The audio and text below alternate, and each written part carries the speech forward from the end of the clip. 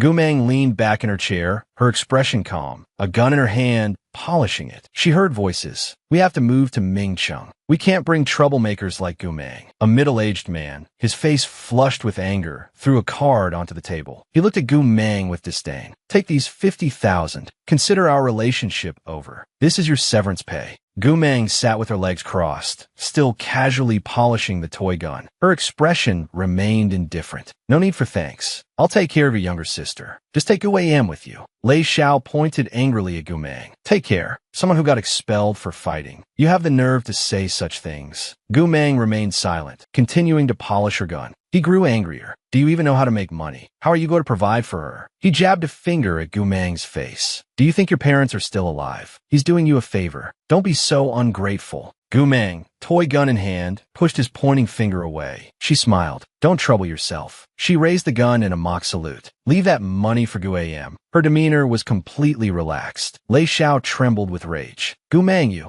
Gu Am, Gu Meng's younger sister, rushed to support him and quickly intervened. That's just how my sister is. Don't be angry. She put on an innocent, gentle look and turned to Gu Meng. Sister, I know you're upset that our parents left me all the inheritance, but it's in the will. I can't go against it. She continued softly, you and Gu Si can stay here if you want. I don't mind. Gu Meng was packing her things, seemingly oblivious to the drama. She slung her backpack over her shoulder and grabbed her helmet. No need. Under the gazes of Lei Xiao and Gu Am, Gu Meng stood up, helmet in hand, and walked away casually. Ignoring them, she said, I'm late. I had to pick up Gu Si from school. Dressed all in black, she put on her helmet and got on her motorcycle. She looked incredibly carefree. She pulled her helmet down, started the engine, and sped out the gate. Inside, Lei Xiao and Gu Am heard the motorcycle drive away. He said to Gu Am, who was watching from the gate, don't bother reasoning with her. I work hard for this opportunity to go to Mingcheng. The people you'll befriend, there will be upper-class elites. Don't ever associate with lowlifes like her again. Gu Am turned back with a sweet, agreeable expression. Yes, uncle. On that lovely face, a malicious glint appeared in her eyes, the pretense gone. She thought to herself, Gu Meng, I'll climb higher and higher, become an elite, while you'll stay in this small, pathetic place and die in misery and despair. Nearing the school, Gu Meng slowed her motorcycle and stopped, putting her feet down. Still on the bike, she took off her helmet. She raised her hand and looked at her watch. 5:49 p.m. It seemed she was early. She remained on her bike, looking around at the bustling scene of parents waiting to pick up their children. A luxurious black car appeared. A voice from inside the car said, I'm quite early. Then someone reported to the young man sitting in the back. His face wasn't clearly visible, only his refined features, especially his straight, high nose. Sixth young master, this is the place. When the car window lowered, a young man rested his arm on the door frame, holding a half-smoked cigarette in his other hand. His face was cold, but undeniably handsome. Third miss of the Liu family, sixth young master of Liu Zhou. Then, the sixth young master glanced out the window, seeing parents holding their children's hands, likely picking them up after school. He said to the driver, don't tell me the national talent I'm looking for is here. Hearing this, the driver turned around with a wry smile and softly defended. But this is where the last signal was detected. Sixth young master Liu Zhou seemed unconvinced and asked, signal detected. For how long? The driver replied, less than a minute. The sixth young master coldly questioned, less than a minute, and you dare to bring me here. Turn around. The terrified driver trembled. He put out his half-smoked cigarette and continued, all right, go back and have my men continue the search. Hearing this, the driver quickly replied, yes, of course. Suddenly, a phone rang. The driver cautiously asked the sixth young master for permission. Sixth young master, excuse me, I need to answer the phone. He simply replied coldly,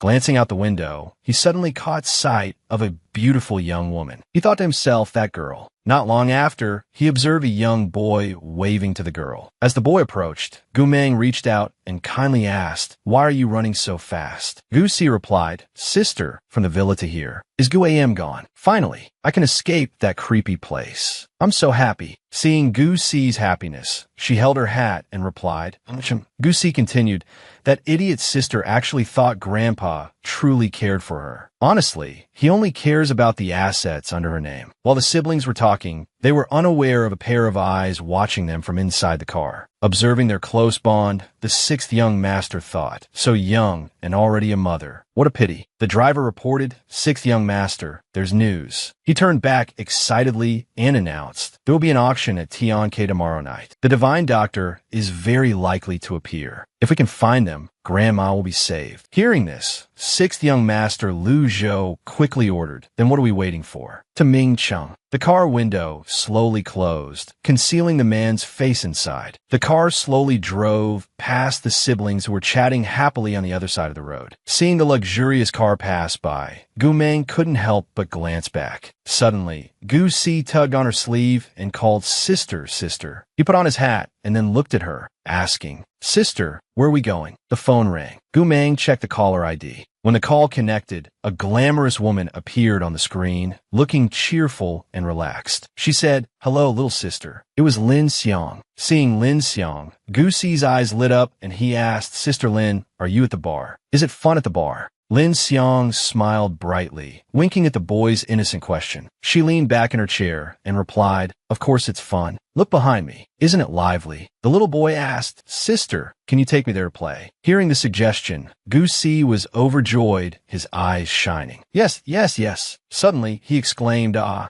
Gu Meng was pulling on Gu Si's hair, her face serious as she told Alan, "Don't corrupt my little brother. Tell me, what's the reason you're looking for me?" Alan replied calmly, "That guy is still looking for a renowned Chinese divine doctor to treat old Madame Lu. I just pulled a few strings to lure everyone to the bar tomorrow night. Are you coming? Aren't you interested in him?" Hearing this, Gu Meng asked, "Are you afraid the world isn't chaotic enough?" She said seriously, "You'd best be careful with this sixth young master Lu Zhou." Seeing her seriousness, Alan laughed. "How would I dare be careless with the illustrious third young master of the Lu family in the capital?" Alan asked the person on the phone, "Are you really not coming? There's an auction at the bar tomorrow night. The final item is a jade piece said to have calming properties." What a coincidence. Haven't you been researching neurological treatments for years? Hearing this, Gu Meng quickly replied, "Send me the address." Gu Si watched her hang up and get into the car. He asked, "Where are we going now, sis?" After Gu Si got in the car, she replied, "Ming Cheng." She thought about the magnificent scene of Tianke, the top entertainment club in Ming Cheng. She continued, Tian Quebec Lin Xiang led Gu Meng and Gu Si to the venue. While Gu Si was looking around, Lin Xiang said, "You're too impatient. You rushed straight to the auction as soon as you arrived. I barely made it in time, and I still had to take your brother on a tour." Lin Xiang looked at her phone screen. Gu Meng was searching for something. "Do you really want that jade piece that badly?" she asked. Gu Meng calmly replied, "Yeah, it's all right. It has some uses." Lin Xiang smiled smugly. "Looks like it's a must-have then." Gu Si chimed in, "Not that I'm bragging, but anything my sister wants, she gets." Lin Xiang found his childish words adorable and hugged him tightly. "Ah, Gu Si is so cute. I just want to turn you into my little brother." Squeezed too tightly, Gu Si could only cry out help. Gu Meng watched them play from the side and finally said, "Be quiet. It's about to start." Gu Si's expression was now a grimace. "Need some milk to calm down." The auctioneer called for everyone's attention. I believe everyone has heard the legends surrounding this jade piece. I won't elaborate further. He then announced the starting price, 1 million. People below started raising their bidding paddles. 1,100,000, 1,500,000, 3 million. Paddle number 168 went up. The owner of paddle 168 was Lu Zhou. He leaned back in his chair, elegant in his demeanor. 10 million, he announced. The entire room fell silent. No one expected such a lavish bid.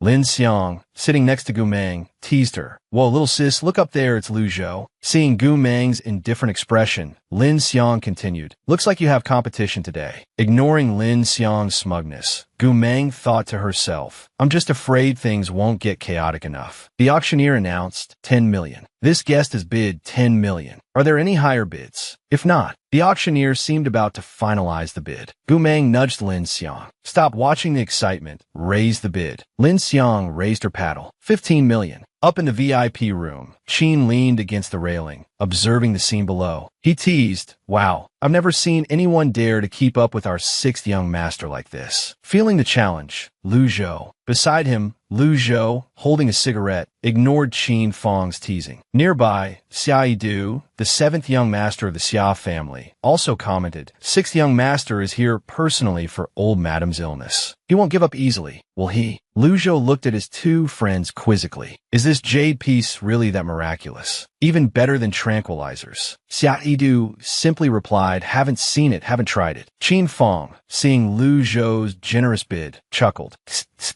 "As expected of our wealthy and generous heir. With you bidding like this, who would dare compete? This auction is so boring, no suspense at all." Xia Yidu clinked his glass against Lu Zhou's. "Congratulations on winning the bid in advance, sixth young master." The auctioneer, seeing such a high bid, his eyes gleaming, asked the crowd, 30 million. Any higher bids? Going once. Lin Xiang looked towards Gu Meng. Seeing Gu Meng silently raise her hand, understanding her intent, Lin Xiang quickly raised her paddle. Gu Si, beside Gu Meng, praised his sister nonstop. "As expected of my sister." The auctioneer now seemed flustered. He hadn't expected the bidding to be so intense. "This auction is getting strange. Adding tens of millions at a time. Even if you have money, you don't spend it like this." Qin Fang, quite surprised, looked down. "Damn, who doesn't know how to live and dares to compete with sixth young master like this? And it's just a brat who hasn't even been weaned. Where did these three come from?" Qin Fang's words also piqued Xia Yidu's curiosity. He looked down and commented, "Interesting. Not bad looking either." Lu Zhou raised his paddle. 60 million. The auctioneer announced, 60 million. Any higher bids?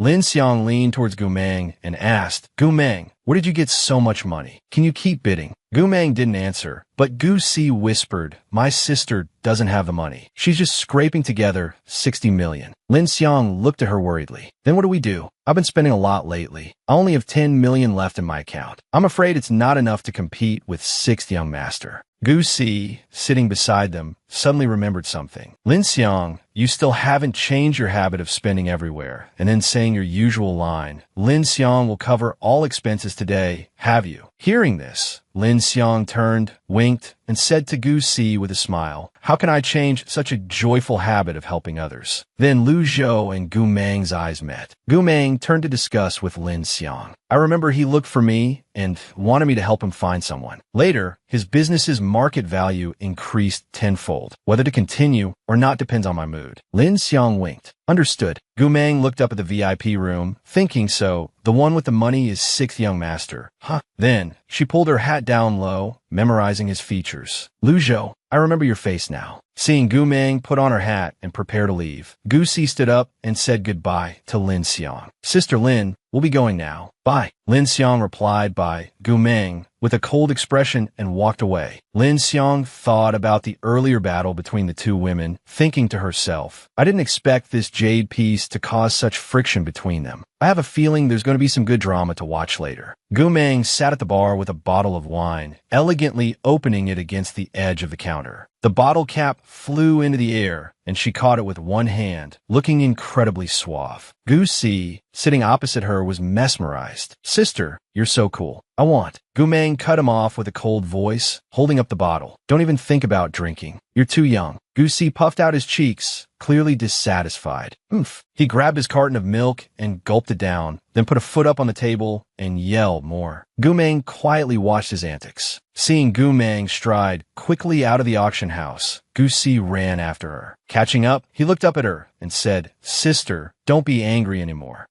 Gu Meng bumped into a man. He leered at her. "Hey there, little lady. It's not safe for a girl like you to be out so late. Why don't I take you home?" Several other men surrounded them. Gu Meng and Gu Si were encircled. Another man spoke crudely. "I think she definitely shouldn't go home. I'll get you a room at the hotel across the street, little sister. We can have some fun. My sport car is pretty comfortable too. Want to try it out?" Gu Si, seeing their malicious intent, wasn't worried, thinking to himself, "Great, you guys are looking for death. Those old geezers ruin my mood. Are you afraid you won't die fast enough?" Gu Meng said coldly, "Get lost." They were stunned for a moment, then burst into laughter. "Haha, she told us to get lost." "Get lost how?" "Get lost in bed." "I'm pretty good at that, little sister. I could teach you for free, haha." The man in the yellow shirt thought lewdly, "I've stumbled upon a high-class one. I have to savor this slowly." He reached for her. "Come here, little girl." But before he could touch Gu Meng, she grabbed his hand. She twisted and threw him to the ground. He cried out in pain. The others, enraged, moved closer. You dare hit our buddy. Get her. We'll teach her a lesson tonight. Gumang let out a chilling laugh. Looking for death, she kicked them in the stomach. One tried to punch her, but a bone cracked, and he screamed in agony. Seeing his companion's pain, the remaining man began to tremble. Demon.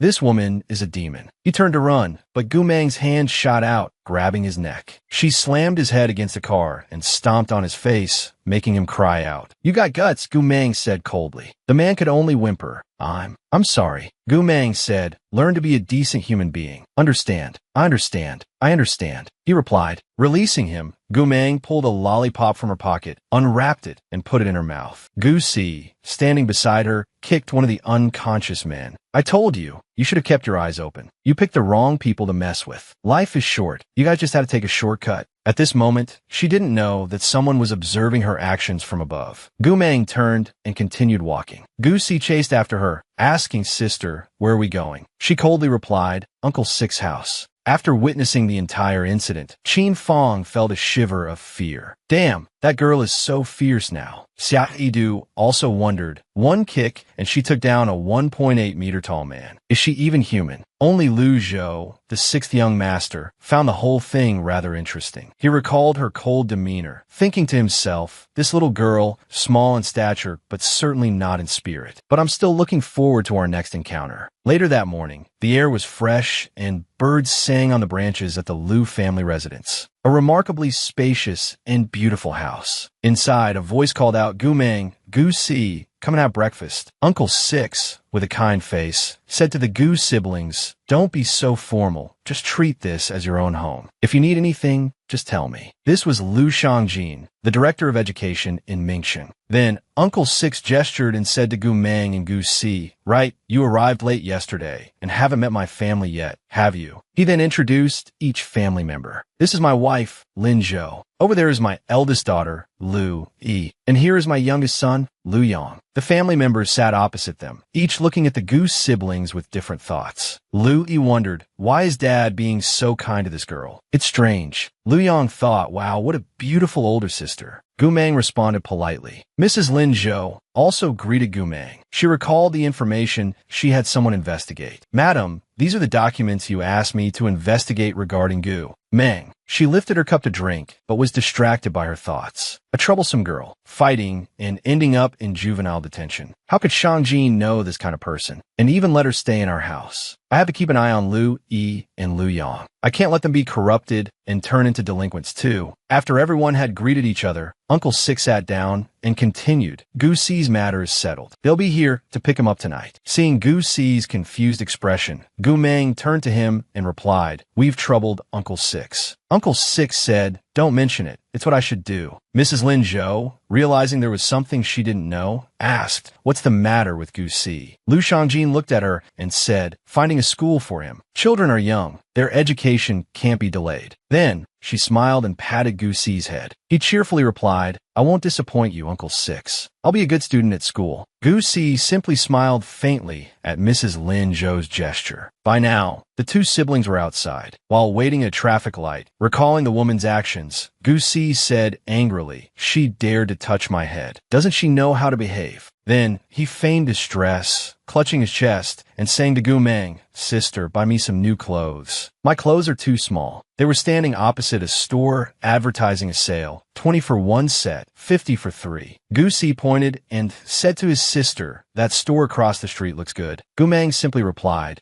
Then she coldly crossed the street. Gu Si ran after her. A car approached them closely. At this moment, sixth young master Lu Zhou also turned to look at the two siblings. Even Xia Yidu, who was driving, glanced over and said, last night at the auction, her friend spent tens of millions. She seems quite wealthy. Why is she buying $20 clothes today? Can something so cheap even be worn? Lu Zhou didn't elaborate, only observing Gu Meng and commenting, beautiful. Afterward, both Xia Yidu and Qin Fong had to admit that a beautiful person looks beautiful even in cheap clothes. Seeing Lu Zhou staring intently at Gu Meng, Qin Fong teased, thinking hard, sixth young master. Could it be you're smitten? The car sped away, Qin Fong's teasing voice still lingering. Too bad, she's already a mother. at a towering building, its luxury and class evident from the outside. Tianxia residence. Gu Meng held Gu Si's clothes and led him inside. Gu Si asked his sister, why did you bring me here? It's expensive, isn't it? She looked at him and replied, to eat. Sitting before a table laden with food, Gu Si put on a pitiful expression on the verge of tears. He said to his sister,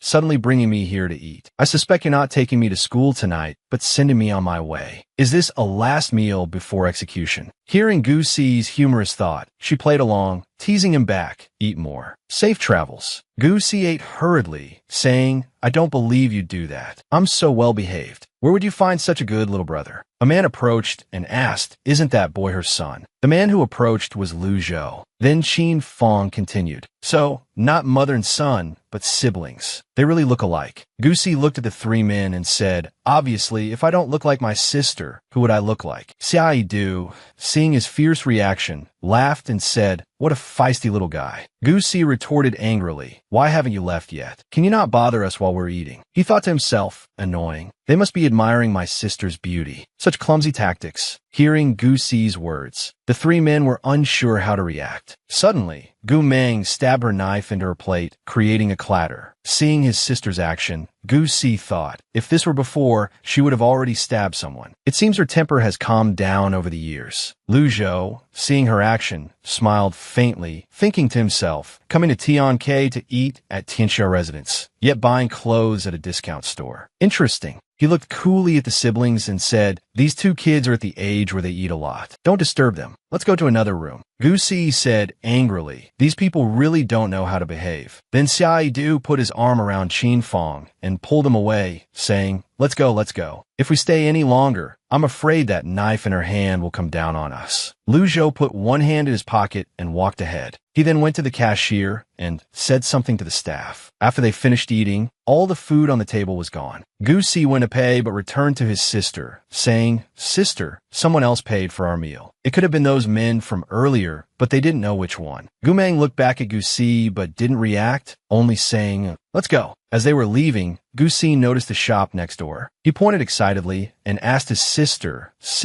do you want macarons? There's a pastry shop next door. Seeing Gu Si's enthusiasm, Gu Meng said, let's go buy some. Get the sweetest ones. Hearing this, Gu Si ran quickly to the shop, replying cheerfully, all right, sixth uncle has spoken with Gu Meng at the Lu residence. Do you have anything else to say to Gu Si? If not, let him go. She looked towards Gu Si and patted his head. See, this isn't school, it's the military. Gu Si responded dejectedly, I see. Gu Meng gripped his shoulders. Speaking seriously, Gu Si, you're brilliant but too soft. Mom and Dad aren't here. Our situation is dangerous. If something really happened, I wouldn't be able to protect you. Gu Si started to cry, wiping his tears with his hand as he said, from now on, your hand are only for eating dim sum and drinking milk tea. Leave the fighting to me. Touched by his words, Gu Meng hugged him and instructed, all right, after you go, be obedient. Keep a low profile. Don't show off, understand? Gu Si replied, I understand, sister. Wait for me to come back. He then walked forward, leaving her embrace, and heading towards the car sixth uncle had prepared. Uncle Song then looked towards Gu Si and said to Old Song,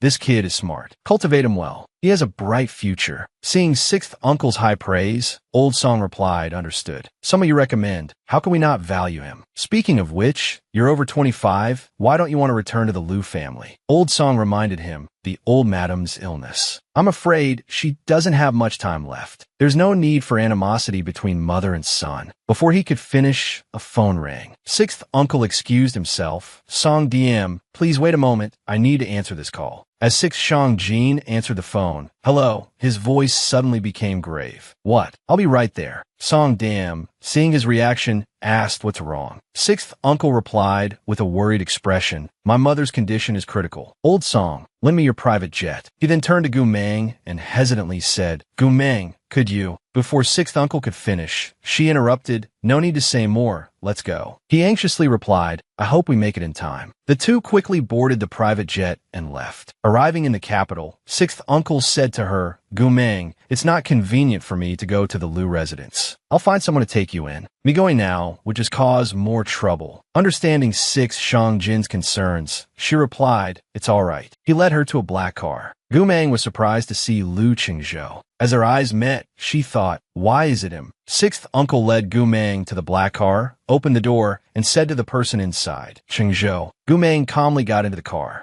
Seeing her sit in the back, he felt puzzled. This girl again. Could she be the divine doctor Sixth uncle mentioned? They didn't speak much after that. He drove her away. Arriving at the old madam's villa, Lu Qingzhou stopped the car. Sixth uncle approached, wanting to speak with him. "Qingzhou, aren't you taking Gumeng inside? I'll wait for her here. Don't underestimate her because of her age. I'm afraid there's no one in the world with medical skills that can surpass hers." Seeing Sixth uncle's concern about Lu Qingzhou doubting Gumeng's abilities, Lu Qingzhou, with one hand in his pocket, turned and said, "Let's go in together, uncle. You've been away for 6 years. Grandmother wants to see you too." Seeing him say this, Sixth uncle simply replied, "All right then." Inside, the Lu family relatives and descendants were gathered in the main hall, chattering amongst themselves. Isn't he supposed to be at the business conference today? Why is he here? With old madam's condition like this, everyone in the family, no matter where they are, should drop everything and come back. Others echoed in agreement. After all, it's old madam's inheritance. Seeing someone hit the nail on the head, another person reminded them to lower their voices. Qingzhou walked in, catching snippets of their conversation. He thought to himself, old madam is critically ill, and all these people can think about is her wealth. I wonder if she feels any chill in her heart. Sixth uncle and Gumeng followed Qingzhou inside. Suddenly, a woman's hand blocked their way. "Stop," she exclaimed angrily. "Qingzhou can enter, but the two behind you cannot. Not just anyone can enter our family home." This elegantly dressed woman, clearly a lady of high society, was Qingzhou's aunt, Lu Yashui. He didn't react to her words. He simply turned and gestured to Lu Yi, who was standing beside him. Understanding the signal, Lu Yi nodded and said, "Yes, sir." He quickly approached Lu Yashui, who was blocking the way. "Aunt Yashui, please excuse me," he said. She became even angrier. "Lu Yi, you insolent. How dare a mere subordinate treat me like this? Get out of my way." Seeing her harsh tone towards Lu Yi, Qingzhou said coldly, "I don't have the energy to watch you create a scene. Don't you understand what it means to know your place?" He swept a cold gaze across everyone in the hall. "I can teach you, free of charge." The atmosphere in the hall instantly turned silent. Everyone felt a chill down their spines. He then led Sixth uncle and Gumeng into old madam's room. Inside, old madam lay unconscious on the bed. Lu Shiwei, standing beside her, monitored the situation. Someone reported, "Old madam has a cerebral hemorrhage and swelling. We've performed drainage, but it hasn't been effective." Several doctors stood around, discussing their recommendations. "Madam is quite elderly. She wouldn't be able to withstand surgery." "Craniotomy," Lu Shui said thoughtfully. "With the few of us here, the surgery has a 25% success rate. Without surgery, grandmother might not even make it through the night." This white-haired woman in a white coat was a renowned brain specialist, the second daughter of the Lu family, Lu Shiwei. Hearing her words, the other doctors, having no other solutions, agreed. "All right then, let's proceed with the surgery. Dr. Lu, please lead the operation."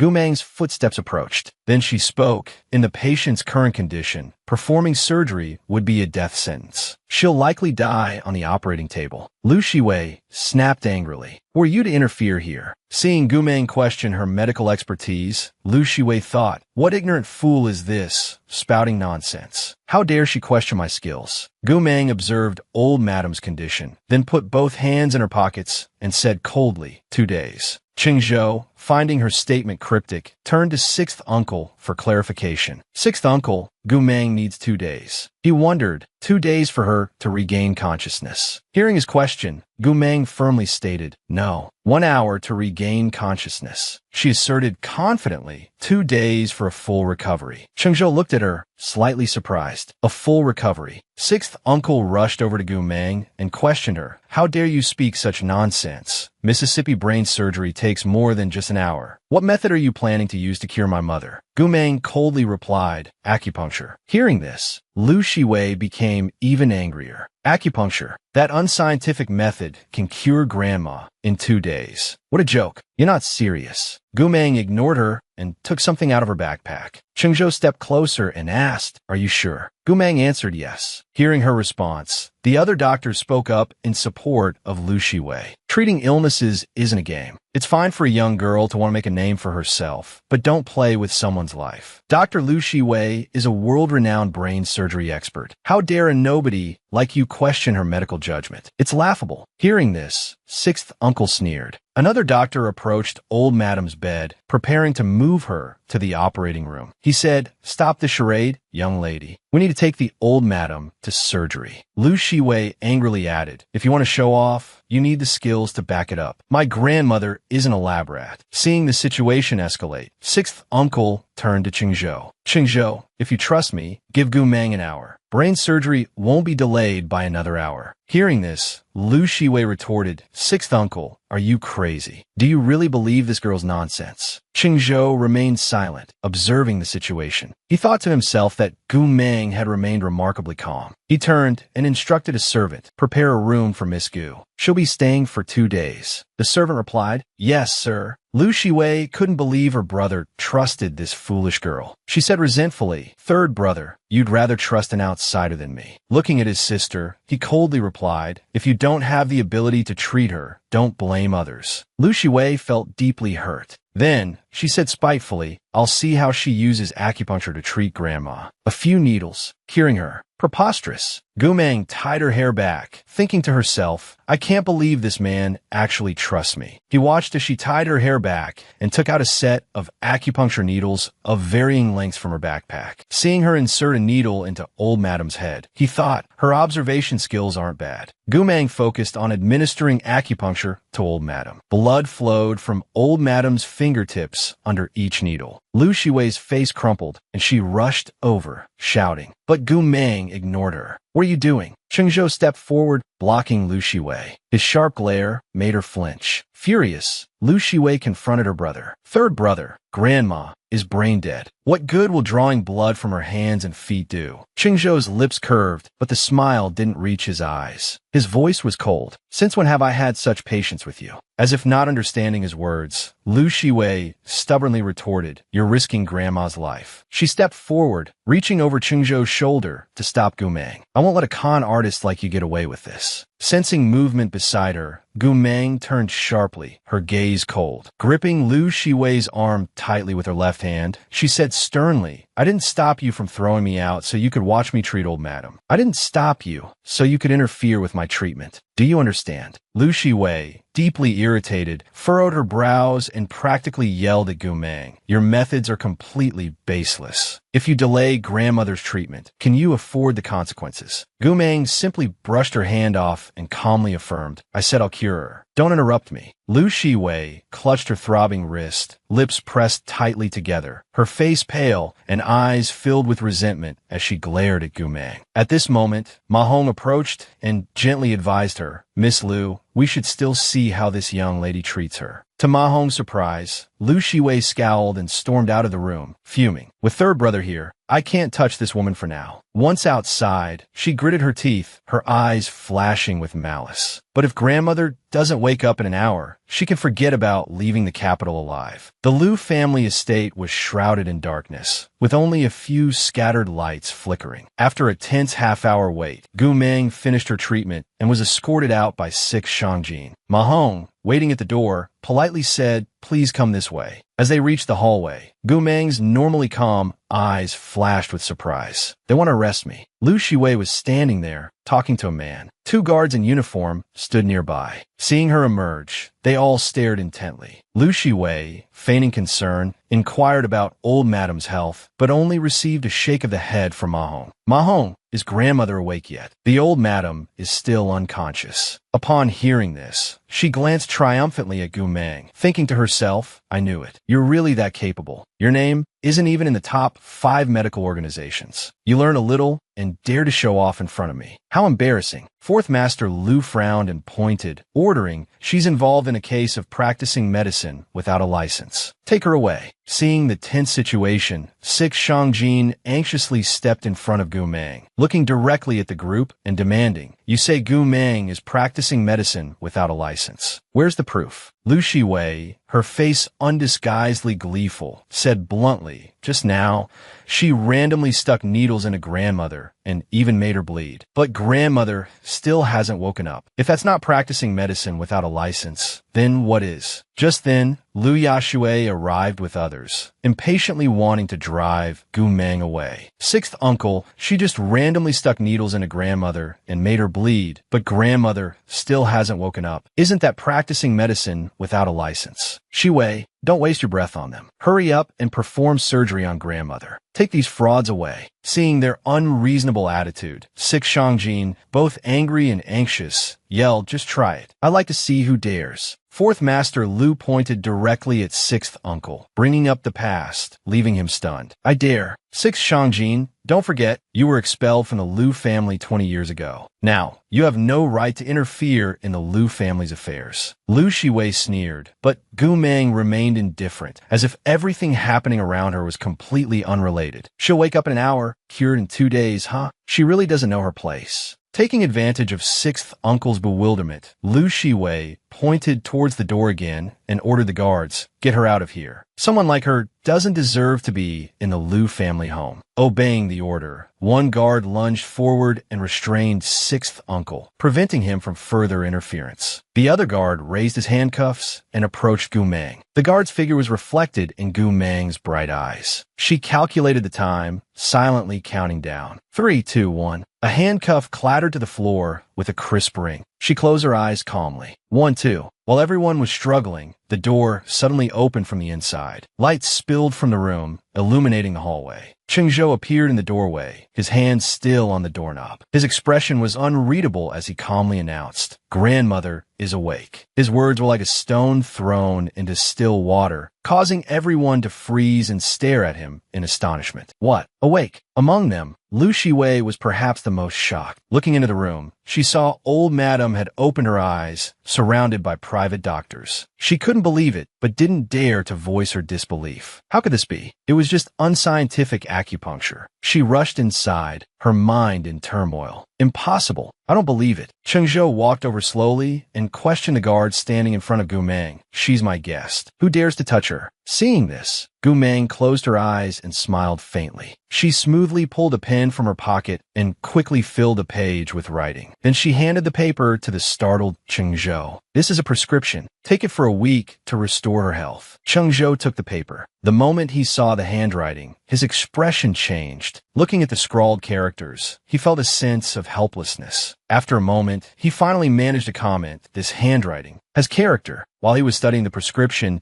he heard Gu Meng softly address sixth uncle. Sixth uncle, I have something to do, so I'll be leaving now. Before she could leave, a voice called out, Miss Gu. She turned back, looking at Chengzhou with a questioning gaze. Without waiting for her to ask, Chengzhou smiled brightly, like spring flowers in bloom, and gently asked, when is the next acupuncture session? Meeting his expectant gaze, Gu Meng gave him a sly look. Take the medicine on time. She'll recover in a week. We won't be seeing each other again. With that, she put on her baseball cap, added a farewell to sixth uncle, and walked away briskly, leaving behind a frustrated sixth uncle, speechless at the Lu family's behavior. Sixth uncle, I have something to do, so I'll be leaving now. These idiots. Chengzhou had already agreed she would stay at the Lu residence for 2 days. Now, she's left in anger. After she was gone, Chengzhou turned to his uncle and asked about her background. Sixth uncle, where did you find her? Sixth uncle glanced worriedly towards the sick room and gave a vague answer before making an excuse to leave. I met a friend. Her acupuncture skills are excellent. I heard the hospitals had given up, so I thought I'd give it a try. Since mother's all right, I'll head back to Mingsheng. Then he turned and hurried away, leaving Chengzhou standing there bewildered. Gu Meng was walking down the street. On a beautiful sunny day, she received a call. She hesitated for a long time before answering. Yin Lang's frivolous voice came from the phone. Every time she video called him, he refused. Was his appearance too groundbreaking, beyond human imagination?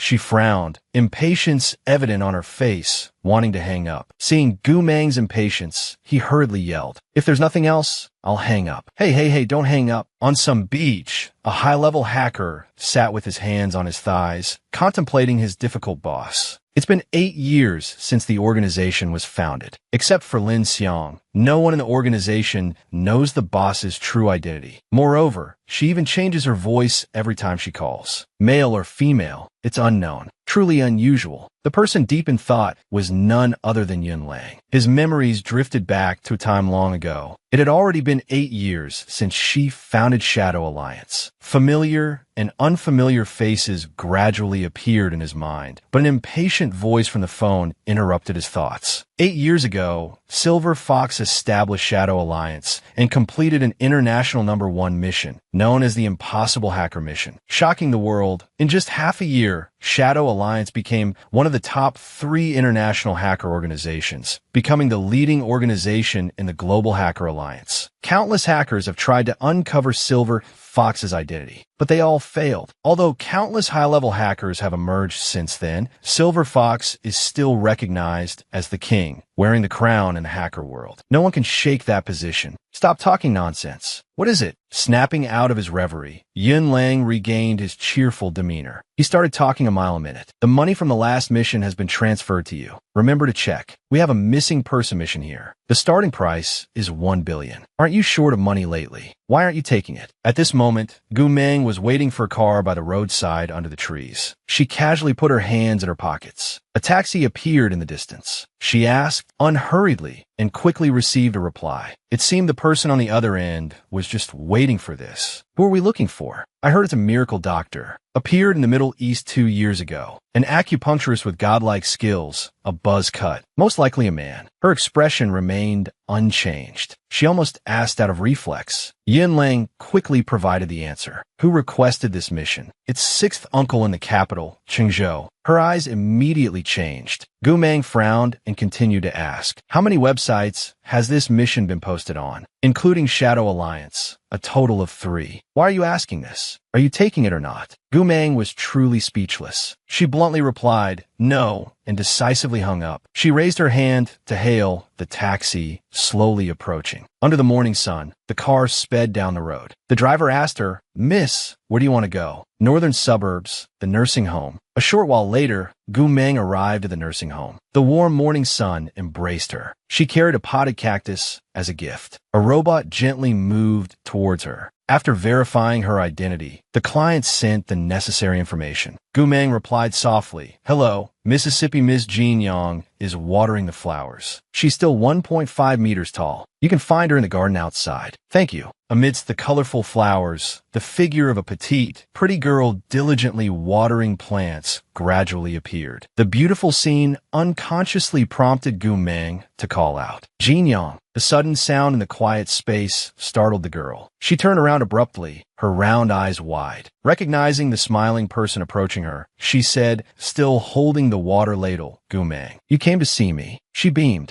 A bowl of fresh, juicy fruit was brought out and placed on the table in front of Gu Meng. Jean Yang excitedly pointed to each type in the bowl and explained, these are made from the fruits and strawberries I grew myself. I added a lot of sugar. Try it, you'll definitely like it. Under Jean Yang's expectant gaze, Gu Meng took a piece with her fork and silently thought, it seems like it's been a long time since I've seen her. She's more proactive now. It seems she's recovering well. After Gu Meng finished a bite, Jean Yang sat down beside her, looking at her intently with a hesitant expression. Noticing her unease, Gu Meng took the initiative to speak. Just say what you want to say. Seeing Gu Meng take a second bite, Jean Yang looked at her apologetically, her large, round eyes full of anticipation. Gu Meng, I'm much better now. Let me go out and work with you to earn money. I can't stay here forever. I heard the cost of care here is very high. Hearing this, Gu Meng turned to her and began to negotiate directly. You and I together. You're still a minor. How can you work with me to earn money? When Jean Yang retorted, but you're also a minor, Gu Meng continued eating, casually saying something that stunned Jean Yang, but I know how to fight. Jean Yang jumped up, placing her hands anxiously on Gu Meng's shoulders. You fight people for money. Were you hurt? Take off your clothes. Let me check. Seeing her worry and anxiety, Gu Meng chuckled and patted the hand on her shoulder, soothing her. I learned a little about computers. I help people make small software programs. That's how I earn money. Don't worry, I don't fight. I just hit people. Jean Yang looked at Gu Meng as if to verify the truth of her words. She thought to herself, that's right. Gu Meng, at 5 years old, could hit people with bricks. No one can really hurt her. It's good that she wasn't hurt. She's not someone who likes to cause trouble, unless someone provokes her. So, those who get hit by her deserve it. After a long silence from Jin Yang, Gu Meng put her arm around her shoulder and gently guided her to sit down. She began to ask the reason. This place is very good. Why don't you want to stay here anymore?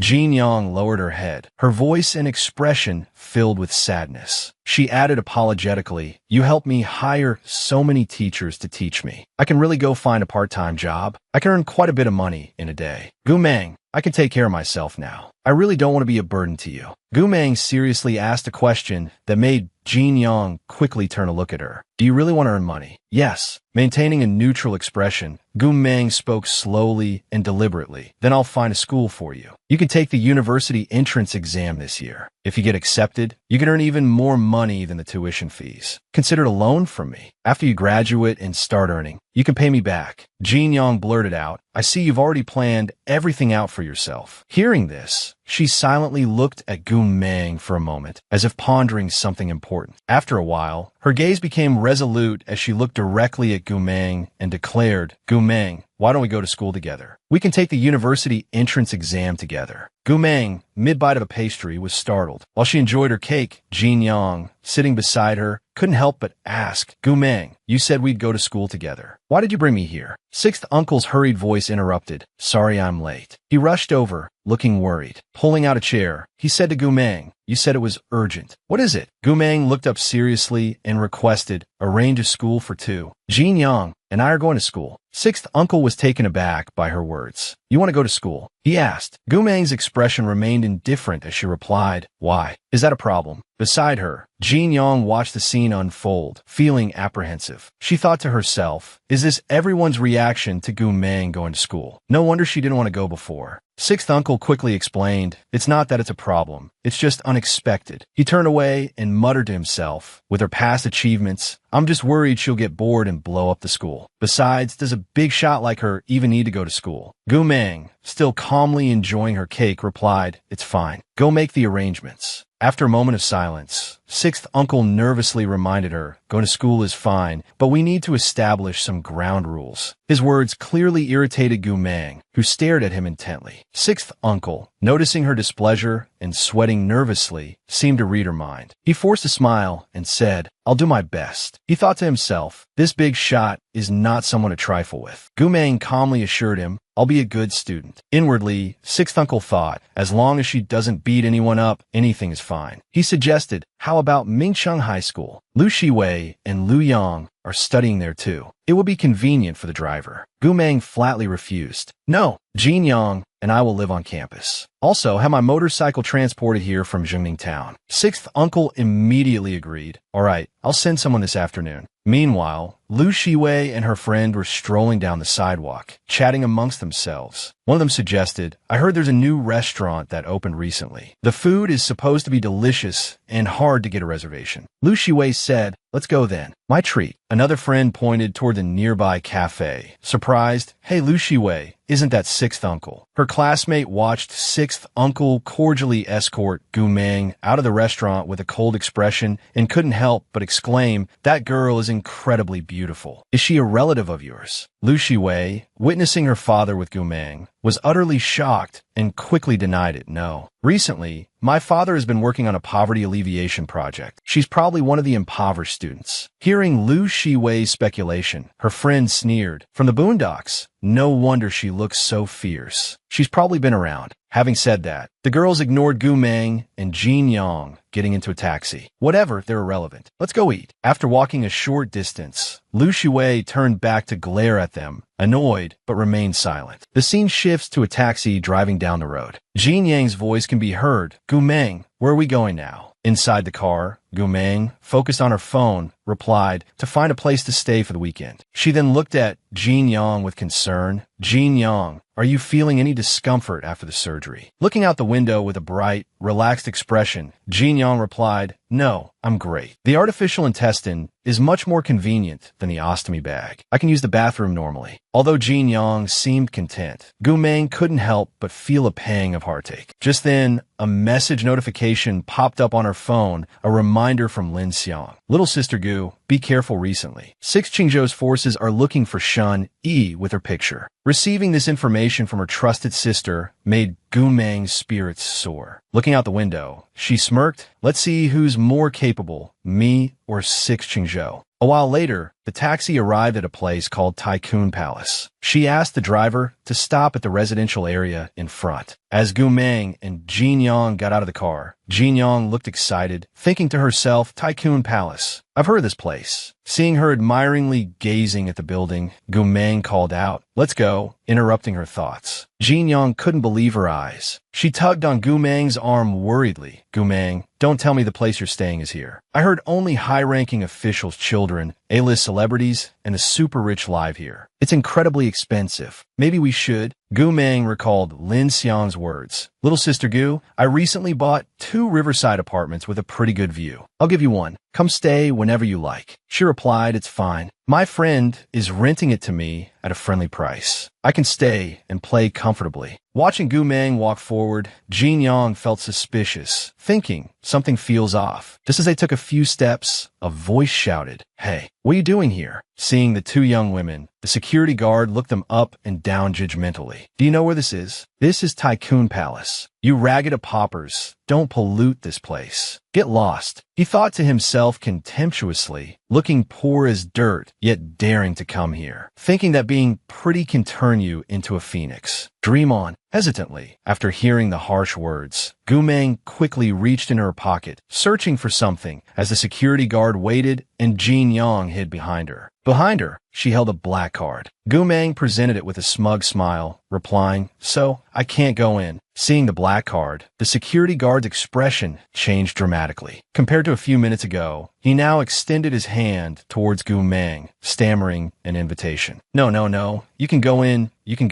I apologize, miss. I'm blind as a bat. I didn't recognize you. Please come in. While speaking, his mind raced in a panic. He couldn't believe his eyes, berating himself. There are only 2 black cards in the entire Tycoon Palace. Oh my God, what have I done? I'm ruined. After witnessing the surprise of the man who had just mocked her, Gu Meng seemed quite satisfied with his abrupt change in attitude. As she walked in with Jin Yang, she glanced back at him with a smirk. You should eat more rice. It helps with brain wrinkles. The security guard didn't dare to speak, only bowing respectfully as he watched the 2 women walk away, his heart filled with reverence. Yes. In the distance, Gu Meng and Jin Yang strolled casually, arm in arm, towards their destination. Later that night, at Tycoon Palace, as Jin Yang was lying in bed, preparing to sleep, Gu Meng, dressed in inconspicuous clothing, wearing a mask and black gloves, stepped onto the balcony. Turning back, she said, Jin Yang, I'm going out to take care of some business. Go to sleep. Don't wait up. Jin Yang agreed, but not without reminding her, and then come back soon. On the balcony, Gu Meng communicated with Lin Xiang through a wireless earpiece. Having just connected, Lin Xiang informed her, Sister Gu, I found it. The image and information about the divine doctor that Lu Changzhou has stored in the top secret computer section of the Save by High-End Club. But the photo only shows his back. Most people, upon seeing it, would assume the divine doctor is a man. Are you sure you want to risk retrieving it? Hearing this, Gu Meng placed her hands on the balcony railing, launching herself over the edge. Simultaneously, she replied in a cautious tone,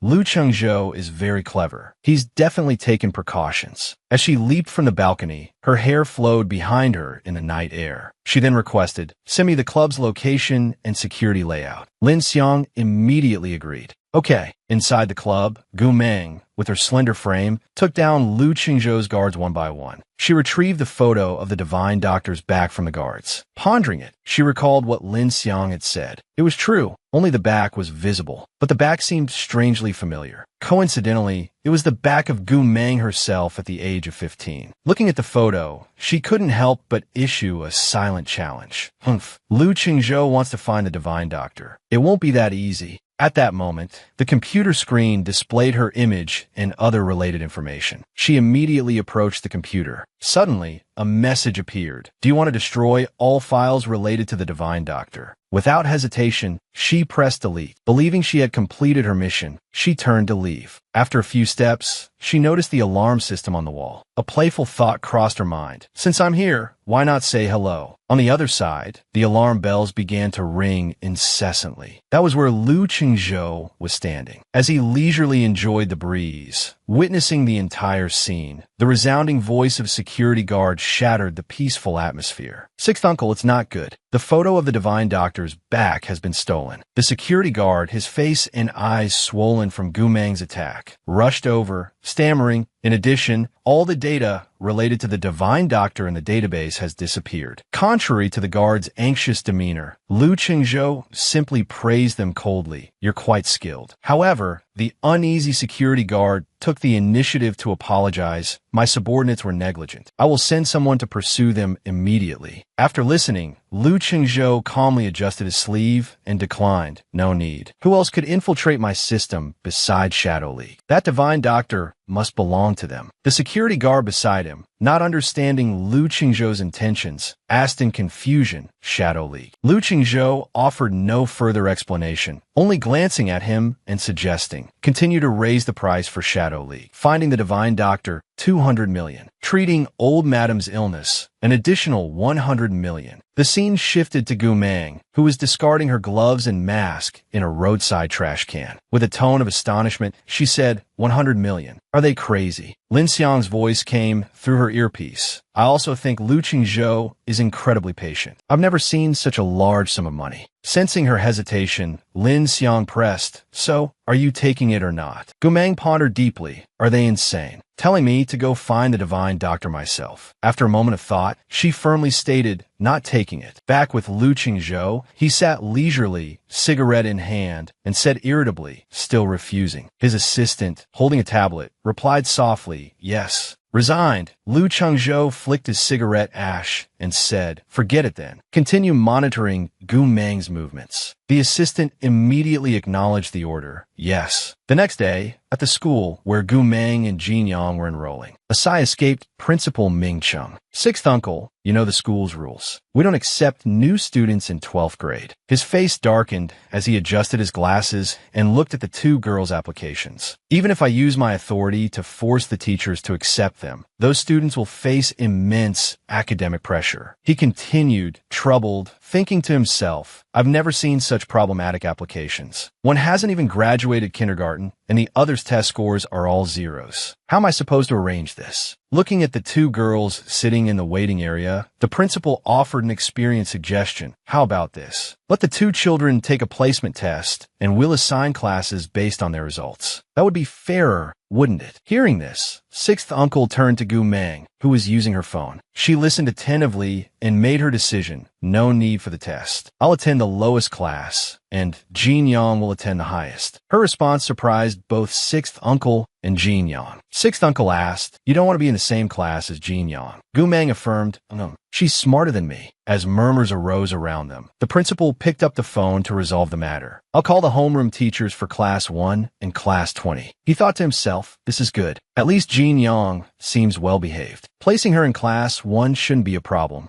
Listening to the principal's decision, sixth uncle froze, his mind fixated on class 1 and class 20. He pictured the top student of class 1 and the bottom student of class 20. Wiping his brow in exasperation, he thought, both Jin Yang and Gu Yi are in those classes. When I see their homeroom teachers later, I can't bear to think about Jin Yang's results. This is so embarrassing. Having settled the matter, sixth uncle stood up to attend to other tasks. He reminded Gu Meng, since things are arranged here, I'll be going. Call me if anything comes up. Gu Meng saw him off politely. Sixth uncle walked to the door, waving goodbye. Jin Yang also politely stood and bowed farewell. Sixth uncle and the principal returned the wave. Sixth uncle left at a leisurely pace. The principal's voice echoed from his office. Ms. La and Ms. G, please come in. Standing at the principal's desk were Ms. La Tenghua, the homeroom teacher for class 12-1, and Ms. Ji Yin, the homeroom teacher for class 12-20. Both examined Gu Meng and Jin Yang's files. As the principal introduced the situation, we have two new 12th grade students here. Each of you will take one. Looking at Gumang's file, Ms. Jian thought with some trepidation. This student, Gumang,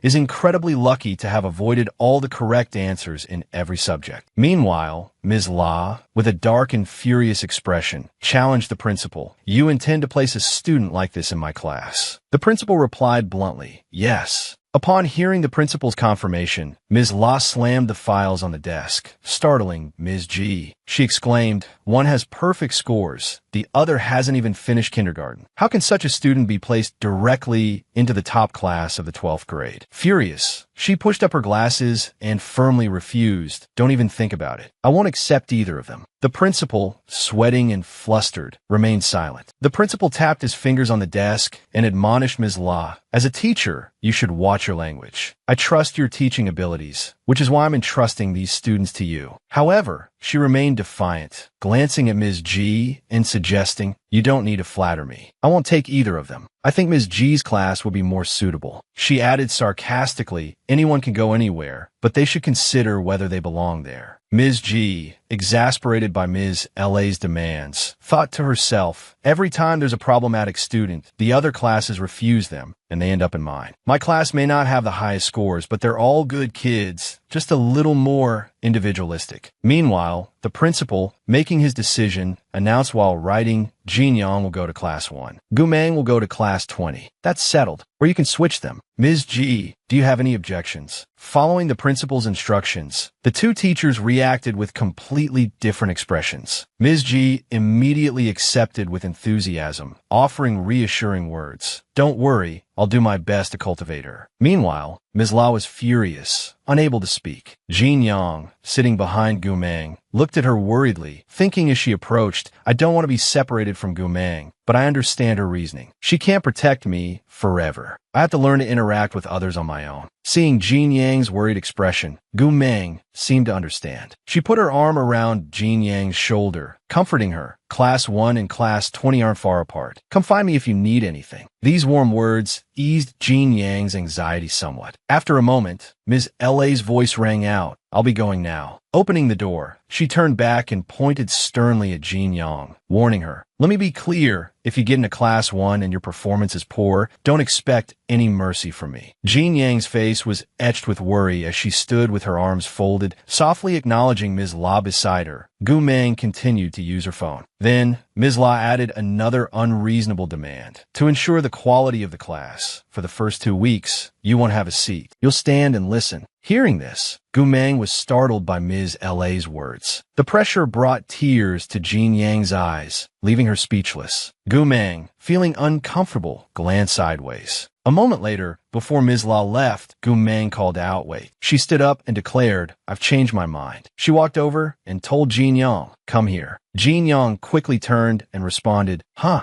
Gumang then led Jin Yang, who had been hiding behind her, to the principal. She said, Principal, Jin Yang will be in Class 20 with me. As soon as she finished speaking, Ms. La stopped abruptly and exclaimed, what do you mean? Are you joking with me? She thought to herself, if I'm willing to accept Jin Yang, they should be grateful. Only I get to be picky. How dare they choose? The principal, without objecting, simply asked, are you sure? He thought to himself, although La Tonghua is harsh, there's no denying that getting into Class 1 is like having one foot in the door of a top-tier university. Gumang's reply was firm, yes. The principal immediately agreed. All right then, as you wish. Ms. La, standing beside them, felt humiliated, gritting her teeth in silence. Furious, she stormed out, slamming the door with a loud bang and shouting, you don't know what's good for you. You'll regret this. The scene shifted to the school grounds at the sports field. The principal instructed Ms. G, I'm entrusting these 2 students to you. Quickly arrange their seating and studies. With the responsibility of a teacher, Ms. G replied, yes, principal. Later, in Gumang and Jin Yang's room, the 2 girls were packing their belongings. Ms. G arrived to introduce Class 20. Although it's not as good as Class 1, rest assured, I'll do my best to teach you. Jin Yang, touched, thanked her. Ms. G then turned to Gumang and said, Gumang, I have a question for you, and I hope you don't mind. Gumang turned her beautiful face and asked, what is it? When she looked closely at the girl's face, she blushed inwardly, praising her beauty. She's so pretty, she thought. Then she said, I've looked over your file and your grades. How did you do on the exam? Gumang shrugged in response, simply stating, you mean why I got all zeros? It's simple. Everyone else came to take the test. I came to sleep. After hearing Gumang's explanation, the teacher coughed a few times and said, all right, I'll dismiss you for half a day. Go buy clothes and necessities. Be back in class on time this afternoon. Jin Yong cheerfully replied, yes, ma'am. Having finished packing, Gumang and Jin Yong walked out the door and hailed a taxi to the mall. As Jin Yong listed the clothes, toiletries, and skincare products they needed to buy, a luxurious car pulled up in front of them. Inside the car was Lu Qingzhou. He extended his hand out the window and said softly, Miss Gu. Seeing Lu Qingzhou's handsome face, Gumang thought to herself, Lin Xiang has good taste. This guy is quite handsome. He observed the girl in front of him, thinking, she's so beautiful. I wonder if she'd show an even more beautiful expression at another time. After a moment of silence, he asked, where are you going? Gumang replied, to the mall. He immediately said, get in. I'll take you. In contrast to Gumang's composure, Jin Yong, suffering from androphobia, trembled and stammered, Jigo. Going. She thought to herself, I have to learn to interact normally with men. Again, at that moment, Gumang comforted her, it's okay. Get in. However, Jin Yong, still trembling, could only manage a small okay. The car started moving, and Gumang said, Jingguan Plaza, thanks. Once inside, she continued playing on her phone. Lu Qingzhou glanced over, surprised. It's rare to see a girl play this kind of game so well, he thought, but suits her style. Then he asked, transferring here. Gumang, still focused on her game, simply replied, yeah. He continued, you treated my grandmother the other day. You left before taking the consultation fee. Having just won her game and with candy in her mouth, Gumang glanced at him and asked, so, how much are you planning to pay? Jin Yong remained quiet and timid, like a little mouse. He held up his phone with a QR code and said, add me on WeChat. I'll transfer it. As Lu Qingzhou's car was traveling on the highway, it suddenly braked hard. Jin Yong, sitting in the back, wasn't able to brace herself and hit her head on the front seat. She closed her eyes in pain and cried out, ow. The driver, sixth uncle, who had slammed on the brakes, looked back and said, sorry, sixth young master, the accelerator was a bit unstable. Lu Qingzhou, also in the back, remained unfazed by the sudden stop. Hearing sixth uncle's explanation, he frowned. Beside him, Gumang also showed no reaction, continuing to sit with her legs crossed, arms folded, and candy in her mouth. Lu Qingzhou frowned again and said, if you don't have the skills, switch drivers. Sixth uncle, gripping the steering wheel, looked anxious and remorseful. I answered incorrectly, he thought. Isn't this how you wanted to ask for her WeChat? So impressive, it actually scared me. Hearing sixth uncle's apology, Lu Qingzhou picked up his phone, turned to look at Gumang, who was still sucking on a candy, and asked her, Gu.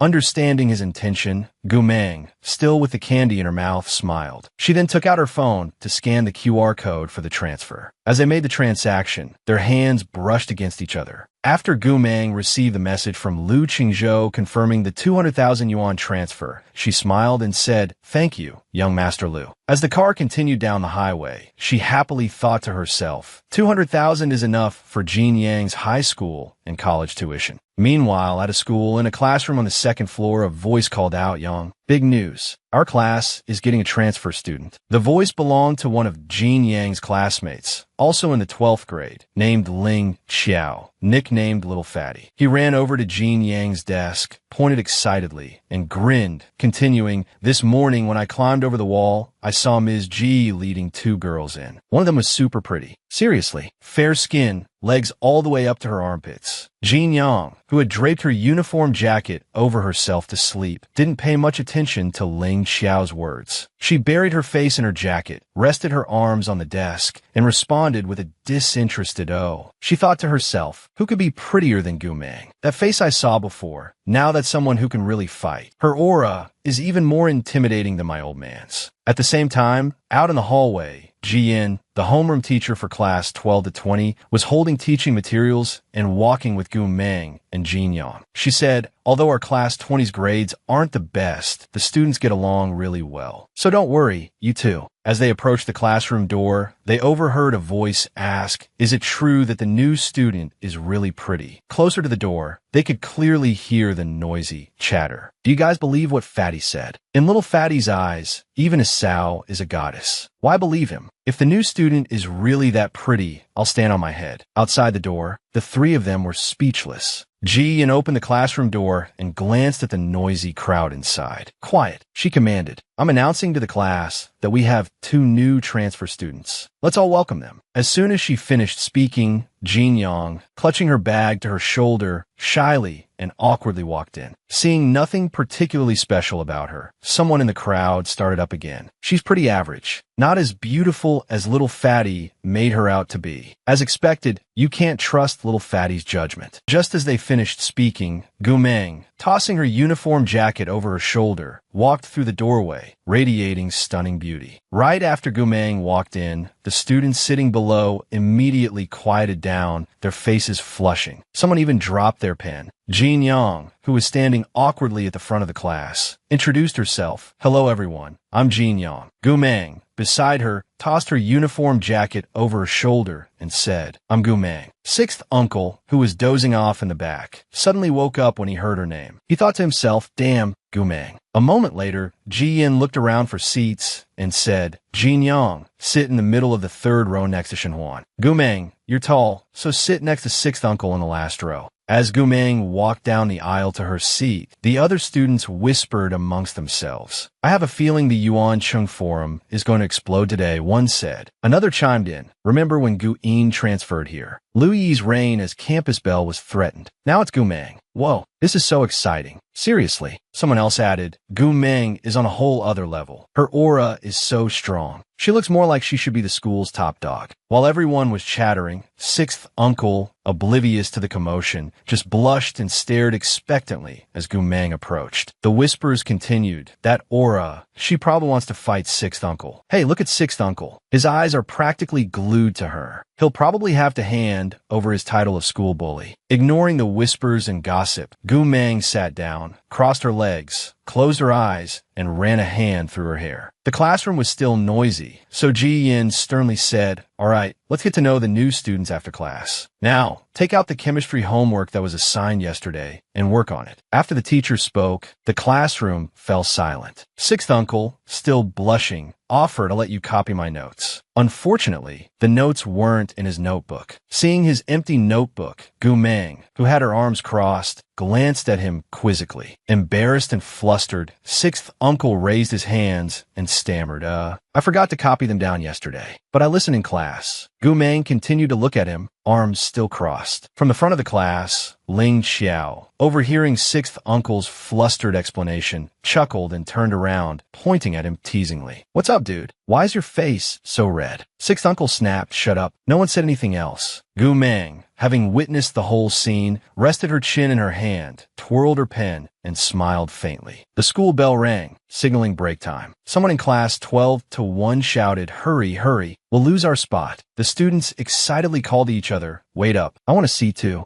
After everyone rushed out, only a few people remained in the classroom. Gumeng, the guy with glasses, and the guy with orange hair. Gumeng, seeing this, spoke up, asking what's going on in school today. "Why is everyone running around like that?" Hearing this, the orange-haired guy looked at her and explained, "I heard class 20 has a new transfer student named Gumeng. She's supposedly really beautiful, so everyone's gone to see her." The guy with glasses, frowning, chimed in, "What good is beauty? Being in class 20 just proves she's a bad student." The orange-haired guy clasped his hands together expectantly and looked at Gumeng, saying encouragingly, "Gumeng, the first monthly exams are coming up. Just wait until you get first place in the class." But she didn't seem to care, instead wondering to herself, how did she even get into Mingxiang High School? Did she beg someone? Thinking of this, Gumeng chuckled, covering her mouth with a feigned modesty, and said sarcastically, "Don't say that. Maybe her grades are actually good." A little distance away, near where the three of them were chatting, sixth uncle was also in the classroom, sitting nearby. Sixth uncle seemed to have overheard their entire conversation. He pretended to be writing, occasionally glancing over at them. Suddenly, one of sixth uncle's friends, a girl with dark blonde hair, came over, holding out her phone and saying, "Sixth uncle, there's a trending topic on the school forum. People are voting for the new school beauty, and you and Gumeng are way behind. Do you know who it is? It's someone we've met." Hearing this, sixth uncle looked down at the phone screen. The girl continued, "I can't believe she's coming to our school." Sixth uncle's face darkened. He thought to himself, "I'm not surprised she's here. The problem is she's sitting at the same table as Lu Qingzhou." Thinking this, sixth uncle stood up, pulling back his chair and saying, I'm going to make a phone call. He thought to himself, if my mother finds out, who knows what will happen. That evening, in Lin Xiang's office, she suddenly stormed in, holding some documents and looking furious. She shouted, "You arranged for Gu Meng to transfer to Mingxing High School. Do you know who she's sitting at the same table with?" Hearing her voice, Sixth Uncle's father, who was writing at his desk, looked up and asked, "Seeing you this angry, is it Lu Qingzhou?" Lin Xiang crossed her arms, continuing to fume. "You arranged for Gu Meng to transfer to Mingxing High School. I don't have a problem with that, but I won't allow her to be a bad influence on Lu Qingzhou. That's my bottom line." Hearing this, Sixth Uncle's father closed his eyes, shaking his head in disagreement. He asked, "Does Lu Qingzhou even need a bad influence? Besides, Gu Meng isn't as bad as you think." Lin Xiang slammed her documents down on the desk, shouting, "Don't think I don't know what she's done in the past. Fighting, causing trouble, skipping class, failing subjects. And she's supposed to be a good student." Sixth Uncle's father calmly replied, "If you're dissatisfied, tell Lu Qingzhou to ask the teacher to change seats." Just as he finished speaking, a voice called out from the distance, "I'm not changing." It was Lu Qingzhou. Seeing her son, Lin Xiang, still with her arms crossed, pointed at the documents and said, "I don't want to discuss this further with you. See for yourself." Hearing this, Sixth Uncle picked up a piece of paper from the pile. It turned out to be Gu Meng's report card. After looking it over, he raised the paper high in the air, his face a mixture of shock and admiration. "Wow, all zeros. Even more impressive than me. How did you manage to do so well on the test?" Lin Xiang continued, "See, Gu Meng isn't a good student. You should stay away from her. I don't expect you to be as outstanding as your sister, but at least don't embarrass the family." Hearing Mrs. Lu's lengthy lecture, Lu Qingzhou glanced at her and then spoke up, trying to reason with her. "Mom, don't worry about this anymore. I understand. I'm not changing seats. And don't try to go behind my back and talk to the teacher. You know how I am."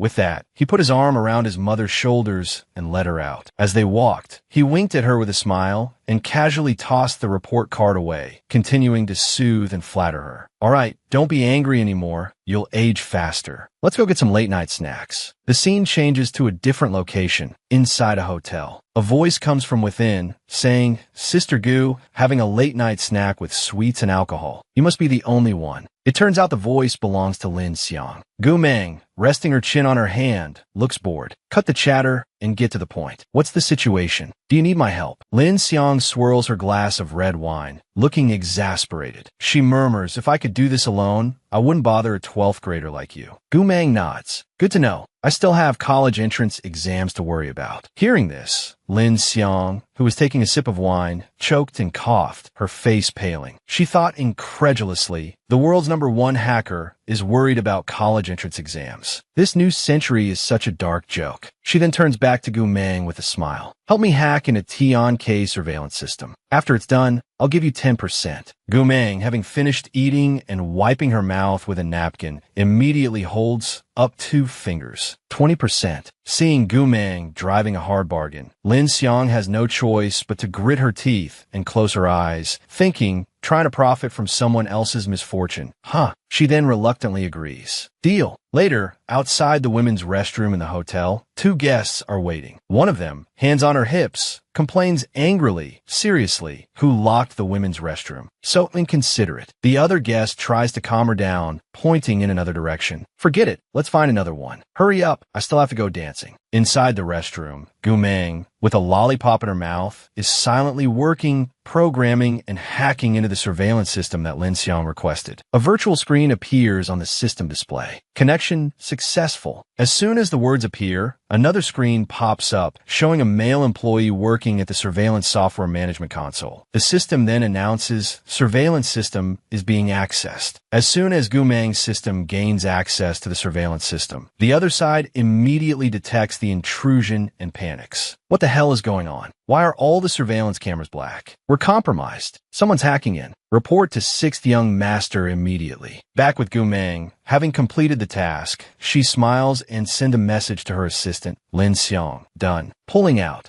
then covered her face and turned to leave the women's restroom. Gumang silently slipped away, nearing the hotel exit. Upon reaching the door, she left behind a group of security guards frantically searching for the person who had caused the earlier commotion. You guys check over there. You guys go that way. Hurry up, don't let her escape. While giving orders to the others, one of the guards suddenly noticed Gumang, who looked rather suspicious. He called out to the person in the black hat to stop. Hearing this, Gumang, who was walking away, immediately frowned and stopped, glancing back. She then stood submissively to conceal the fact that she was pressing something on her watch. Seeing her stop, the two guards behind her started to approach and investigate. At that moment, she turned around and was surprised to see Lu Qingzhou. Seeing her, he called out in surprise, Gumang. Hearing this, one of the guards turned to look at him and asked, "Sixth young master, is this a friend of yours?" Lu Qingzhou replied, "Yes." The guard scratched his head awkwardly and said, "Apologies for the misunderstanding." Mississippi Gumang put her hands in her pockets and replied, "It's fine." Lu Qingzhou then led her outside. As they walked, he asked, "It's late. Why are you at the Tian-K Hotel?" She replied, "Making money." Hearing this, he turned to her with a puzzled expression and asked, "Are you that short of money?" She glanced at him, smiled probingly, and replied, "Whether I am or not, shouldn't sixth young master already know?" She thought to herself, "I don't believe he hasn't investigated me." Seeing her probing gaze, he quickly turned his head and walked faster, saying, "Didn't I already pay you 200,000 for the medical consultation?" She unwrapped a lollipop as she walked and replied, "I can't just sit around and eat that forever, can I?" Seeing her response, Lu Qingzhou didn't probe further. He stopped at the side of the road, looked down at Gumang, and said, "Come on, I'll take you back to school." She checked her phone and said, "No need, my friend is coming to pick me up." Just as she finished speaking, a white car with its headlights on approached them. She then got into the car, where Lin Xiang was waiting in the driver's seat. While fastening her seatbelt, she glanced at Lu Qingzhou and said, "Goodbye, sixth young master." He watched them leave in silence. He turned and went back inside. Inside a room in the hotel, Qin Fong and Xia Yidu were sitting on the sofa. Seeing him enter, Qin Fong turned and whispered, "Why did young Master Chung return so quickly?" Xia Yidu glanced at him and said, "Chung Ji, the Ming Corporation has disrupted the deal. The person who took the job was Ninetails." Hearing this, he slumped back against the sofa, looked up, and said in disbelief, "Ninetails doesn't have the ability to hack Tian-K surveillance system." Xia Yidu and Qin Fong exchanged glances, thinking he means someone is secretly helping Ninetails. Who could it be? The White Fox, the legendary phantom hacker. That night on the highway. Inside the car, Lin Xiang asked, "Little Sister Gu, what's going on between you and Lu Qingzhou? You seem so calm on the surface." Full of playful curiosity, she continued, "You two were together just now, and so close. There must be something going on between you two." Hearing this, Gumang replied, "I'm a doctor, and he's the patient's family member. What do you think our relationship is?" Lin Xiang advised her, "Be careful interacting with him. I'm afraid he'll chew you up and spit you out." Gumang smiled faintly. "You don't understand me. But don't worry, I'm very careful around Lu Qingzhou." Seeing her confidence, Lin Xiang continued, "I'll leave you to it then. My business is booming, and I'm taking a long vacation in Europe. You just keep being a diligent high school student."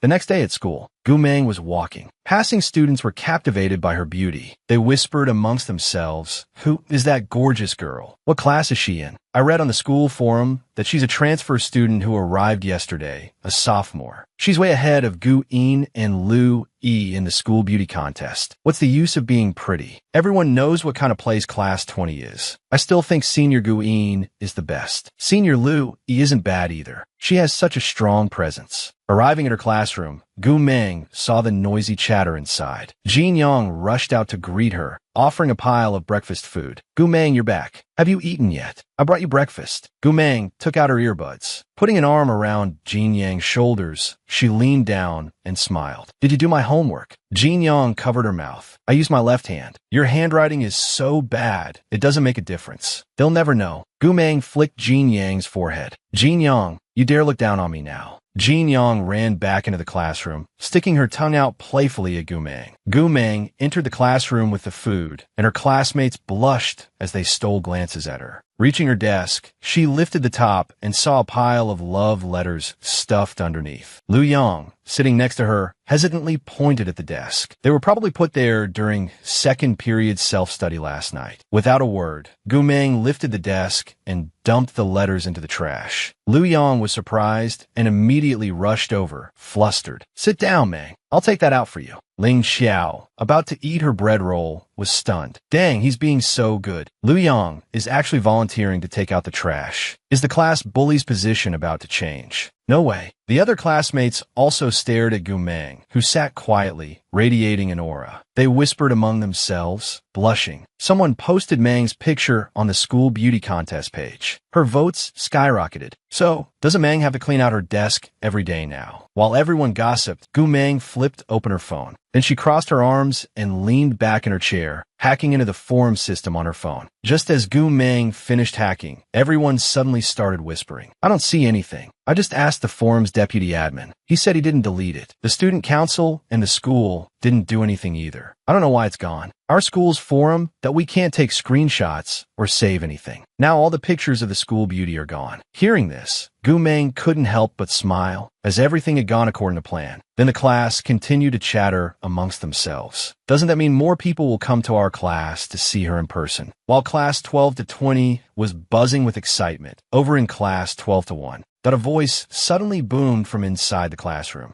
"Every single day, a bunch of you run over to class 20 after school. Got that much free time, huh?" It was none other than La Tung Hoa, the most authoritative voice in class 12 to 1, their homeroom teacher. Ms. La leaned against the teacher's desk with her hands, frowning as she continued her interrogation. "Is it because I haven't given you enough homework? Or not enough practice problems? This weekend is the first monthly exam for 12th grade. Are you all waiting to be overtaken by class 20 just to spite me? Is that it?" Hearing this, the students below fell silent, looking at her. Seeing their reaction, La Tung Hoa continued. "Do you know what all that glitters is not gold means? A student who's had failing grades in every exam since childhood and was expelled from her previous school, that she really worth every single one of you going to make acquaintances with. And this school beauty thing, get a grip. I think you all need to get your eyes checked." While La Tung Hoa was venting, Gu In was secretly delighted at someone else's misfortune. Just then, La Tung Hoa slammed her hand on the desk. Glaring angrily, she yelled, "Listen up. Whoever gets first place in this month's 12th grade exam better show their face in our classroom. So, starting today, I'm adding an extra quiz to every subject, and evening self-study is extended by an hour. If you don't get first place, just you wait." Then the bell rang, signaling the start of break time. Lu Yang strolled across the schoolyard with his hands in his pockets, asking in a seemingly gallant manner, "What do the girls like to eat?" Hearing this, Ling Xiao, walking behind him, laughed and asked back, "Are you planning to buy snacks for Gu Meng?" Having his intentions exposed, he shot her an embarrassed and slightly annoyed look. "Why are you so nosy? Mind your own business." Seeing Lu Yang's harsh tone towards her, little fatty crossed his arms angrily and said, "Humph. If you're going to be mean to me, I won't tell you that Gu Meng likes sweets." Just as little fatty spoke, the voices of some female students chatting reached them. That Gu Meng, not only are her grades bad, but she was expelled for committing a crime, right? How could Ms. La say such things? But I don't understand why our school would accept a student like that. She's so pretty, isn't a waste. Don't talk nonsense. That girl doesn't seem easy to mess with. Hearing this, Lu Yang's face darkened as he glanced over. Then, with his hands in his pockets, he asked, "Where's La Tung Hoa's office?" Little fatty, hearing this, looked up at him nervously, wringing his hands and stammering, "It's with teacher Xiao Ji's." Upon hearing the answer, Lu Yang immediately turned and headed towards La Tung Hoa's office. Despite little fatty's frantic pleas from behind, Lu Yang, calm down. Don't be so impulsive. But Lu Yang paid no attention, fuming as he walked, thinking, "How dare you bully Gu Meng, La Tung Hoa? You won't get away with this." Moments later, Lu Yang arrived at the teacher's office door. He kicked it open with a loud bang and strode in, startling the teachers inside. While Lu Yang was looking around, Ling Xiao rushed to the doorway, panting and thinking, "Damn it, I'm too late." I have to hurry and find Xiao Ji and Gu Meng.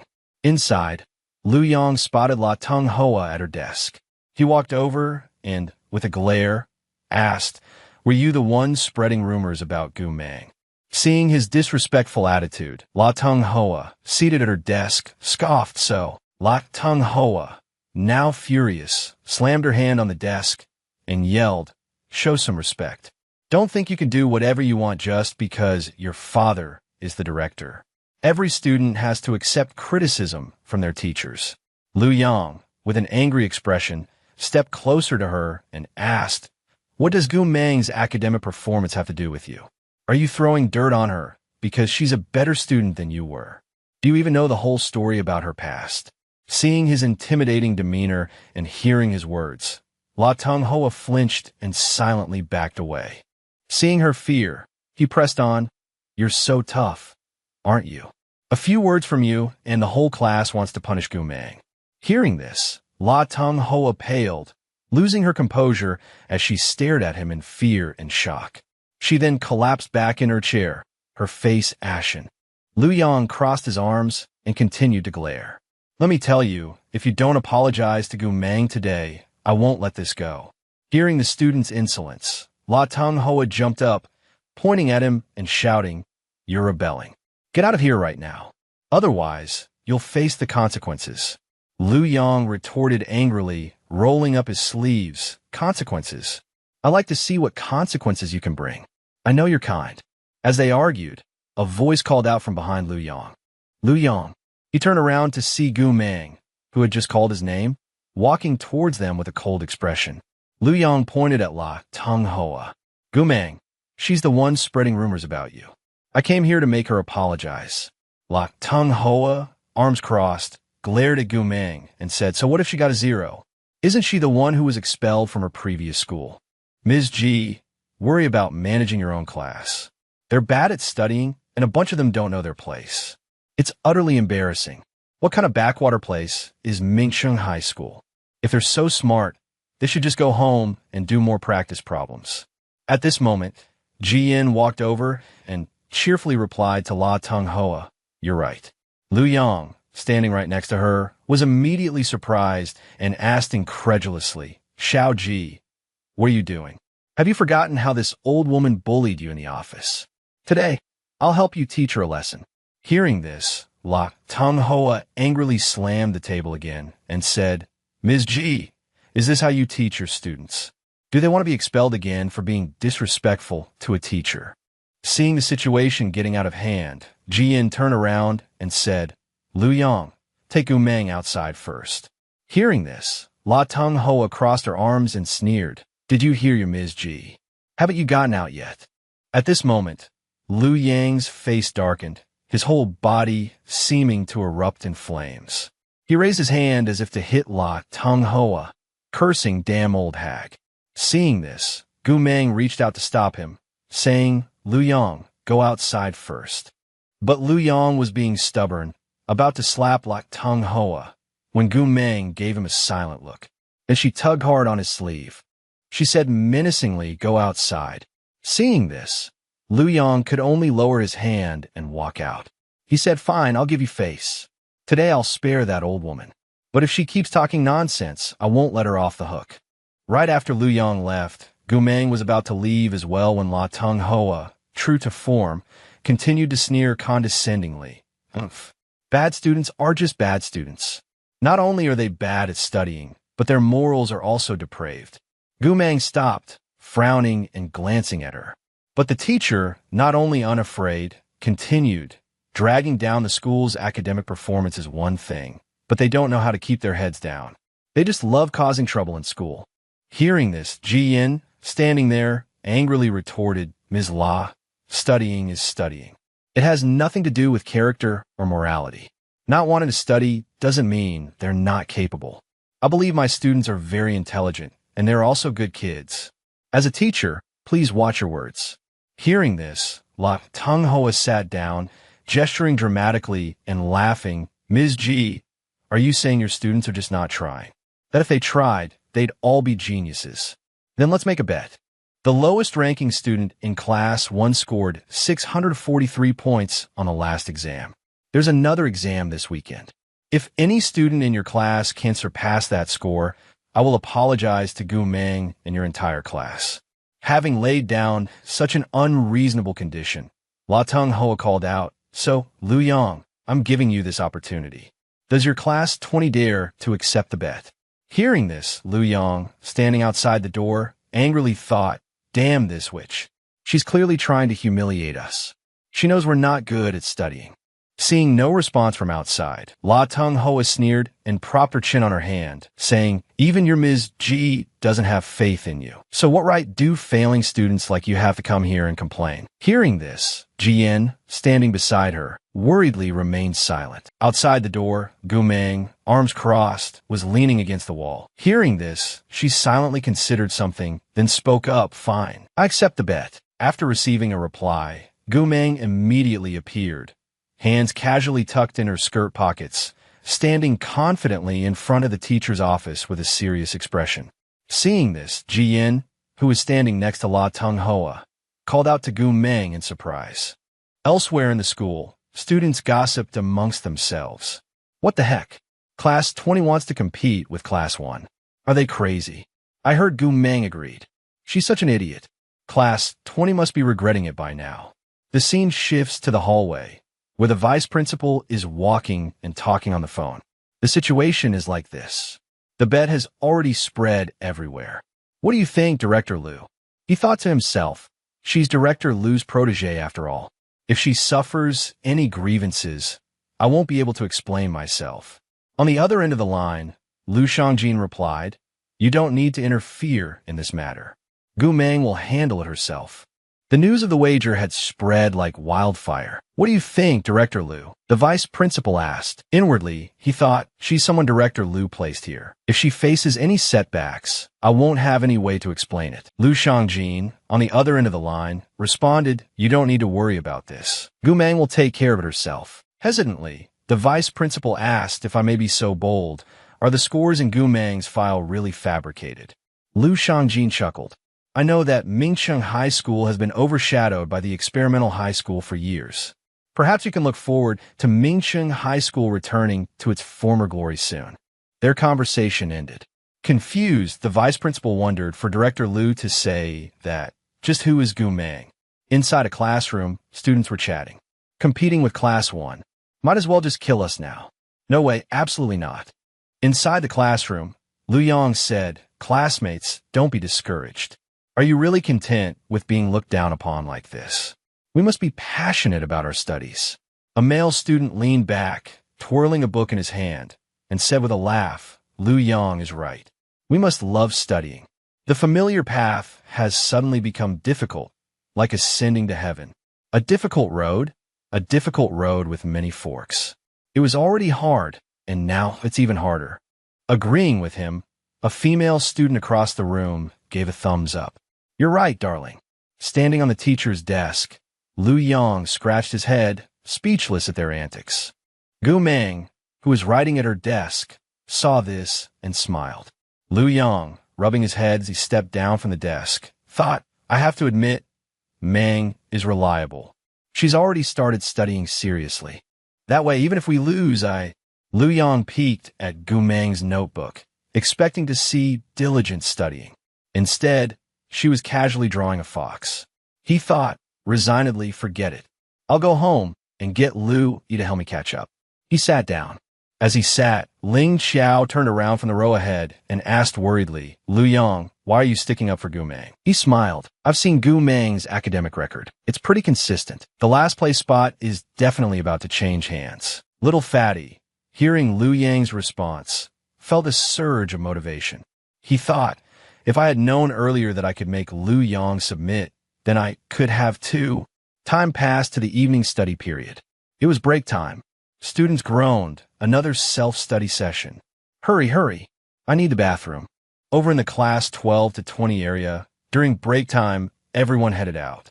Lu Yang spun a basketball in his hand, chatting and laughing with Ling Xiao as they left the classroom. Inside, only a few female students remained, including Jin Yang's desk mate, Shun Huan, who was diligently working on practice problems. Just as Jin Yang left her desk to go over to Gu Meng, another girl exclaimed, "OMG. The bet between us and Class 1 is all over the school forum, and 99.9% of people are betting that Class 1 will win." Of course they are. Gu Meng agreed to the bet, but no one in our class has placed a single wager. From behind them, Shan Huan, who was working on her problems, looked up and said, "Li Man, don't forget how La Tung Hua badmouthed our Class 20. This isn't just Gu Meng's fight." The girl sitting next to Li Man agreed, "Exactly. Plus, Xiaoxi's always so nice to us, but because our scores are always at the bottom of the school, that which keeps bullying us. I'm still so angry with her." Over at another group of desks, Jin Yang arrived at Gu Meng's desk and said worriedly, "Gu Meng, I looked at the scores from last week's test. I'm still a bit behind the last person in Class 1. Gu Meng, who was leaning back with her arms crossed, asked, "It's that hard?" Jin Yang anxiously replied, "Yeah, even though the material is similar to what the tutor you got me covered, the difficulty of each school's tests is different. If only we had the tests and study materials from Qingshui High School. They have the highest level practice questions in the whole country." Gu Meng asked, "Qingshui High School?" Jin Yang continued, "But unfortunately, their materials aren't allowed to be circulated outside. Forget it, it's better to just study hard on my own. There are only 3 days left." Seeing Jin Yang's disappointment, Gu Meng smiled to herself, thinking, "It's just study materials. It's not impossible." Later that night, in the girls' dormitory, Gu Meng, wearing headphones, sat on her upper bunk with her laptop open, messaging on a hacker forum. One of her online colleagues messaged her, "OMG, White Fox. Haven't seen you in over a year. What have you been up to?" Gu Meng replied, "Studying for university entrance exams." Someone else messaged, "Haha, very funny. You, taking university entrance exams. I'll hang myself with my mouse cord." Gu Meng thought exasperatedly, "I'm telling the truth, but you guys just don't believe me." She then accessed the Qingshui High School database. As she was hacking into the system, a voice called out, "Gu Meng, stop playing on your computer." It was Jin Yang, her roommate. Gu Meng took off her headphones, looked down, and smiled. "Okay," she replied. Jin Yang stood by the light switch and said, "Lights out." As she finished speaking, Gu Meng said, "Oh right, Jin Yang. From tomorrow until the end of the monthly exams, you and Lu Yang should switch seats with me." Jin Yang replied, "Okay." The next morning at school, Jin Yang spent the entire day preparing for the exam by sitting next to Gu Meng in class, so Gu Meng could help her. Gu Meng told Jin Yang to solve a practice problem. Jin Yang, looking a little dazed, quickly replied, "Oh." The next day, Jin Yang was walking in the schoolyard, holding an advanced textbook, looking puzzled. She said, "This problem is too difficult. I checked the answer key, but I still don't understand it." When she got to class, Jin Yang, still holding the book, was walking towards Gu Meng's desk when she noticed a set of answer sheets on the desk. Seeing it, she brightened up, picked it up with a look of sudden understanding, and exclaimed, "So that's how you solve it. What a great solution." Jin Yang scratched her head in confusion, holding the answer sheet, and wondered aloud, "But whose answer sheet is this?" Gu Meng, pretending to sleep on the desk next to her, remained silent, but in reality, she was the one who had provided the answers, secretly helping Jin Yang. Later, fast forward to the day of the monthly exam.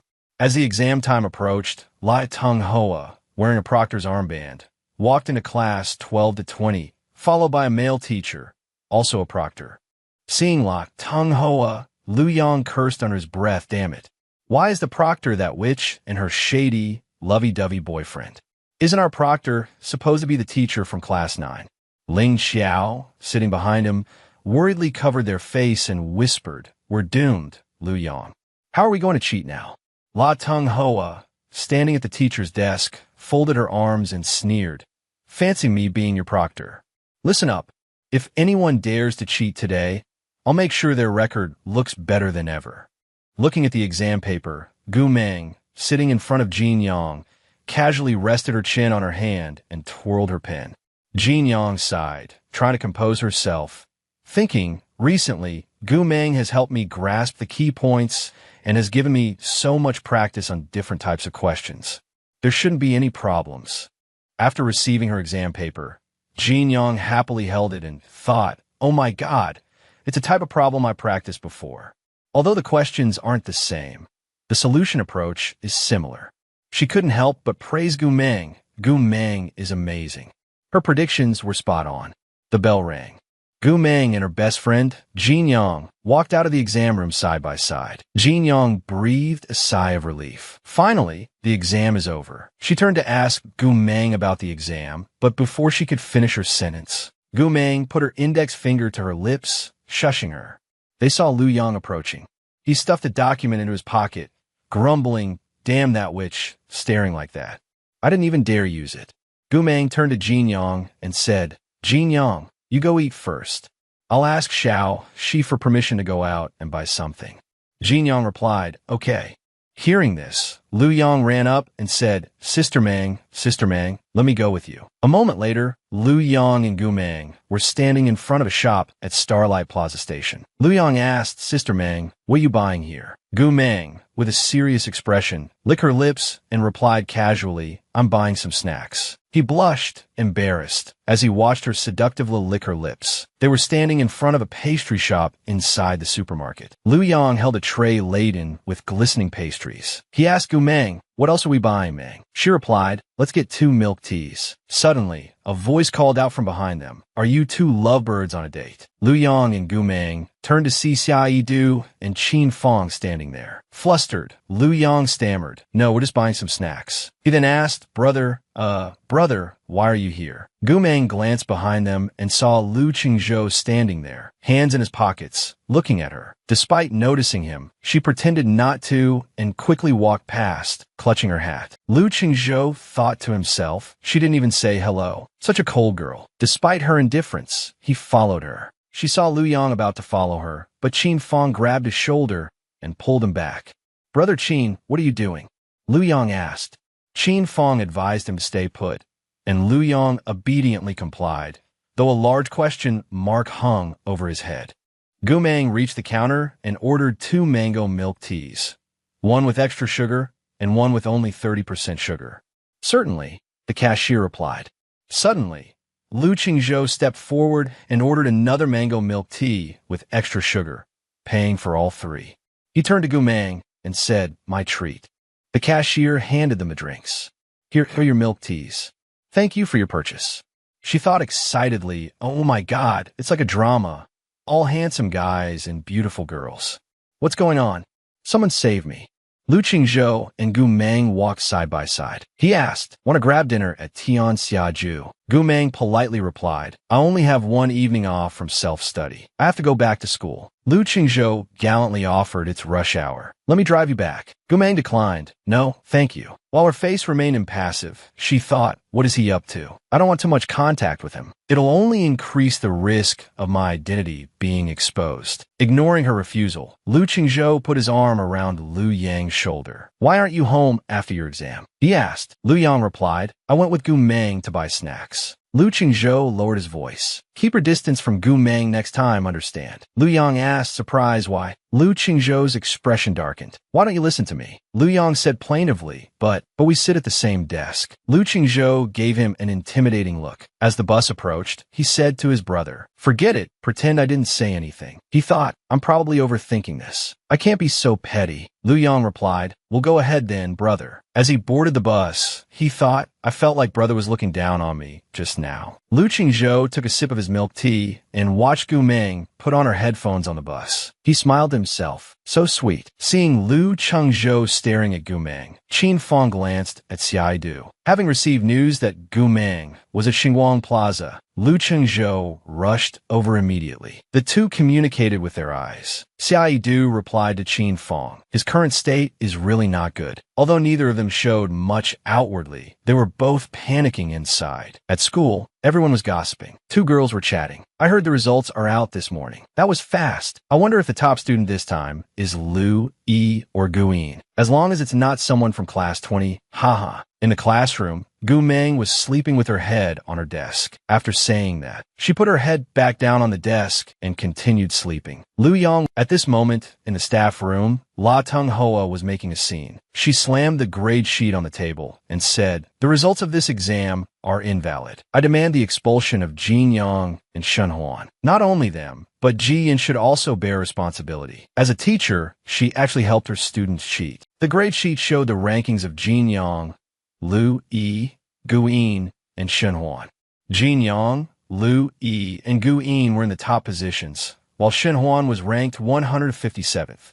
Faced with Lot Tung Ho's accusations, Ji-yin calmly replied, "Ms. La, you need evidence to make such accusations.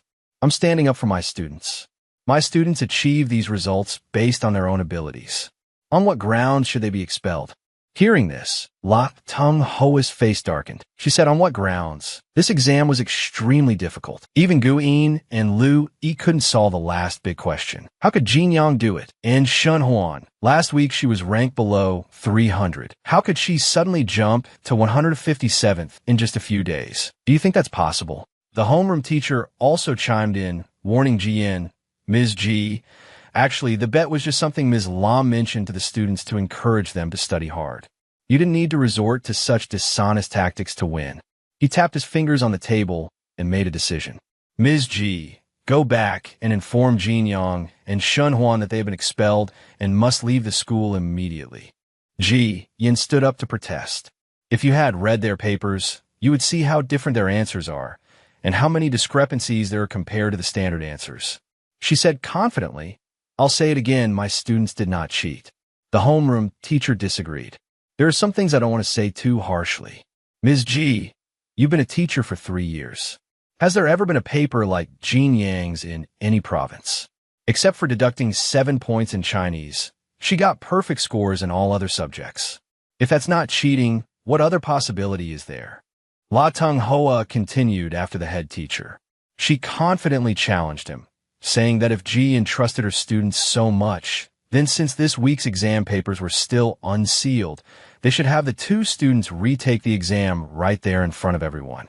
If the results this time differed greatly from the previous exam, she declared confidently, then Ji-yin and her 2 students could leave the school together. Ji-yin readily agreed to La Tung Hoa's conditions.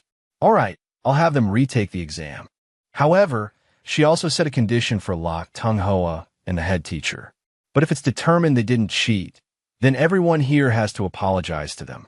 She then turned to another teacher, "Mr. Wang, please go to class 20 and ask Jin Yang and Shen Huan to come down."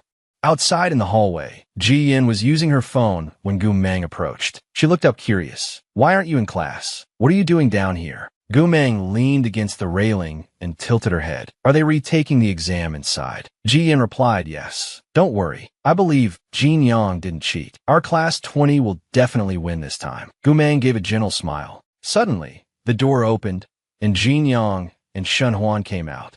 Seeing Ji-yin and Gu Meng, they happily announced their scores. Jin Yang said, "Gu Meng, I got 150 in Chinese, 150 in English, and 294 in math." Shen Huan reported, "Teacher, I got 117 in English, 120 in math, and 243 in physics." Gu Meng pinched their cheeks playfully, competing to report to little Ji.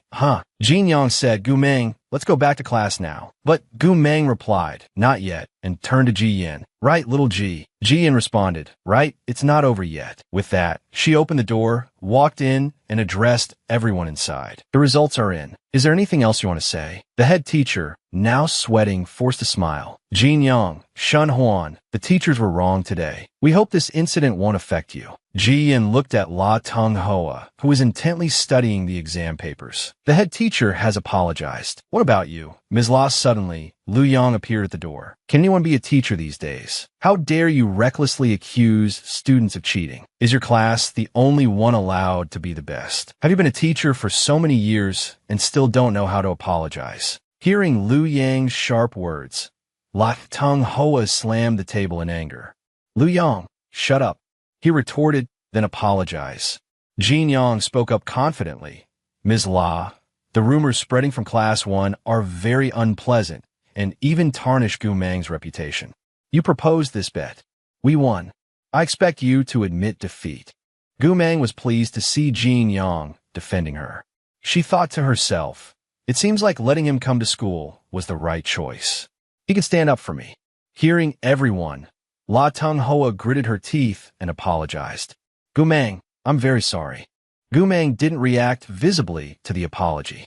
She turned, put her arm around Ji Yin, and said, "Little Ji, thank you for your hard work." Ji Yin blushed but still grumbled, "If you think it was hard work, please don't get a 0 on the next exam." Gu Meng readily replied, "Okay, deal." In the school cafeteria, Lu Yang was grumbling. "Gu Meng, just a simple I'm sorry seems too easy. I still feel like it's letting that witch off too lightly." Gu Meng, sipping her soup, replied, "Getting last place in the grade for class 20 is enough for her to explain things to the parents." Hearing this, he cheerfully gave her a thumbs up. Like, "Wow, I didn't think of that." From now on, if Jin Yang keeps getting first place, that witch La Tung Hoa will go crazy. As Gu Meng was enjoying her soup, she suddenly heard someone call sister from behind. Turning around, she saw Gu Yin standing there. She smiled and greeted her, "Long time no see, sister." Lu Yang looked at Gu Yin in surprise and asked Gu Meng, "Gu Meng, are you two sisters?" Gu Yin replied, "Yes, we are." Gu Meng looked at Gu Yin with clear displeasure. She quickly put down her tray, stood up, and said, "I'm full. I'm leaving." Jin Yang, still chewing, mumbled, "Okay," and then Gu Meng left the table. But Gu Yin continued to follow her, saying, "Sister." Despite Gu Yin's attempts to talk, Gu Meng continued to ignore her. Gu Yin feigned confusion, asking, "How did you find Jin Yang?"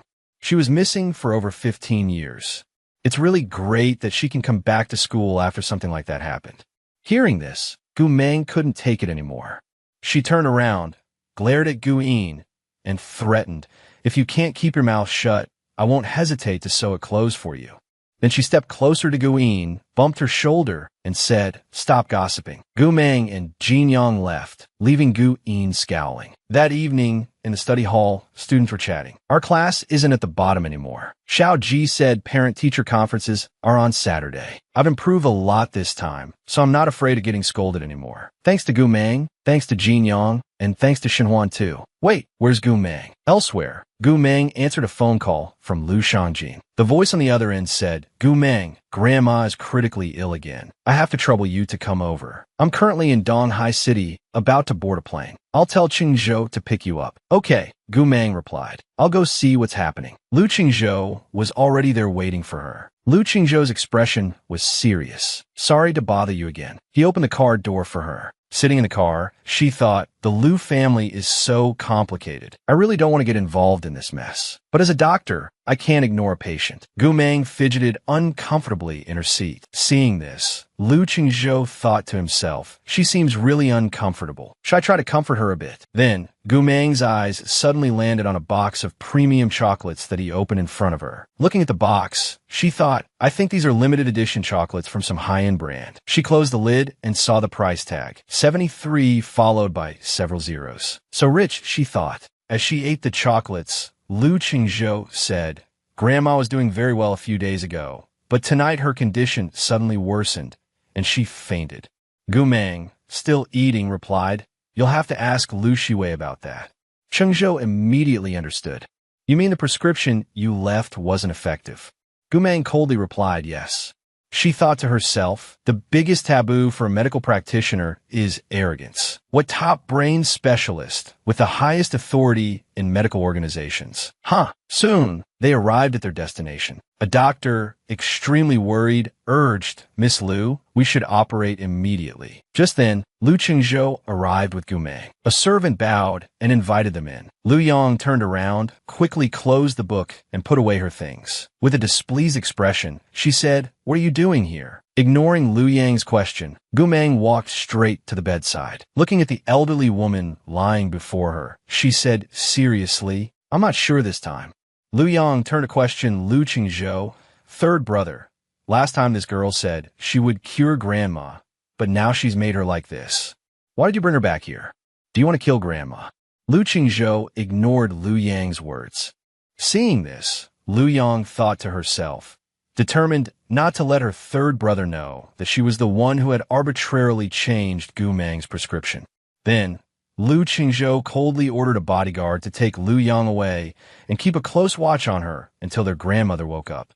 The bodyguard bowed and replied, "Yes, sir." Lu Yang, still fuming, said, "Third brother." At this point, she was dragged out by the bodyguard. Gu Meng, checking the elderly woman's pulse, said, "This is a bit troublesome." Lu Qingzhou, his face grim, asked, "What we do now?" Gu Meng turned and said, "Surgery is necessary. Do you know Yu Chongjing, the top brain surgeon?" Lu Qingzhou replied, "He's a master of brain surgery, a senior figure in the medical organization." Hearing this, Lu Qingzhou took out his phone and made a call. "All right, bring Yu Chongjing to the Lu residence as soon as possible." A bird in flight was suddenly startled by a desperate yell from somewhere below. "Hey, are you thugs or something? Why are you kidnapping people?" The yell belonged to none other than Yu Chongjing. He continued, "Isn't my student, Lu Yang, already there? Why are you taking me? My experiment is at a critical stage." He yelled and flailed so vigorously that the two bodyguards gripping his arms could barely hold on, sweating from his struggles. Realizing his yelling was futile, he switched to a gentler tone. "Listen, handsome young men, this old man can walk by himself. So could you please let go? Oh, my old bones." Finally, the bodyguards released him. Before him stood a man and a woman. He let out a surprise sound.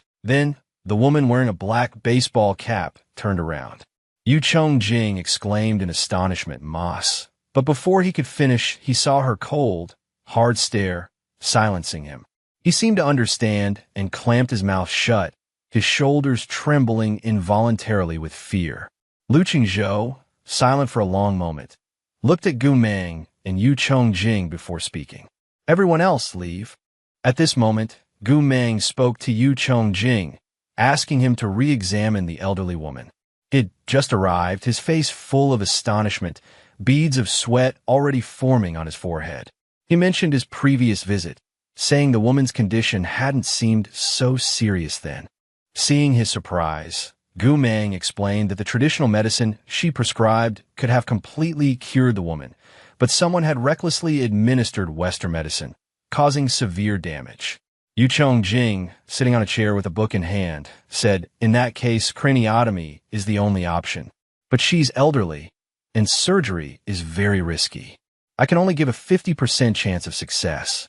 As he finished speaking, a bead of sweat trickled down his forehead. Lu Qingzhou, grasping the situation, asked Gu Meng what her success rate would be. Gu Meng calmly replied, 60%. Hearing this, he turned back to Yu Chongjing and pleaded earnestly, "Dr. Yu, I beg you, please cooperate with Gu Meng to perform the surgery on my grandmother." Upon hearing Lu Qingzhou's words, Yu Chongjing's face flushed with anger. He roared, "Lu Qingzhou, who do you think you're looking down on? I'm Yu Chongjing, the top neurosurgeon. How dare you ask me to cooperate with a little girl who's barely out of diapers? You have no respect for anyone." As he spoke, he was so furious he looked ready to pounce on Lu Qingzhou. But Lu Qingzhou remained unfazed by the outburst. His expression was incredibly calm, a stark contrast to Yu Chongjing's rage. "Sir," Lu Qingzhou said slowly, "I will invest 50 million in the research project you're currently working on." A look of delight spread across Yu Chongjing's face. "Oh, okay, it's settled then." His mood shifted remarkably fast. The mere mention of money transformed his angry expression into one of cheerful elation. He even approached Lu Qingzhou, patted him on the shoulder, and said excitedly, "You're quite generous, young man. Have someone prepare the operating room." Lu Qingzhou's face remained impassive. He simply replied with a soft mm and walked out. Inside the room, Gu Meng said, "Nice acting. You even managed to swindle 50 million. Yu Chongjing chuckled, "Excellent." But their amusement was short-lived. The trouble caused by Yu Chongjing's disciple brought them back to the tense situation. He sighed, looking at the elderly woman on the bed, breathing with the help of an oxygen mask. "It seems Lu Haiwai is rebelling." Gu Meng added, "You picked a good disciple." Hearing the compliment, which carried an undercurrent of something more menacing, Yu Chongjing hastily explained, "How can you blame me? Who knew his character was so flawed and his morals so corrupt? It's a disgrace to my profession. But the urgent matter now is the surgery. She's so old, it's extremely dangerous. One wrong move, and I'll offend the entire Lu family." Gu Meng sat beside him, silently observing the elderly woman on the bed without saying a word. Yu Chongjing continued, Lu Rao never lets me get involved in these matters. If it weren't for that Lu Qingzhou kid, I wouldn't have bothered coming. Gumang finally spoke. Make sure to protect her heart during the surgery. He quickly replied, understood. As they talked, a nurse entered and wheeled the bed out. Outside, the sky was dark. Only the house in the distance remained lit. Lu Qingzhou waited outside the operating room, smoking a cigarette. Suddenly, footsteps echoed. It turned out to be Lu Qingzhou's father, Mr. Lu. He asked about Lu Qingzhou's mother's condition. It became clear that the woman lying in the hospital bed earlier was Lu Qingzhou's mother. A man, a few years younger than Mr. Lu, rushed to the bed and whispered to him that his mother was currently in surgery. Yu Chongjing arrived as well. Upon hearing this, Mr. Lu asked who had invited him. Lu Qingzhou's uncle replied that Lu Qingzhou had sent men to bring him. Mr. Lu then declared that Lu Qingzhou had done the right thing and should have brought him sooner. Hearing this, Lu Qingzhou's uncle broke out in a cold sweat, forcing a smile as he agreed. He thought to himself, these two, father and son, are nothing but thugs. Lu Qingzhou called out to his father, who asked how long the surgery had been going on, clearly worried about his wife. Lu Qingzhou replied, 2 hours. He continued, saying that if it weren't for Lu Haivai, his grandmother wouldn't have needed surgery. Mr. Lu added that this matter must be kept from his mother, as she couldn't handle the stress. He also said that Lu Haivai needed to be taught a lesson. Lu Qingzhou lowered his head and acknowledged his father. Just as dawn broke, the operating room door opened. Gu Meng emerged, looking exhausted. Seeing her, Lu Qingzhou rushed over to ask about the outcome. Yu Chongjing followed close behind. Yu Chongjing spoke up, you all need to stop tormenting the old woman. The blood clot has essentially been removed. I'll prescribe medication later. Make sure she takes it on time. Hearing this, Mr. Lu quickly thanked Yu Chongjing, then, taking the opportunity to assert himself, added, all right, enough with the formalities. Just pay the man.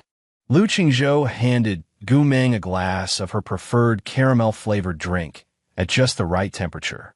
She tossed her surgical gown into the trash as she listened to him speak. Finishing up, she turned back, took the drink, and thanked him, her voice laced with fatigue. Lu Qingzhou seemed to notice something and suggested, why don't you go to my room and rest for a bit? Gu Meng was surprised by his offer, but remained silent, lost in thought.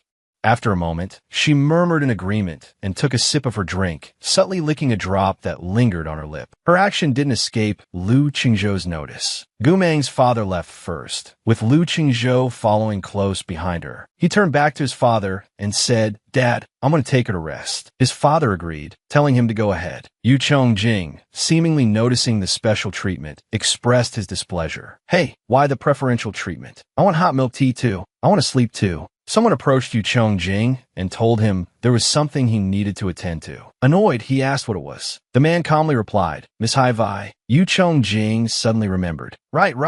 Where is she? From within a doorway, a light became visible. The door creaked open. Inside, facing the door, was a young woman with short hair and fair, rosy skin, squinting against the light. Suddenly, her eyes widened in surprise. She cried out, Teacher, is my grandmother out of danger now? Yu Chongjing, hands clasped behind his back, calmly replied, Highway, do you remember the first rule upon entering my tutelage? Repeat it for me. The first thing he said upon seeing his student again was about the rules of his tutelage. Highway's expression fell, and she looked flustered.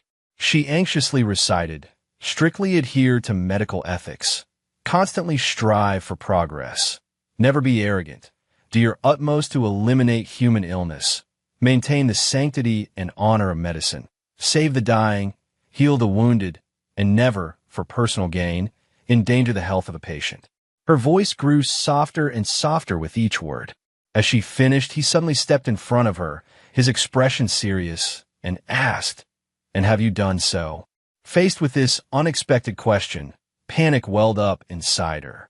Involuntarily, she lowered her head, her cheeks flushing slightly. Tears slowly welled up in her eyes. Suddenly, she looked up and shouted, Teacher, did Gu Meng say something bad about me in front of you? Don't believe her. His face was now filled with anger. He roared, You still don't repent even now. Seeing his student's stubbornness, Yu Chongjing turned and walked towards the door, saying, From today onwards, You are no longer my student. Deal with this yourself. Hai Wei, tied to a chair, wept miserably, crying out, Teacher, teacher, let me explain. But Yu Chongjing, unmoved, walked straight out the door. Turning back to face the room, she continued, I got into the medical organization because I'm your direct disciple, the head of the department of neurosurgery. Tears streamed down her face as she continued to cry out, I was wrong, teacher. Please give me another chance. She looked terrified, thinking if word of my expulsion gets out, I'm finished. Amidst her fear and anxiety, a voice echoed through the dark room. Miss Hai Wei, sixth young master says this is just a small lesson. If you want to maintain your position in the Liu family, be careful with your words and actions in the future. The door remained slightly ajar, allowing a sliver of light from outside to illuminate her terrified face. Outside, it had grown much darker. Inside the house, in a room, Lu Qingzhou suggested to Gumeng, go to bed and get some rest. Gumeng was silent for a moment, perhaps surprised by his suggestion. Then she replied, I'll sleep on the sofa. When your grandmother wakes up, let me know so I can check on her. His expression remained calm. He simply replied, all right. She sat down on the sofa, took off her black baseball cap, and placed it beside her. Lu Qingzhou, holding a blanket, walked over to her. It's clean, he said, handing it to her. She turned and thanked him. Apparently exhausted, she lay back on the sofa, pulled the blanket over herself, and quickly fell asleep. Lu Qingzhou's eyes held an undeniable tenderness. He thought to himself, like a beautiful kitten, as he watched Gumeng sleep. A man in a smart suit opened the door and walked in. Just standing at the door, he noticed Lu Qingzhou seemed quite busy, occupied with the task of watching Gumeng sleep. He thought to himself, going in now would probably be a disturbance. Just as he was about to leave, he felt a cold, sharp gaze on him. Suddenly, his feet involuntarily stopped.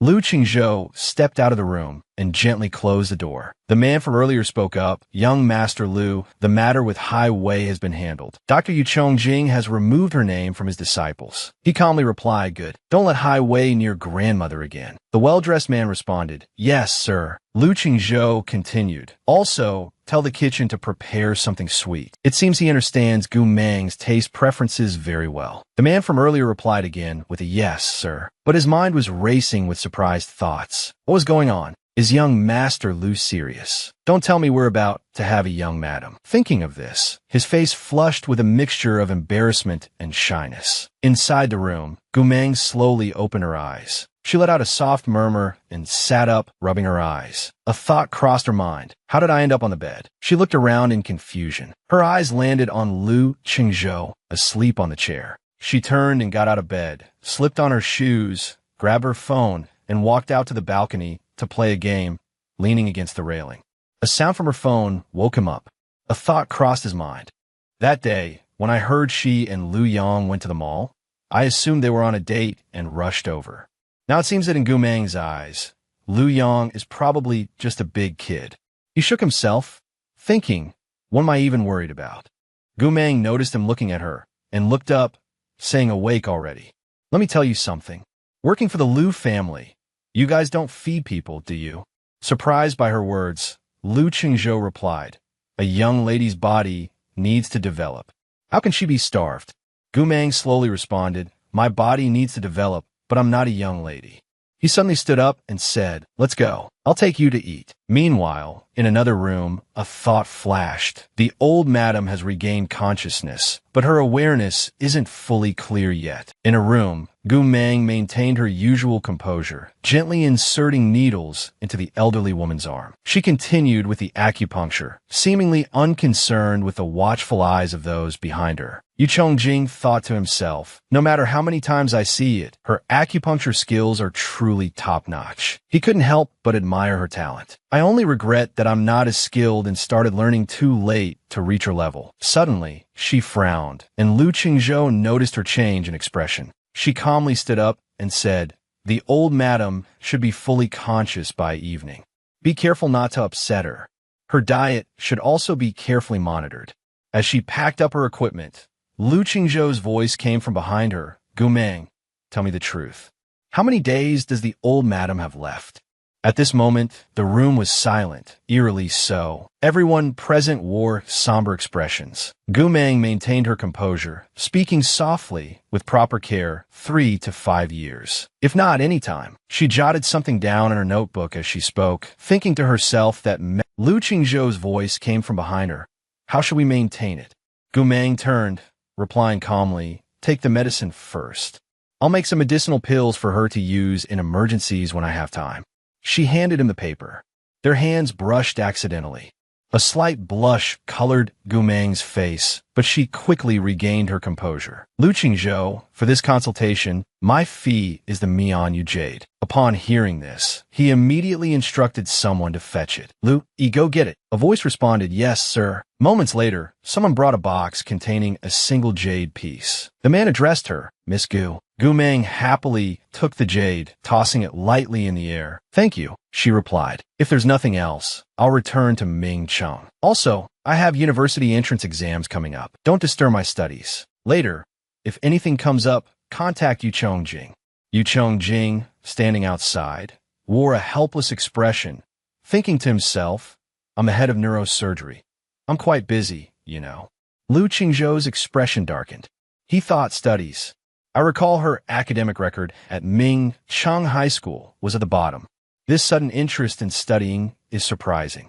As she left, he spoke up, let me have Lu take you back. Gumang turned, waving her hand dismissively. No need. I have things to do. His gaze followed her until she disappeared, his eyes filled with tenderness. The school grounds in the early morning. Gumang entered the classroom, yawning repeatedly. Reaching her seat, she pulled out a pillow from underneath, placing it on the desk, and promptly fell asleep. A voice called out Gumang. A girl with red hair approached and sat beside her. As soon as she sat down, she muttered, what are we going to do this Saturday? Neither of us has anyone to come to the parent-teacher meeting. She then mimicked Gumang, lying down on her desk. Gumang turned, her eyes drowsy but still responding, let me tell Ji Yen. Our parents won't be attending. The red-haired girl continued, I want to see Ms. Ji today. She said there's also a motivational assembly for the 12th grade this Saturday. Parents and students will be invited to sign. She told us to try and persuade our parents to come on stage with us. Her desk mate went on, otherwise, it'll reflect poorly on us, especially since I'm the first one on stage. Gumang thought to herself, it seems she really cares about this. Though her mind raced, she didn't reveal anything. She suddenly sat up straight. All right, leave this to me. Her desk mate looked surprised. What are you going to do? Hire someone. Gumang picked up her phone. I have a friend in mind. I think they'll be very willing to help. A few taps on the screen. Seconds later, a message appeared. Lawyer Jiang, parent-teacher meeting this Saturday. Need a small favor. The morning of the previous day. In a room, Gumang was sitting, scrolling on her phone.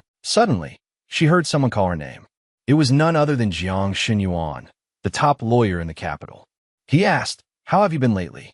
Why did you come back to the capital without saying anything? He was surprised by her words concerning Jin Yang. She said, finally, you've calmed down.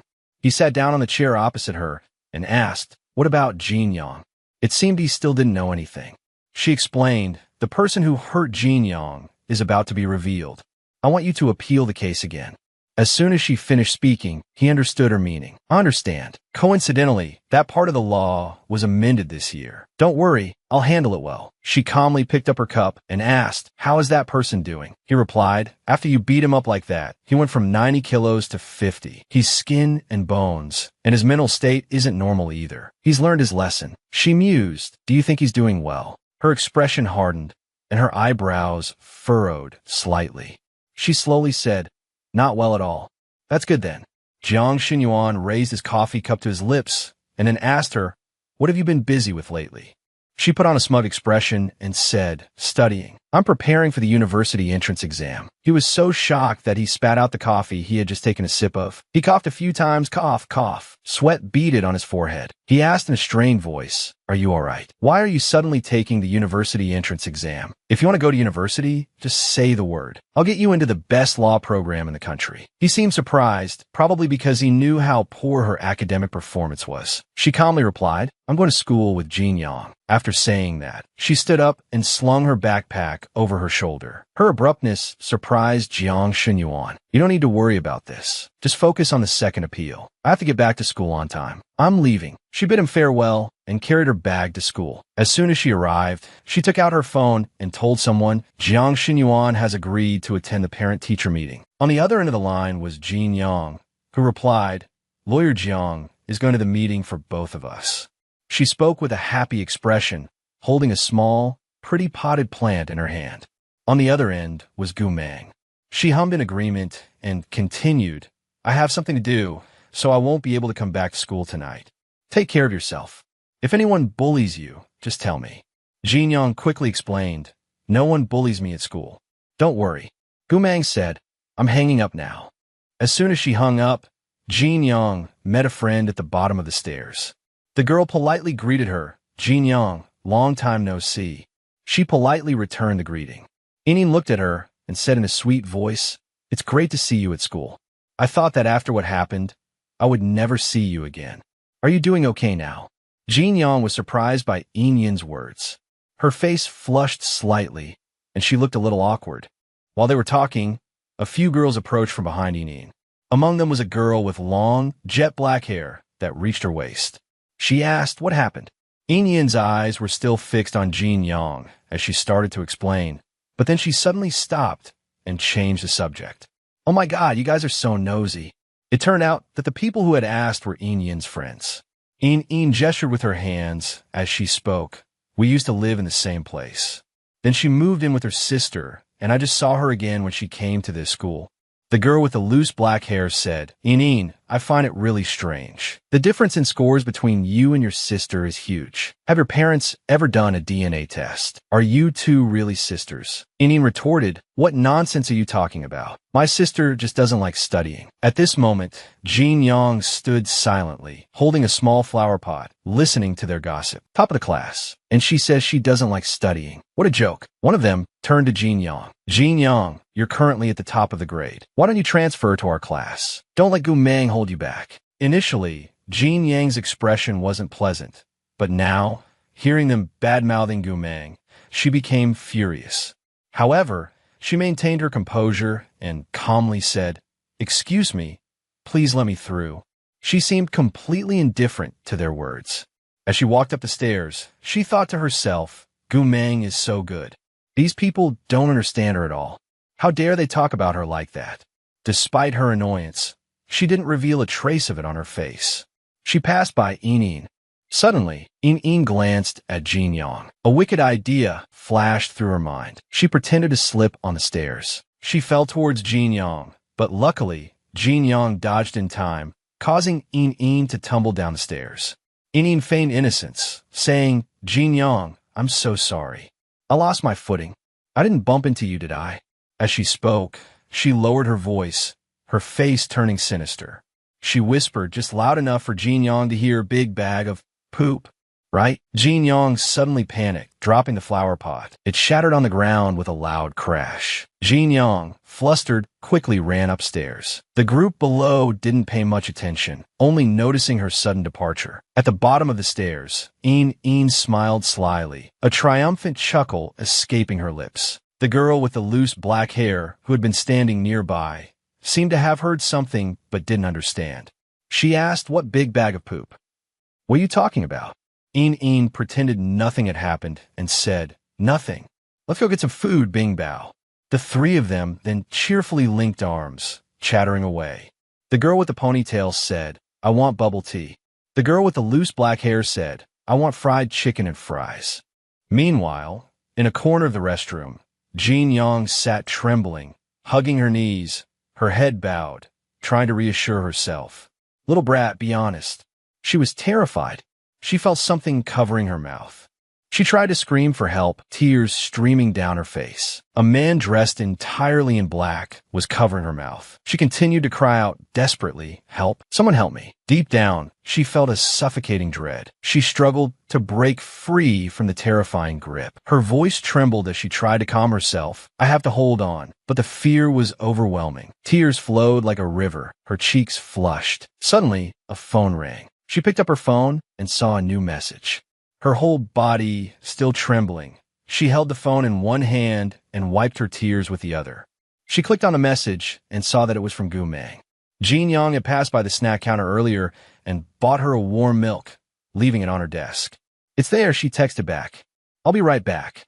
After replying, she wiped the tears from her face, her body still shaking uncontrollably. Trying to compose herself, she went to the sink and splashed water on her face. A thought ran through her mind. She couldn't let Gu Meng know what Gu Yin had said today.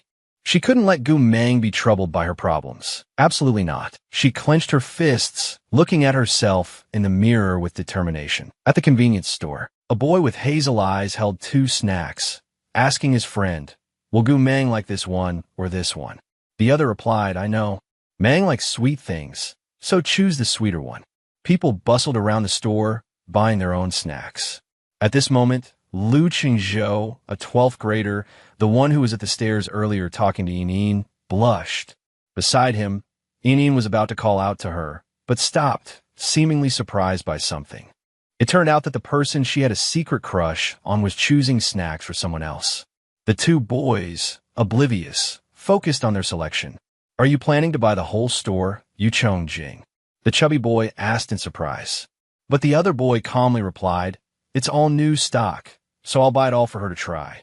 I'll buy some extra for Jin Yang and Shen Huan too, so Meng doesn't have to share hers." Lu Qingzhou was furious when she heard the name Gu Meng from the boy she liked. She clenched her fists, gritting her teeth. Gu Meng. Yin, with a mysterious look on her face, thought, "So, Qingzhou likes Yu Chongjing. This is much more convenient now." She suddenly said to Qingzhou, "My sister is beautiful. She's been popular since she was young, so it's understandable that Yu Chongjing treats her well. But she's a terrible student. She used to get into fights. The Lu family might even look down on our family." Yin spoke in a way that was both complimentary and critical, oblivious to Lu Qingzhou's expression. She continued, "Sometimes I'm quite envious of her. She can always make such great friends, like Jin Yang, the top student in our grade. They have a very good relationship." It seemed like Yin was intentionally creating discord between Lu Qingzhou and Gu Meng. Qingzhou's hands, which had been clenched into fists, relaxed to her sides, but her fingers remained tightly curled. Yin continued, "Isn't she giving a speech at the motivational assembly this weekend? I hope nothing goes wrong." Now Yin acted as if she was being kind, patting Qingzhou's shoulder lightly. "I'm done shopping. Let's go pay." Lu Qingzhou's expression was still sour, so she just mumbled in agreement. Yin walked away, but kept her eyes on Qingzhou, observing her reaction. Qingzhou thought to herself, "Gu Meng's dark history, huh?" Yin left, her mind filled with dark thoughts. "Gu Meng, so what if you and I attend the same school? It'll be soon. You'll be kicked out of the house soon." The corners of Gu Yin's mouth lifted in a smile, so wide they wouldn't close. The upturned corners of her lips made Gu Yin's face look incredibly frightening. Outside the school, Gu Yin was talking to Lawyer Jiang on the phone. Jin Yang stood beside her. "Lawyer Jiang, you arrived right after Jin Yang and I finished school. All right, let's have dinner tonight, and I'll tell you a few things. Things to keep in mind for tomorrow's parent-teacher meeting. All right, see you later." After finishing the call, she turned to Jin Yang and said, "The lawyer has arrived in Minton. Let's go straight to Tianxia residence to meet him." Jin Yang replied, "Gu Yin, we only have an appointment with Lawyer Jiang today, right? What about him?" She pointed forward as she spoke. Gu Meng looked up and saw that it was Lu Qingzhou. Young Master Lu waved to them, leaning against his car. Gu Meng remained silent. As they approached, Jin Yang seemed a little scared and stood behind Gu Meng. Gu Meng put her hands in her pockets. Lu Qingzhou said to her, "My father wants to invite you to dinner. We can talk about Grandma's condition at the same time. Tianxia residence. Okay." Gu Meng replied, "I already have an appointment tonight." "What a coincidence. It's also at Tianxia residence. If you don't mind, we can sit together." Young Master Lu responded, "All right then." Before he could finish, he was interrupted by Jin Yang. "Wait a minute, are you guys going to dinner? Can I tag along?" Lu Qingzhou's face darkened when Jin Yang cut him off. Jin Yang hurried to the car door. At this moment, someone poked their head out from inside the car and greeted them. "Hi." Jin Yang greeted back, "And me too." Lu Qingzhou couldn't help but complain. "I already said the car is full. There's no room." But what could he do?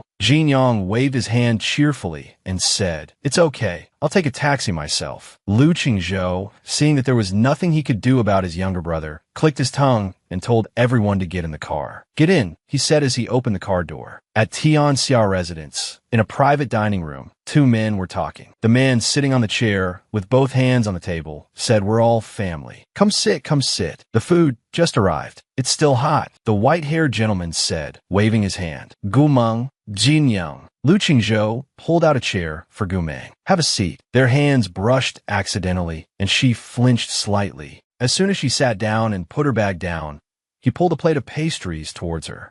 "Sweet treats. They should suit your taste." At this moment, the two men sitting opposite them were extremely surprised. "Am I seeing things? I actually saw young Master Lu being considerate to a girl. Don't tell me young Master Lu likes this girl." Gumeng ate and praised the food. The food here is uniquely delicious." Just then, the man in the suit spoke up. Seeing Jin Yong, he remembered something. "Congratulations. I heard you moved up a rank this time." The person sitting next to him was eating heartily. Jin Yong, beside him, was eating with gusto. He exclaimed, "This is so good." But he suddenly choked when he heard those words. Lu Zhan then said, "Is there anyone who studies worse than you?" Everyone around fell silent. No one spoke. At this moment, Gumeng spoke up to break the awkward silence. Holding a skewer of pastry, about to put it in her mouth, she said, "That would be me. Is there a problem?" Lu Zhan was a little flustered by Gumeng's question. He didn't dare offend this influential figure. "Gumeng, don't just focus on eating." At this moment, lawyer Jiang Xinyuan noticed something and said to Gumeng, "No wonder you asked me to attend the parent-teacher meeting for both you and Jin Yong. One at the top, one at the bottom of the class. Such a vast difference. Even signing on stage wouldn't affect each other." Hearing Jiang Xinyuan's words, Lu Qingzhou became displeased. His brows furrowed slightly. He picked up a piece of food for Gumeng and said, "Having one person attend parent-teacher meetings for two students is a bit much. I'm also free tomorrow, with nothing to do." At this point, everyone realized what he meant, and their faces were filled with astonishment.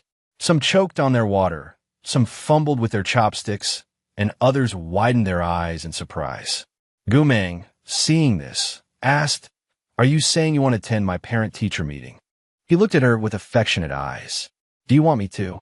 Gumeng replied casually, raising a glass of water to her lips. "If you're not afraid of being embarrassed by my last-place ranking, then go ahead."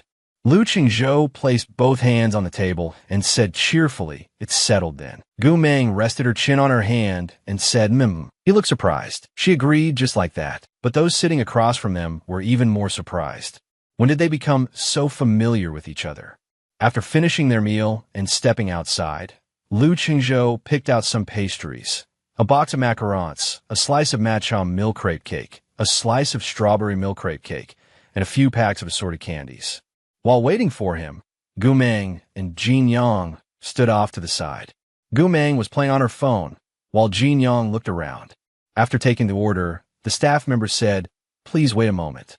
While waiting, he turned to Gumeng and said, "You eat so many sweets. No wonder I haven't seen you post your DNA results for the game." She looked up and replied, "Because I'm still growing." He thought to himself, she's really holding a grudge. He said to her, "If I go to the parent-teacher meeting tomorrow, the teacher will definitely call me in for a talk afterward." She thought for a moment. Gumeng's aunt would say, "No allowance if you don't get good grades." Thinking about her aunt's personality, she said to him, "Got it," and continued playing her game. He thought, it seems that in the future, I can use academics as a reason to see her openly. After all, the potential for improvement from last place is huge. At this moment, someone walked in from the entrance and shouted, "Gumeng, what are you doing here?" The man's face was full of irritation.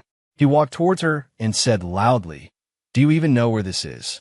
Can you even afford anything here?" He thought to himself, this is the most luxurious shopping mall in Ming City. Does she think it's a flea market? How embarrassing. Gumeng completely ignored him. Her eyes were glued to her phone as she said, "Why can't I be here?" The sound of her game echoed from the phone. The man stepped forward furiously and yelled, "What's with your attitude? I'm talking to you. Put your phone down." Everyone around them was surprised, but Gumeng didn't seem bothered at all. She remained focused on her game. He was about to grab Gumeng's phone when he suddenly froze, startled by her gaze. She said, what do you think you're doing? Intimidated by her eyes, he took a few steps back and stammered, I? Seeing this, Gu Meng said, this place is too noisy. Let's go, Jin Yang. Jin Yang agreed with a hum. At this moment, Gu Meng's uncle yelled at her, Gu Meng, stop right there. I'm not finished talking yet. Tell me, have you been out fooling around with men again? Where did a minor like you get so much money? His hand was about to touch Gu Meng's shoulder when another hand grabbed his wrist and flung it away. It turned out to be Lu Qingzhou. He flung the man's hand with such force that he fell to the ground in pain. He said coldly, keep your mouth clean. The man was momentarily speechless. Hearing the commotion, Gu Meng turned around and said, what does it have to do with you where I am or whether I can afford things? You don't need to worry about it. The man, still sitting on the ground, yelled, you're still arguing back. What's your relationship with this punk? Is he your lover? How dare you have him hit me, huh? A string of curses followed. Lu Qingzhou, his face darkening, said to Gu Meng, is this really your uncle? She glanced at the man and hummed in affirmation. He said, there's quite a difference between the two of you. Hearing this, her uncle's face turned an ugly shade of purple. Lu Qingzhou said to her, I think the 200,000 I paid you last time was too little. Let's add another zero, making it 2 million. His expression turned sly as he looked at the man on the ground and said, after all, she is my valued guest. The man was stunned, as if he couldn't believe his eyes. Gu Meng said, no need to bother. Let's go. Lawyer Jiang and everyone else are waiting. As she spoke, she tapped on her phone. Oh, right, there's something I've always wanted to tell you. People tend to flaunt what they lack. Looking at you, it seems you're struggling. Don't be like this in the future, okay? With that, she and Jin Yang turned and left. Hearing this, her uncle, still on the ground, propped himself up with one hand and used his other leg for support. He yelled, Gu Meng, you stop right there. Seeing this, Lu Qingzhou blocked the man. His figure completely obscured him. He looked at the man with icy eyes and said, don't let me hear you curse at her again. Otherwise, next time it won't just be a simple fall. As he spoke, he leaned closer, making the man break out in a cold sweat. The 12th grade pep rally hadn't started yet, but the crowd had already begun to gather in front of the venue. Suddenly, a girl spotted Lu Qingzhou walking alongside Gu Meng. She exclaimed, causing her friend next to her to notice. Oh my God, who is that man next to Gu Meng? He's so handsome. Their eyes lit up. The man beside her is so handsome. I can only dream. Nearby, Jin Yang stood next to Jiang Xinyuan. The two of them elicited gasps from those around them. What kind of godly combination is this? Their visuals are off the charts. Jin Yang called out, Gu Meng, Lawyer Jiang, and I have seats up front. Let's go get in line. She quietly agreed. She headed towards the line. Lu Qingzhou silently followed her. Sixth uncle turned around. Beside him was Lu Yang. He said, Gu Meng, Qingzhou, you two are here. They both greeted sixth uncle in turn. Shen Huan was happily holding her mother's hand. The two were chatting cheerfully. Lu Qingzhou pointed toward the red carpet and asked, so now parents and students walk the red carpet together, go through the arch, and then go on stage to sign. Jin Yang replied, yes, that's right. I don't know who planned this pep rally, but it's gaudily decorated. It's almost scary. He turned to Gu Meng and asked, they've all gone up on stage, so shall we? She didn't answer, completely ignoring him. He strode forward, thinking to himself, a man still has to take the initiative. Lu Qingzhou smiled and reached out to take Gu Meng's hand. She turned, a little surprised. She didn't react, silently letting him hold her hand. Her heart pounded, flustered, thinking his hand is so warm. This feels strange. He bent down slightly and asked curiously, aren't you annoyed? She remained silent, looking directly into Lu Qingzhou's eyes. The two stared at each other for a moment. Finally, he said with a hint of amusement, good that you're not annoyed. Their hands remained clasped together. He said, let's go, and led her towards the red carpet. Jin Yang suddenly turned around and said to them, Meng, third brother, give me a pen. He stammered, startled, TT2. Two people. Lu Shangjin, seeing this, turned around curiously. Gu Meng asked what's wrong. Jin Yang was being muffled by his father. He tried to say something, repeatedly pointing towards their joined hands. Lu Shangjin calmly replied, nothing. You two sign and then come down together. Gu Yin and Lei Xiao, standing off to the side, noticed the interaction. Lei Xiao frowned and asked Gu Yin. Gu Meng transferred to Mingchen. Why didn't she tell me? And why is she with Jin Yang and his father? He thought to himself, Director Liu is the head of Mingsheng. I've tried to meet with him several times and been refused. How could Gu Meng know such an important person? He didn't notice her darkening expression. Gu Yin feigned innocence. She transferred suddenly. I don't know why either. She and Jin Yang are classmates. I guess their parents must have talked and exchanged pleasantries. He nodded in understanding and then instructed her, Yin, you know Jin Yang's status. Now that you're in the same school, that you have to hold on tight. Guin agreed, I know, uncle. She glanced triumphantly towards the crowd, where Nguyen Tan was standing, thinking, seeing Gu Meng's good relationship with Jin Yang is probably most upsetting to someone else. An announcement came over the loudspeaker, parents and students who have signed, please take your seats in your designated class areas. Nguyen Tan was indeed clenching her fists, imagining Jin Yang blushing and chatting with Gu Meng. The announcement continued. Next, we invite the principal to say a few words. The principal stood on the podium and began his speech. Good morning, teachers, parents, and students. She didn't listen to the speech, but turned and walked towards the back of the stage. Tan, why are you here? She replied, pointed her eyes. I left my glasses here. The staff member smiled and told her, then find them quickly and go back to your seat. She obediently agreed. Nguyen Tan sat down in front of some equipment and took out a USB drive. She smiled maliciously, thinking to herself, this is all Gu Meng's fault. She forced me to do this. Who told her to steal Jin Yang's attention? Nguyen Tan resolutely plugged the USB drive into the broadcasting equipment, thinking smugly, just wait and see. You'll be expelled from school. On stage, the principal concluded his speech, addressing the crowd. This concludes my speech. The audience applauded thunderously. The MC immediately followed. Thank you, principal, for your wonderful speech. Next, let's revisit the history of Mingqing High School. Parents and students, please look at the big screen. He gestured towards the screen, which displayed the words, the development history of Mingqing High School. The video began to play. The MC's voice narrated alongside images of the school. Mingqing High School, located in District 20 of Mingcheng City, is the city's first inheritor of outstanding arts and culture, and also the city's first key high school. However, the video became increasingly distorted, with pixelated blocks appearing amidst the images. Suddenly, a different video appeared. On the screen was a young Gu Meng sitting on a metal chair. Behind her was a prison banner. Honesty will be leniently dealt with. Resistance will be severely punished. The video displayed the information of the inmate. Gu Meng, age 5, serious assault resulting in the victim's hemiplegia, subject to strict disciplinary action. The video continued. This time, it showed a teenage Gu Meng standing in front of school gate. The video displayed her expulsion notice. Student Gu Meng, for unprovoked assault on a classmate at school, resulting in serious injury, with severe consequences and extremely negative impact. After investigation, the school has decided to expel student Gu Meng. The video immediately caused outrage among the parents in the audience. Shouts erupted, what is this? How could Mingqing High School allow such a dangerous student into the school?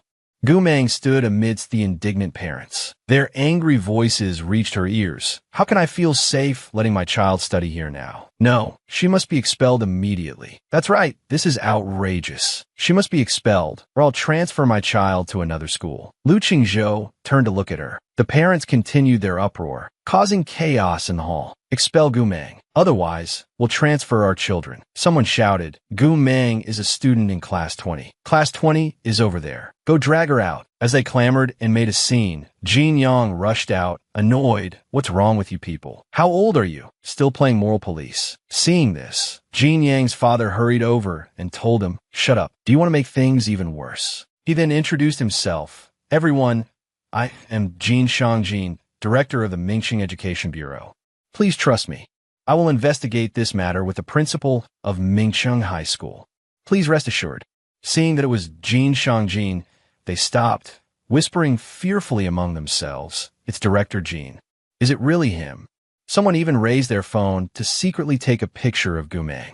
Lu Qingzhou happened to see this and immediately stepped forward, preventing the person from taking the picture. Then she made a phone call. Make sure all media outlets are paralyzed. No trace for 1 hour. Within 1 hour, no news updates are allowed. She paused occasionally to glance at Gumeng, who continued speaking. Leave him a message. Any news related to Mingcheng High School is forbidden. Hanging up, he gently took Gumeng's hand and comforted her. Don't worry, I'll stop this. Hearing his words, she smiled and said, thank you. It's nothing, just a small matter. Don't worry about it. At the same time, Jin Yang and lawyer Jiang hurried over to Gumeng. Jin Yang anxiously called out Gumeng. Seeing her sadness, Gumeng quickly reassured him, I'm fine. Then the lawyer spoke up, Gumeng, you can't let them slander you like this. Back then, you were clearly trying to save. Before the lawyer could finish, Gumeng interrupted lawyer Jiang. Her tone turned serious. There's no need to bring up the past. Lawyer Jiang's expression immediately changed. Then, the least disruptive solution right now is for you and Jin Yang to transfer schools, as the school suggested. Lu Qingzhou couldn't accept this and exclaimed, I object. Jiang Xinyuan, you're willing to mistreat your own family like this, but I'm not. The people I care about won't be wronged.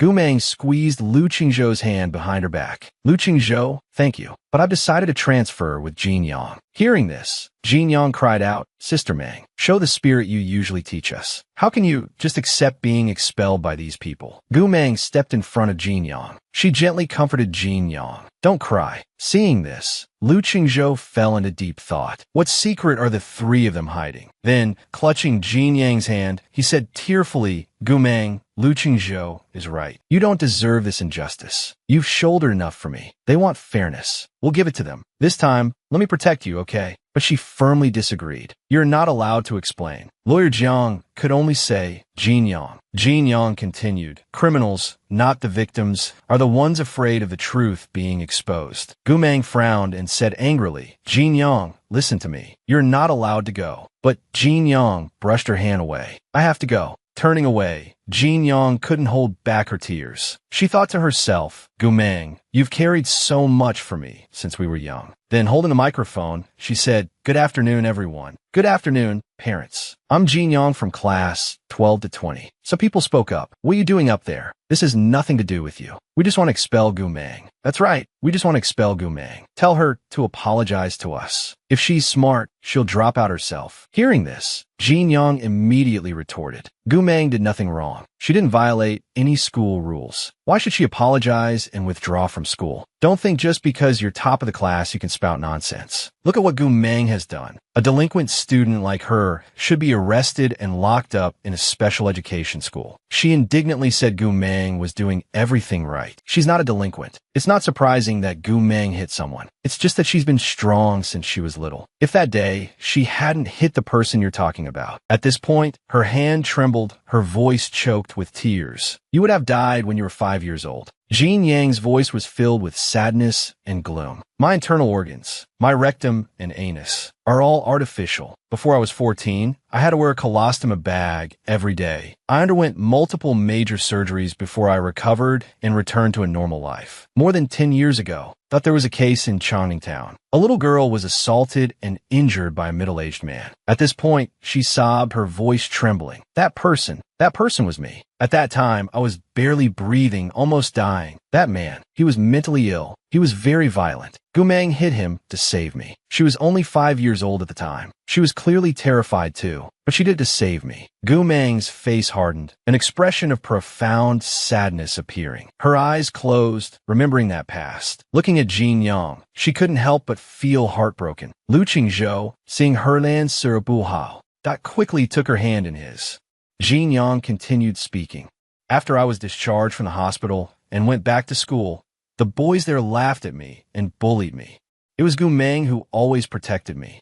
I'm standing here today because I don't feel like I should hide and avoid everyone for the rest of my life. She's not a delinquent. She saved my life like a god. After finishing her speech, she put the microphone back and walked down. As soon as she stepped down, Jiang Xinyuan rushed over and hugged her, comforting her. Don't be afraid, Jin Yang. It's all over. The school is drafting a confidentiality agreement. What happened today won't get out. If you don't want to stay at this school anymore, we'll transfer. In his arms, Jin Yang's tears continued to flow. Hearing his words, A faint smile touched her lips. It's okay. If I dare to speak up, I dare to face it. Don't worry too much. At this moment, Lu Chengzhou and Gu Meng also came to Jin Yang's side. Seeing Gu Meng, she wiped away her tears and said, Gu Meng, look, I'm okay. I'm fine. Gu Meng wiped her tears and said, it's good that you're okay. As she spoke, she suddenly sensed something was amiss. She placed her hand on Jin Yang's shoulder and said urgently, Jin Yang, something about this is strange today. Jin Yang looked at her, puzzled. What? At the same time, the principal and Ms. Ji Yin rushed over. Principal, Gu Meng turned to him and said, we don't want to beat around the bush. We want to resolve this according to school regulations. Is that all right? The principal, though slightly perplexed, agreed. Of course. At this moment, in the broadcasting room, Gu Meng walked in with the principal and others. The principal asked, do you want to use this computer? The administrator said it's infected with a virus. We just discovered that the content being broadcast is wrong. I want to turn it off, but I couldn't. Gu Meng sat down and focused intently, her hands moving across the keyboard. A moment later, a long string of code appeared on the screen. Seeing this, the principal exclaimed in surprise, a virus. It's being dealt with like this. Wait, what are you doing? Gu Meng pressed a key, and the computer immediately started running a location program, searching for someone. After seeing the successful location displayed on the screen, Gu Meng stood up and said, I'm going to make a phone call. She went outside and called. Zeng Zeng, hello. I just sent you some data. Help me investigate who created this virus. Lin Xiang sounded exasperated. For crying out loud. Why don't you investigate it yourself? Gu Meng said seriously, it's not convenient. Lin Xiang grumbled, fine. Wait a few minutes. After the call, she returned to the broadcasting room. Her phone then pinged. She checked and saw a message from Lin Xiang. It was a female student who hired an anonymous hacker. The hacker was afraid of getting into trouble, so they secretly took a picture of the student during the transaction. I've sent the picture to you. The picture showed a girl wearing a hat and a mask. After looking for a moment, Gu Meng noticed a mole on the girl's forehead. She thought to herself, this mole. She recognized the culprit. A slight smirk played on her lips. Nguyen Tan was immediately summoned to the monitoring room by the principal. After she arrived, the principal sternly asked, look, is the person in this picture you? Glancing at the picture, she quickly denied it. No, it's not me. I don't know this person. Hearing this, Gu Meng, who was sitting to the side, spoke up. Don't know her. The mole at the end of the eyebrow in the picture is exactly the same as yours. Nguyen Tan clenched her fists angrily. It's just a coincidence. I'm not the only one with a mole at the end of my eyebrow. Seeing her continuing to lie, Gu Meng laughed. That's a reasonable point. So, I have another picture that shows the whole face. Want to see it? Panicked and afraid of being exposed, Nguyen Tan tried to snatch Gu Meng's phone. You're lying. I didn't take my mask off that day. How could you have a picture of my face? Gu Meng scoffed. Oh, really? Realizing she had blurted out the truth, Nguyen Tan froze. Gu Meng held up her phone, which contained a recording. So, I guess I was mistaken. But that's okay. I have a recording of you confessing. Defeated, Nguyen Tan had nothing left to say. She burst into tears and collapsed onto the floor in front of the principal. No! Gu Meng turned to the principal, her voice cold. According to school regulations, how should this be handled? The principal, furious, spoke up. Disrupting school activities on a large scale, causing panic, and seriously violating school rules and regulations will result in expulsion. Jiang Xinyuan, sitting beside him, added, is expulsion enough? We should call the police. Damaging a classmate's reputation and invading their privacy. It's actually been a while since I've been involved in a defamation lawsuit. Hearing this, Nguyen Tan panicked, sobbing and pleading no. Don't call the police. Don't expel me. Then, she turned and clasped her hands, begging Gu Meng, I was wrong, Gu Meng. I'm sorry, Jin Yang. Please forgive me. Seeing her pathetic pleas, Gu Meng questioned her. Who told you I got into a fight and was expelled? That happened over 10 years ago. Without someone reminding you, I don't believe you would know. Immediately, Tan cried out, Gu Yin. Gu Yin told me. She's jealous. Because your prominence overshadowed her. She's jealous that Jin Yang scored highest in the grade. Gu Yin is the one who harmed you, not me. After listening to her explanation, Gu Meng asked seriously, really? That day, we ran into Jin Yang in the hallway. Gu Yin stopped him and said something like, after what happened, you still dare to come back to school. And something about a bag of feces. Then, we saw Jin Yong buying food for you at the supermarket. It was also Gu In who mentioned you getting into a fight and being expelled. At this point, Nguyen Tan Tan's face changed. She gritted her teeth and insisted she did it on purpose. I swear, every word I said is true. Hearing this, Gu Mang said, all right, tell this story in front of the whole school. You stay here, Guin. Tan Tan was startled, unable to believe what she'd just heard. You want the school to expel Guin. Isn't she your sister? How can you be so cruel?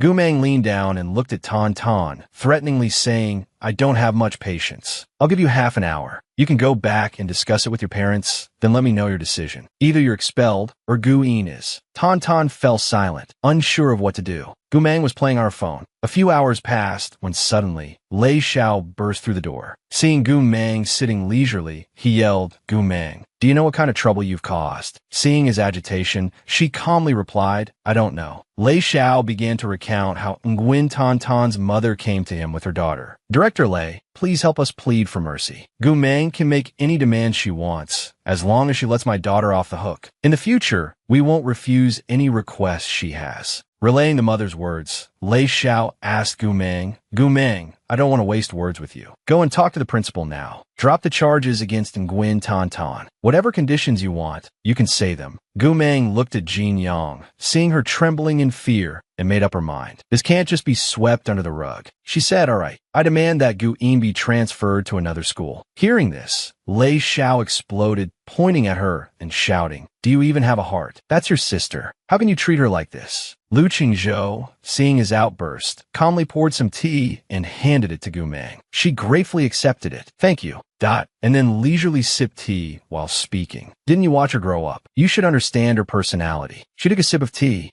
Then the corner of her mouth curled up into a smug smile. If it falls into her hands, it must follow her rules. Understand. Seeing Gu Mang's unwillingness to compromise, Lei Xiao couldn't stand it. He gritted his teeth and threatened, Gu Mang, I advise you to be sensible. Don't offend someone you shouldn't offend. As long as you drop the charges, the Nguyen family will compensate you. I'll allow you and Jin Yong to live in the Lei household, and I'll raise you until you graduate from university. Gu Mang chuckled at her uncle's words. Uncle, just now, Nguyen Tan Tan couldn't make a decision. Why don't you make it for her? Choose one of two. Do you want to keep Nguyen Tan Tan or Gu In?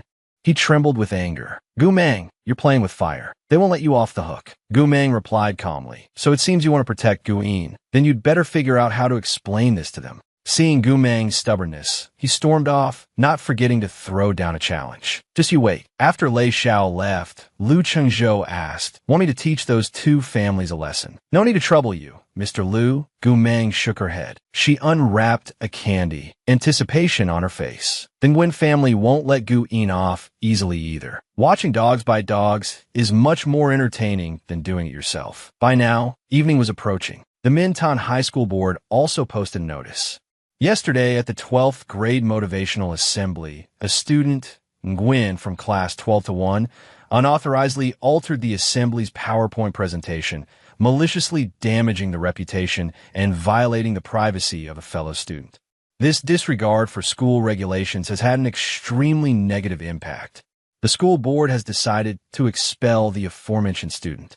Reading the notice, all the students, upon returning to their classrooms, looked at Nguyen Tan Tan with disdain, whispering amongst themselves. So was Nguyen Tan Tan. I remember she likes Jin Yong, and Jin Yong is especially protective of Gu Mang. Don't tell me she did this out of jealousy. Good thing she's expelled. I wouldn't dare be friends with someone like her. Nguyen Tan Tan, overwhelmed by the criticism, felt both embarrassed and furious. She glared at Gu In, her heart burning with hatred. Why should I be the one everyone's attacking, while the one who started it all gets to stand here? Nguyen Tan Tan was so angry, she wanted to tear Gu In to shreds. Unable to control her emotions, she lunged forward and slapped Gu In hard across the face. Gu In, she snarled, this is what you owe me. Ignoring the commotion, she stormed out of the classroom. The other students were indignant and rushed to comfort Gu In. Are you okay? Someone handed Gu In a tissue and scolded, what's wrong with Nguyen Tan Tan? She got expelled for her own mistake, and now she's bullying others. What's the point? Gu In started tearing up. The thing about Tan Tan being expelled, I'm partly responsible. Before, She asked me if it was true that my older sister was expelled for fighting. Ms. Lam mentioned it before, but I'm not good at lying, so I said it was true. She continued, her voice choked with fake sympathy, but I didn't expect her to investigate my sister and then cause this scene at the parent-teacher conference. Sniffle. Excuse me, I need to step out for a moment. Everyone felt sorry for Gu Yin as she ran out, upset. Poor Yin, Gu Yin's father. She stormed out in frustration. As soon as she saw Nguyen Tan Tan, she rushed over and grabbed her shoulder. Stop! Then, she slapped Nguyen Tan Tan across the face. Tan Tan cried out in pain, holding her cheek. Gu Yin crossed her arms and threatened. Nguyen Tan Tan, you'd better not do anything. You wouldn't want me to cause trouble for your parents, would you? Hearing her haughty tone, Nguyen Tan Tan was so angry she wanted to punch her. Gu Yin continued, her voice full of arrogance. The Nguyen family chose to abandon you, proving they don't dare provoke my uncle. Now, if you hit me, what do you think the Nguyen family will do to you? Tears welling up, Tan Tan said resentfully, if it wasn't for you, I wouldn't be expelled. Gu Yin scoffed. What does that have to do with me? I only said a few words about my sister having a record. Everything else was your doing. Seeing how pathetic you are, let's just consider today's slap even, okay? She turned and walked back in a classroom. Tan Tan's face darkened. Gu Mang isn't someone to be trifled with. Then, a sinister smile spread across her face as she looked at Gu Yin's back. Gu Yin, just you wait. I'll wait for you to be trampled under Gu Mang's feet and end up just like me. Hearing this, Gu Yin froze. She remembered what Lei Xiao had told her. Gu Mang demanded that either you or Nguyen Tan Tan leave. Yin, you offended the Nguyen family for me. Don't disappoint me with your future actions. Remembering Lei Xiao's words, Gu Yin's face darkened. Gu Mang was the one who was heartless to me first. So don't blame me for being ruthless. Doesn't she want to hide Meng Jinyang's situation? I'll make sure everyone knows. Thinking this, she took out her phone and sent a message. I have important information about Mingxing High School. Please post it as soon as possible. The news quickly spread across social media platforms, and the number of viewers soared. Girl in Chongning Town assault case. Mingchang High School assault victim. Victim receives encouragement.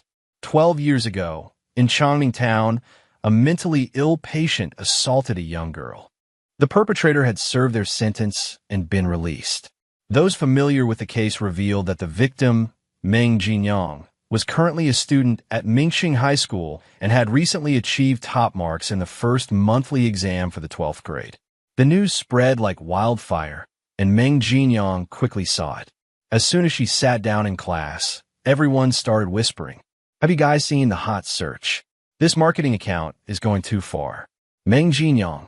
Gu Mang saw the news and flew into a rage. She slammed her hand on the desk, stood up abruptly, and thought Gu Yin you're asking for it. Fuming, Gu Mang stormed out of the classroom, heading straight for Gu Yin to settle the score. She happened to see Gu Yin talking with a classmate in the hallway. The classmate spoke up when she approached. Gu Mang only saw Gu. Without a word, she ran over and grabbed Gu Yin by the throat, slamming her against the railing. The other classmate was terrified. Gu Mang, what are you doing? Gu Mang grabbed Gu Yin by the collar and said furiously, Gu Yin, I spared you once. Do you really think I'm easy to provoke? You dared to leak information to the media. You're asking for death. Gu Yin was terrified, her whole body trembling. Fortunately, a teacher suddenly appeared and intervened just in time. Gu Mang stopped immediately. What are you doing? Do you want to kill someone? The teacher calmly tried to soothe Gu Mang. Stop it. Don't be impulsive. But she was only met with Gu Mang's cold stare. Then she stared at Gu Yin and threatened, remember, there won't be a next time. After saying that, she pulled Gu Yin away. Gu Yin was in shock, looking completely distraught. She collapsed to the ground in a daze. Seeing this, the teacher angrily scolded Gu Mang. Stop right there. You're completely lawless. But Gu Mang ignored her, not even glancing back as she walked away. It was already dark. She hurriedly called Lawyer Jiang. Hello. Jiang Xinyuan answered. Regarding Meng Jinyang's case, how do you want to handle it? Gu Mang went straight to the point. The matter has already escalated, so let's make it even bigger. I want to resolve everything at once. At next week's trial, you'll start with the newly finalized legal provisions. Emphasize that mental illness cannot be a shield for murder. Then, Jiang Xinyuan heard her say, I want that person dead. Jiang Xinyuan was at a luxurious restaurant. He continued on the phone, of course. She replied, all right. I'll call if there's anything else. He hung up just as someone approached him. The man said, Xin Yuan, you could have easily assigned the Zhen Chongning case to other lawyers in your office. Why handle it personally, especially as the top lawyer? Jiang Xin Yuan just smiled and replied, Do you think I'm that good? The man immediately exclaimed, From what you're saying, are there any lawyers in the country more skilled than you? Xin Yuan smiled and lowered his head. There is. He recounted a story about a girl.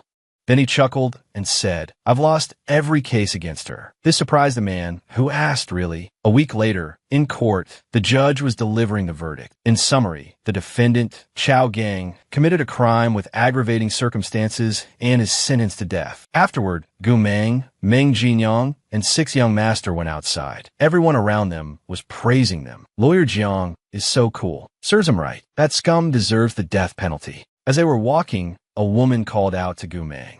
She was Song Han, a reporter from Beijing television. She approached the 3 of them and said, 6th young master, you said I could interview you today. Was it about this case? 6th young master nodded in agreement. Song Han glanced at Gu Meng and said cheerfully, What a coincidence. I was also assigned to be here today. Seeing her look at Gu Meng, 6th young master couldn't help but wonder. This is a top reporter from Beijing television. Do they know each other? Gu Meng coldly gave her half an hour. We still have to go back to school. Seeing this, Song Han tried to suppress his frustration. Boss, let me find a place to sit, then we can do the interview. While they were talking, Lu Qingzhou spoke up. Let's go to Century Palace. I have an apartment nearby. He got in a car with everyone. Passing through the checkpoint, Lu Qingzhou showed his house card. Gu Meng happened to notice the card. Seeing the card in his hand, she quickly took out her phone and texted Lin Xiang. Did you sell your house in Century Palace? Lin Xiang replied, Yes, I sold it as soon as I got it. Made a few tens of millions in one go. See how awesome I am. I'm a genius. Do you know who bought your house? He's also my neighbor. Lin Xiang shook her head. Who? Gu Meng glanced back at Lu Qingzhou. Then she sent a text. Lu Qingzhou. Seeing this, Lin Xiang could only reply, Oh wow. Be careful on the road. At Lu Qingzhou's house, Meng Jinyang was sitting properly on a chair, listening to the reporter say, Let's start the interview. Lu Qingzhou walked over to where Gu Meng was standing. He handed her some water and said, 2 days ago, your teacher sent me your exam results and asked me to encourage you to study harder. She glanced at him and replied indifferently, Oh. Gu Meng took the water from Lu Qingzhou. He asked kindly, You don't like studying that much. She softly denied it. No. Gu Meng turned back to watch Meng Jinyang being interviewed. She casually said to Lu Qingzhou, Their interview will probably take a while. She took a sip of water. Can I borrow a place for a bit? I'm a little sleepy. Lu Qingzhou agreed without hesitation. Sure, follow me. In a room, Gu Meng was lying on the bed, quietly falling asleep. Lu Qingzhou sat opposite her, watching her sleep soundly. He observed her thoughtfully, then took out his phone and texted Lu Yi. With a cold expression, Lu Qingzhou ordered, Teach Lei Xiao a lesson. Lu Yi responded quickly, asking, Cheng, are you venting anger for Gu Meng? He glanced at the fatigue evident on her face and admitted, Yes. Less trouble means she can sleep better. Also, I have to go back to the capital for a while. I won't be here to take care of her, so do it for me. When Lu Yi read his reply, he exasperatedly showed it to Xia Yidu. Hey, look at this. Just because Gu Meng isn't sleeping well, he can't stand it. He even wants me to be a mother hen for her. Xia Yidu covered his mouth and chuckled. Just do it. At the same time, elsewhere, Lei Xiao was disgruntled, questioning Xie. What's going on? Wasn't I already internally transferred? I've been working in this position for 3 years and finally waited for a promotion opportunity. Why? Xie Qingyun continued to work attentively. He frowned and asked, The new leader in the aviation department is a junior from the Qin family in the capital. Think about it. Have you offended anyone from the Qin family? Lei Xiao exclaimed in surprise, What? The capital? He slammed his hand on the table, anxiously explaining, Xie, I've never offended anyone from the Qin family. Moreover, even if I wanted to, I wouldn't be able to. Xie Qingyun calmly countered, Are you sure? He put down his pen and looked directly at Lei Xiao, speaking sternly, But the Qin family told me to give you a message. Don't provoke those you shouldn't. He told you to remind me who not to provoke. Lei Xiao broke out in a cold sweat, speculating just who was messing with me behind my back. At 6 p.m., Lu Chengzhou messaged him the results. My cousin has taken the position Lei Xiao originally wanted. Now, Lei Xiao can finally quiet down for a while. He looked at the message, then quickly put his phone away. Lu Chengzhou turned back into the room and looked at Fu Yujing, who was intently reading. He called out to her. She looked up from her book, grumbling irritably, "You know how to come back. I thought you were going to wait until I died before coming back to inherit the family fortune." Hearing Fu Yujing's words, Lu Chengzhou turned around and said slowly, "Well, I'm leaving now." She abruptly ordered him to stop. "Sit down." Lu Chengzhou obeyed and turned back. Lu Chengzhou sat down, elegantly picking up his teacup as he listened to her question. "I heard you recently went to Mingcheng just for a high school girl. That girl is quite a ruthless character with a lot of dark history." He took a sip of tea, not answering immediately, but instead furrowed his brows and asked, "Who told you that?" Fu Yujing frankly replied, "You Su. That girl used to have a good time with you. You know what her feelings for you are." With someone like Cheng Raojin suddenly appearing, of course, she couldn't stand it and had to investigate. Lu Chengzhou glanced at the servant standing behind him and ordered, from now on, anyone who lets you Su step into the Lu family residence is fired. The servant didn't dare to argue and bowed respectfully, replying, "Yes, sir." Fu Yujing looked at him, getting straight to the point. "Aren't you and you Su doing quite well? I thought there would soon be a grandchild. What's the situation now?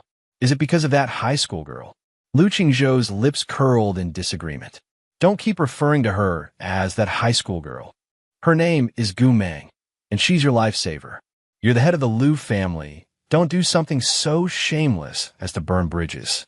She expressed her dissatisfaction, saying, "I haven't even said anything yet, just asked one question, and you're already defending her." He didn't argue further, only indifferently reminding her, "I'll only say this once. No one is to interfere in matters between me and Gu Meng. Not a single word." Lu Chengzhou smiled gently, placing his teacup on the table. He calmly said, "It's too early for grandchildren. Wait a few more years." Lu Chengzhou rose from his chair and excused himself. "I have to go." Fu Yujing said coldly with annoyance, "Humph. I don't care to meddle in your affairs." Lu Chengzhou walked to the door, looked up at the night sky, and smiled wistfully, wondering what she was doing at that moment. At the same time, in the dormitory, Shen Huan was secretly glancing at Gu Meng, who was standing behind her. She watched as Gu Meng gripped the edge of the bed and jumped up. Shen Huan cupped her face and looked at Gu Meng adoringly, saying, "Sister Meng, you're so cool. You're truly my idol." Their roommate, having just finished showering, came out and, hearing Shen Huan, teased, "Isn't your idol Sheng Ting, the heavenly king Sheng? He'd cry if he heard you say that." Shen Huan, remembering, said, "You just reminded me.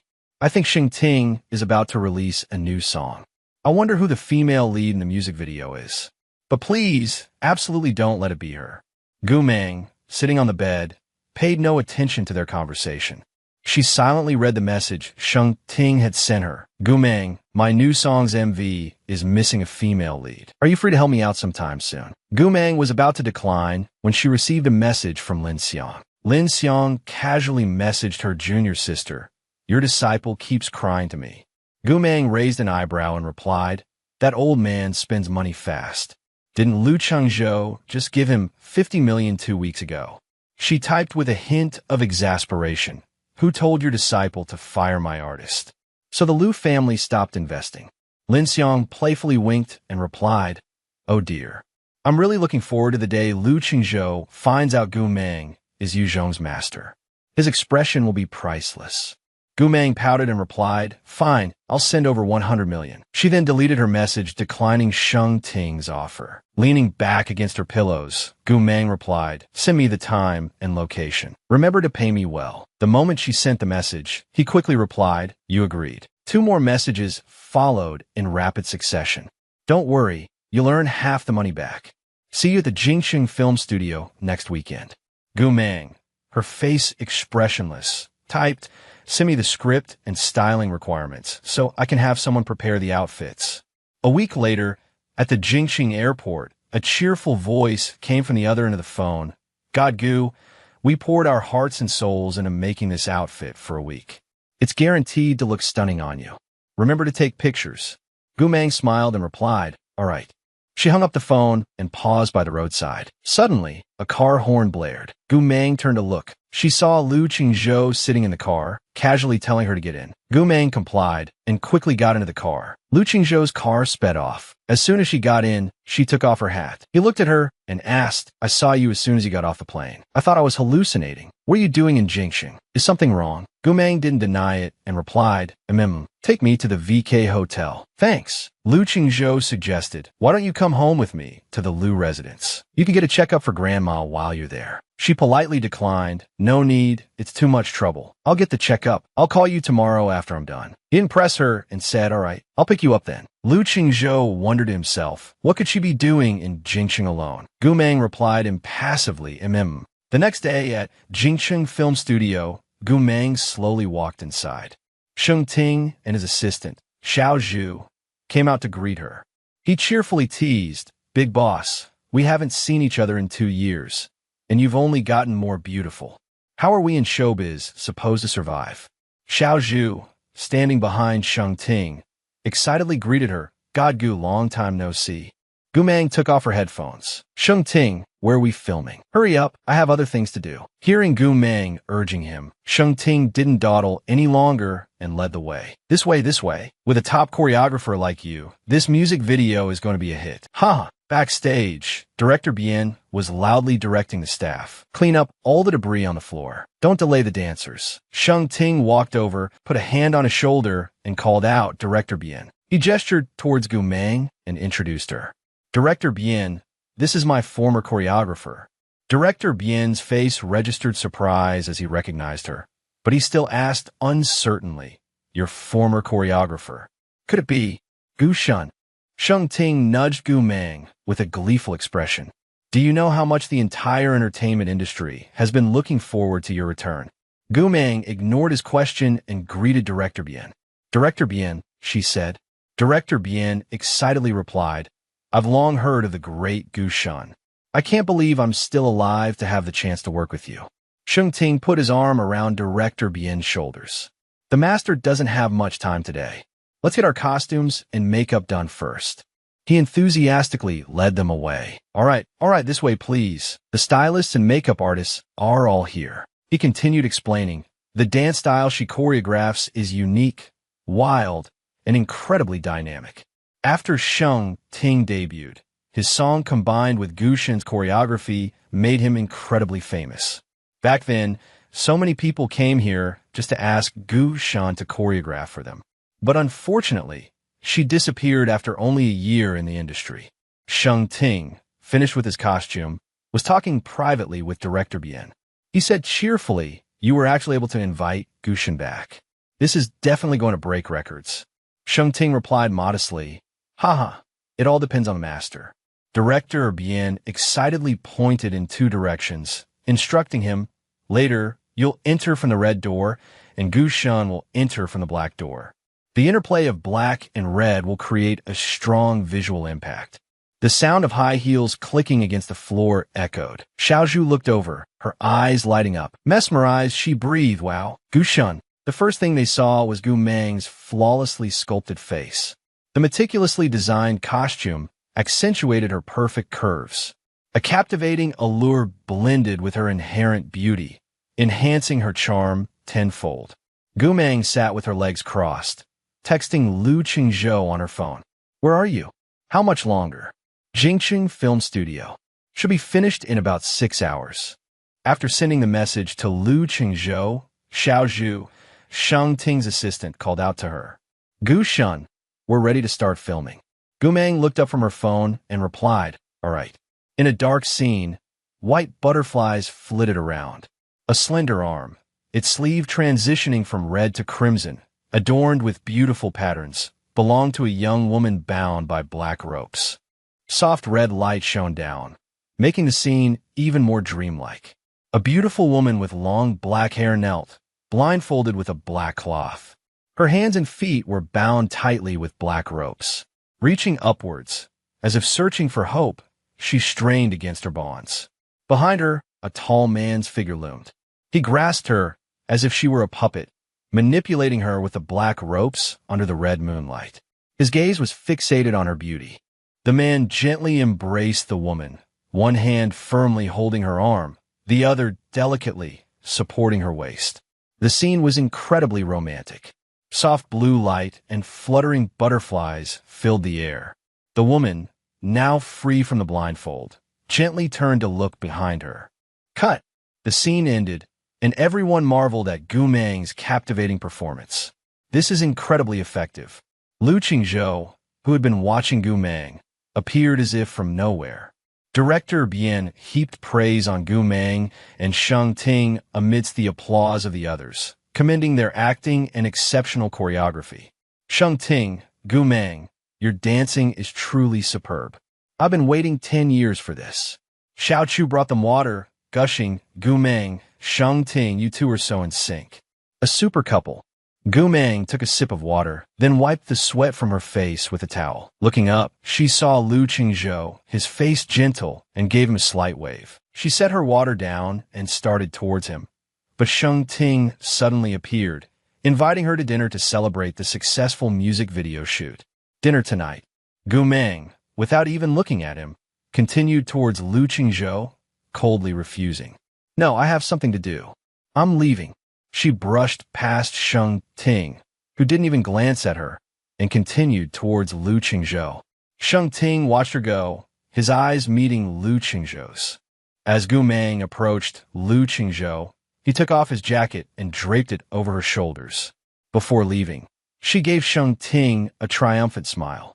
Sheng Ting watched them leave, feeling a pang of annoyance. What a contrast! Gu Meng and that man seemed more compatible. Xiao Chu, standing beside him, touched her index fingers together, silently observing his expression. After leaving, Gu Meng tried to return Liu Qingzhou's jacket, saying, I'm not cold. Walking beside her, he took her hand and spoke softly, his tone concerned. Your hands are cold. Liu Qingzhou asked Gu Meng why she had entered the entertainment industry. What's your purpose? Are you short of money? She withdrew her hand, smiling faintly, helping a friend and earning a little income. With that, Gu Meng took off Liu Qingzhou's jacket and returned it to him. I'm going to change. She turned and left. Liu Qingzhou watched her go for a moment. He then looked down at his palm, the one that had held her hand, and smiled. Gu Meng was taking Mrs. Liu's pulse, explaining her health condition. You're recovering very well. Keep taking your medicine and focus on rest. Mrs. Liu listened quietly, inwardly praising the talented and beautiful young woman. No wonder my foolish grandson is so smitten with her. After the examination, the grandmother cheerfully offered to invite Gu Meng to stay for dinner. Gu Meng, dear, stay for dinner tonight. Gu Meng didn't answer, only turning to look behind her. Yusu placed her hands on her chest, feigning remorse as she spoke to Liu Qingzhou. Qingzhou, I know I was wrong. I shouldn't have investigated your friend without your permission. I was just worried. I thought you were being charmed by someone with bad intentions. That's why I said that in front of your grandmother. I didn't mean anything else. Liu Qingzhou leaned on the table, holding a warm cup of tea, his expression full of disgust as he looked at Yusu. I told you not to let Yusu into the Liu residence again, grandmother, and yet you still... I don't want to repeat myself. He placed the teacup back on the table and continued. And as for dinner, grandmother, you don't need to trouble yourself. Liu Qingzhou's irritation was evident as he scolded, You rotten brat.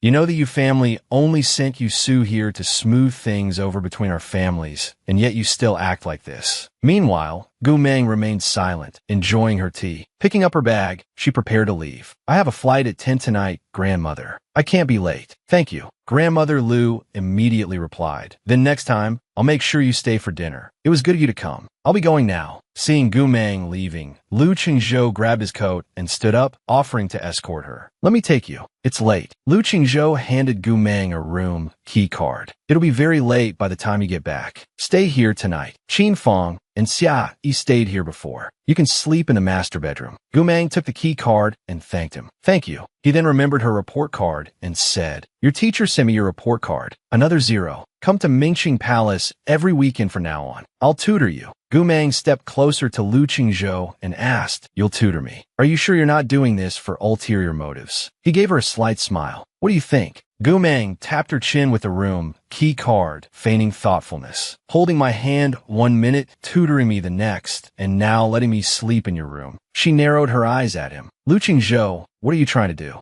Gu Meng, with a smug look, pressed closer and asked, You like me, don't you?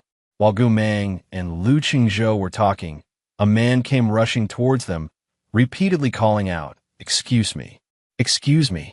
Coming through.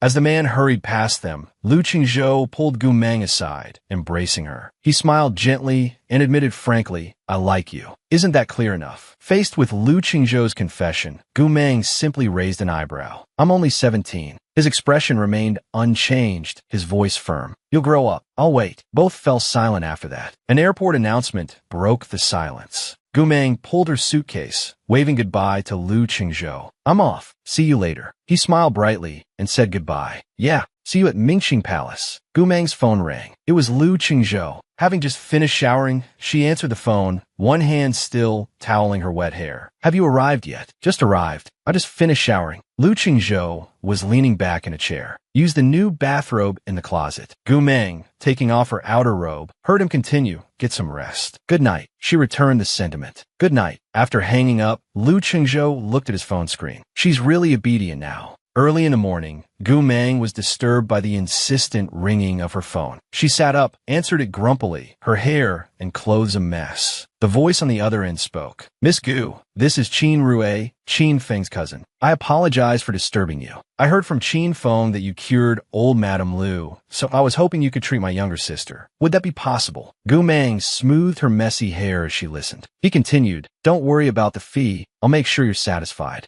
Gu Meng replied with little enthusiasm, "Pick me up at Baigong in 20 minutes. She thought to herself, "For the money, I'll endure it." Upon arriving at the Qin residence, Gu Meng heard a flurry of furious tapping coming from the young girl in front of her. She frowned, thinking, so noisy. Seeing her daughter's behavior, Mrs. Qin angrily pointed at the girl and said to Qin Rue, "Look at her.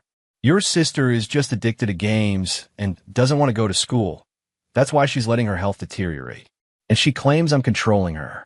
Mrs. Qin crossed her arms and looked at Qin Rue.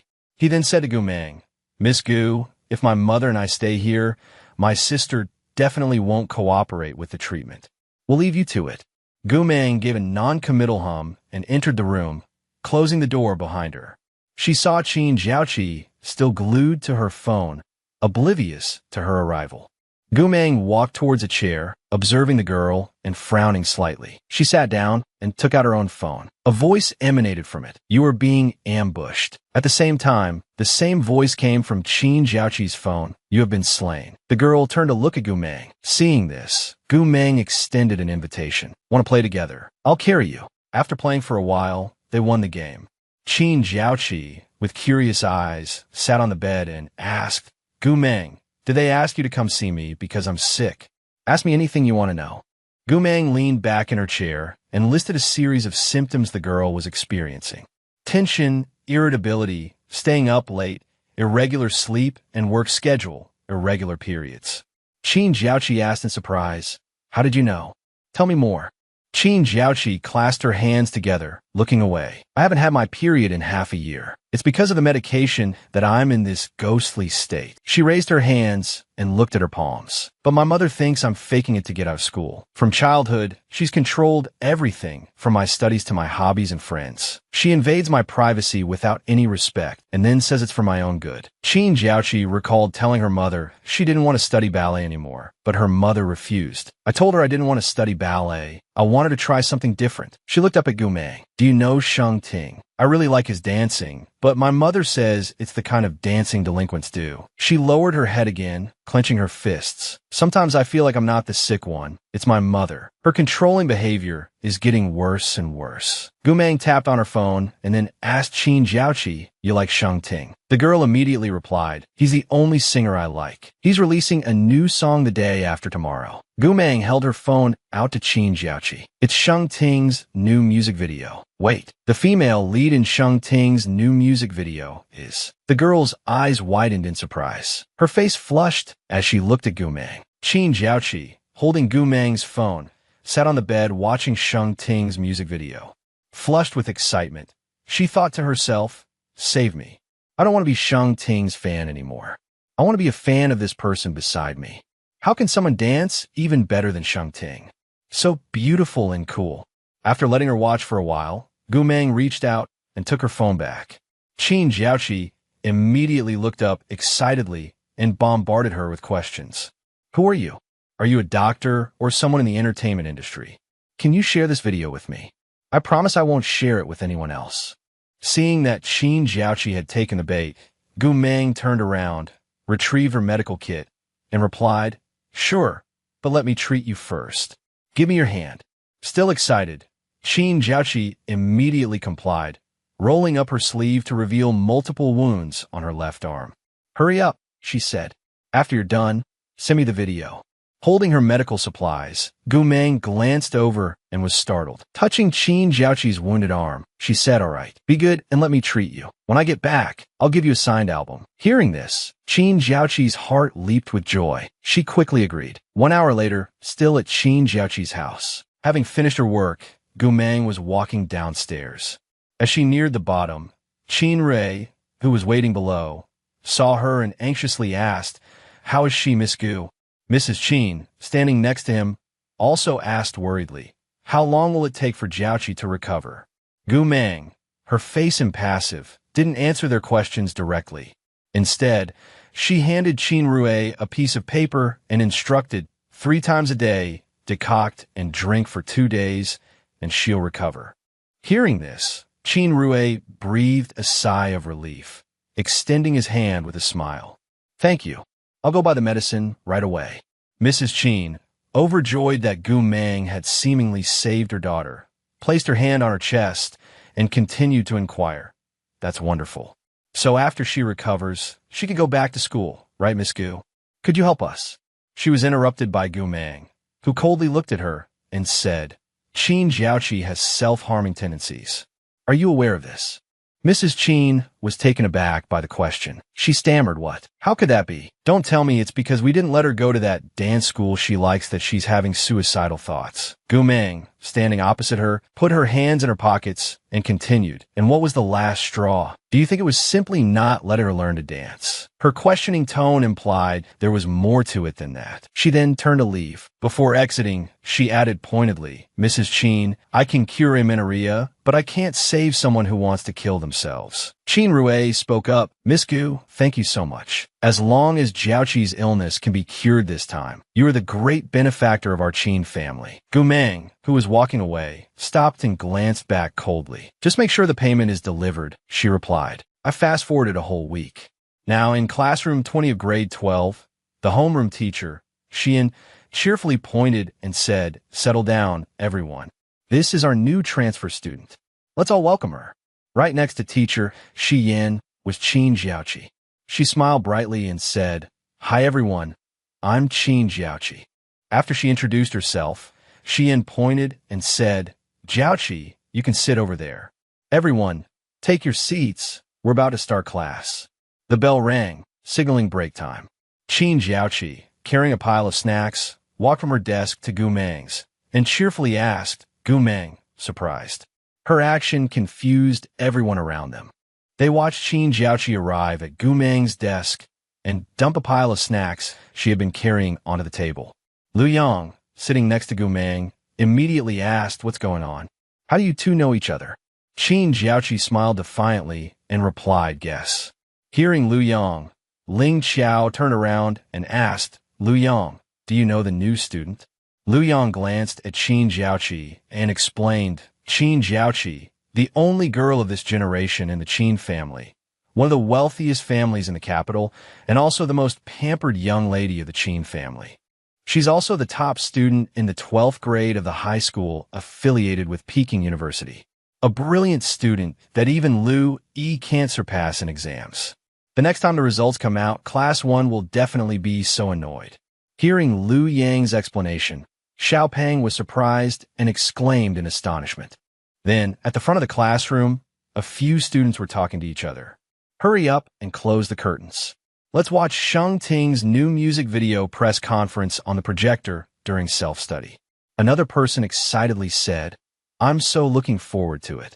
Then they turned on a classroom projector, and a television reporter could be seen saying, The new music video is truly amazing, especially the female lead. Sheng Ting, can you share with us a little about the identity of this beautiful and talented actress? Meanwhile, at a desk in the back, Qin Jiaoqi happily ate the snacks on the desk and chattered away. Gu Meng, beside her, could only helplessly watch with her arms crossed.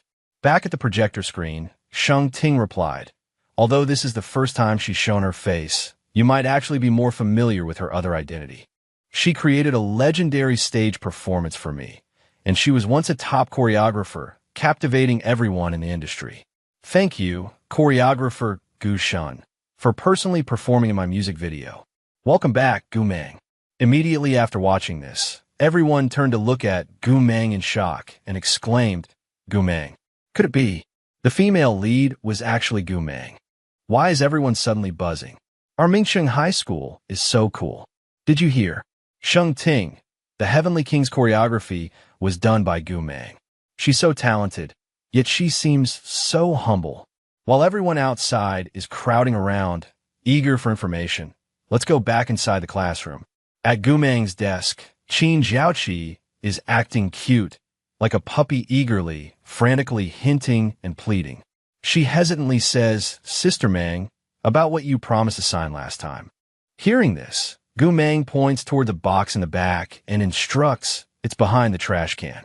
There's a damaged shipping box. Just distribute them according to the names. There's one for Xiao Ji too. Remember to give it to her. Hearing this, Lu Yong looks at her, confused. He walks over to retrieve the box, muttering, "I saw this box this morning and thought it was trash." "What did you buy, Sister Meng?" "Snacks." But as soon as he opens the box, he can't help but exclaim in surprise, "Oh my God, it's Sheng Ting's album. Everyone in the class has one, and they're all signed." Hearing this, Gu Meng remains seated at her desk, chin resting on her hand, eyes closed, indifferent. Everyone around starts shouting, Where? Lu Yong. Let me see." Seeing the crowd outside rushing in chaotically, Lu Yong frowns and asks, "Hey, aren't you guys from class 20? What are you doing here?" The crowd outside clamors, each one saying, "We're not. Can't we just take a peek?" At this moment, Qin Jiaoqi asks, "Sister Meng, did you anticipate this?" Gu Meng pulls out a copy of Sheng Ting's album and replies with a smile, "Signing one is the same as signing a bunch. These are everyone's. I purposely took them out earlier." Qin Jiaoqi's eyes light up, her face flushed with excitement and joy. She quickly grabs the album, happily jumping and saying, "Oh my God, Sister Meng, I love you to death. I declare you and Sheng Ting the CPM group. I'm willing to be the first fan of this stock." Saying this, Qin Jiaoqi hugs her album and skips away. Just then, Gu Meng receives a call. Glancing at the screen, she sees it's Lu Qingzhou. She tilts her head, resting it on her hand, and looks at the phone thoughtfully. "I'm willing, but some people might not be." Gu Meng walks towards the window to answer the call. On the other end of the line, Lu Qingzhou, hearing her pick up, asks, "Are you tired?" Gu Meng replies with a simple, Hearing this, Lu Qingzhou continues, "Let's grab some lunch later and then go back to the dorm for a nap." Gu Meng replies with another He then asks, "Do you want some chocolate?" At this moment, Qin Fong, who is next to Lu Qingzhou, raises an eyebrow and says, "Keep kissing up to her." Qin Fong holds up his phone, displaying a picture of Gu Meng and Sheng Ting from an online forum. He teases provocatively, "Wasn't it just a moment ago that a certain someone was acting all indifferent?" And then after seeing it trending, they quickly searched it up and rushed to call her, asking so solicitously. Lu Qingzhou immediately glares angrily at Qin Fong. Meanwhile, Gu Meng says, "So what?" Then, she tilts her head and playfully asks, jealous. Lu Qingzhou, looking disgusted, pushes Qin Fong away. Qin Fong, being pushed, complains, "Hey, let me listen." After pushing Qin Fong away, Lu Qingzhou continues, "What if I said you have to compensate me?" Hearing this, Gu Meng falls silent. Seeing her silence, Lu Qingzhou closed his eyes and explained, "Just kidding. Next weekend, I'll come to the Tai Kung for 2 days to tutor you. I'll bring you chocolate too." On the other end of the line, Gu Meng, who had been silent, immediately spoke up, "I'm hanging up now." "In a call, right?" She hung up and stared at her phone, wondering, does she really hate studying that much? Qin Fong, sitting beside her, phone in hand, turned to look and asked, "Brother Qingzhou, are you sure you're not jealous?" Hearing this, Lu Qingzhou imagined Gu Meng with Sheng Ting, then answered confidently, jealous of what? She doesn't like that guy. Qin Fong raised an eyebrow and glanced at him, saying, Brother Qingzhou, you're pretty confident, huh? Meanwhile, Gu Meng, after hanging up, stood by the window and smiled unconsciously. He's so thoughtful, she murmured. Then, she turned and walked back into the classroom. As she put her phone in her pocket, it vibrated with a new message. Opening it, she saw a text from Gu Si. Sister, I'm on leave this weekend. I'm coming to see you. Time fast-forwarded to Saturday. At an old restaurant called Thien Ha Si Yu, Gu Si was eating ravenously. Nom nom, so good, he exclaimed. He ate while crying and complaining. Sister, you don't know how hard it's been. I only get a tiny bit of meat every day. I'm starving. Wah. Hearing her brother's pitiful complaints, Gu Meng, sitting opposite him, picked up a piece of meat for Gu Si and said, then eat a lot. Just as she placed the meat on Gu Si's plate, a voice spoke from beside them. Gu Si has changed a lot. Where did you send him? It was none other than Lu Qingzhou.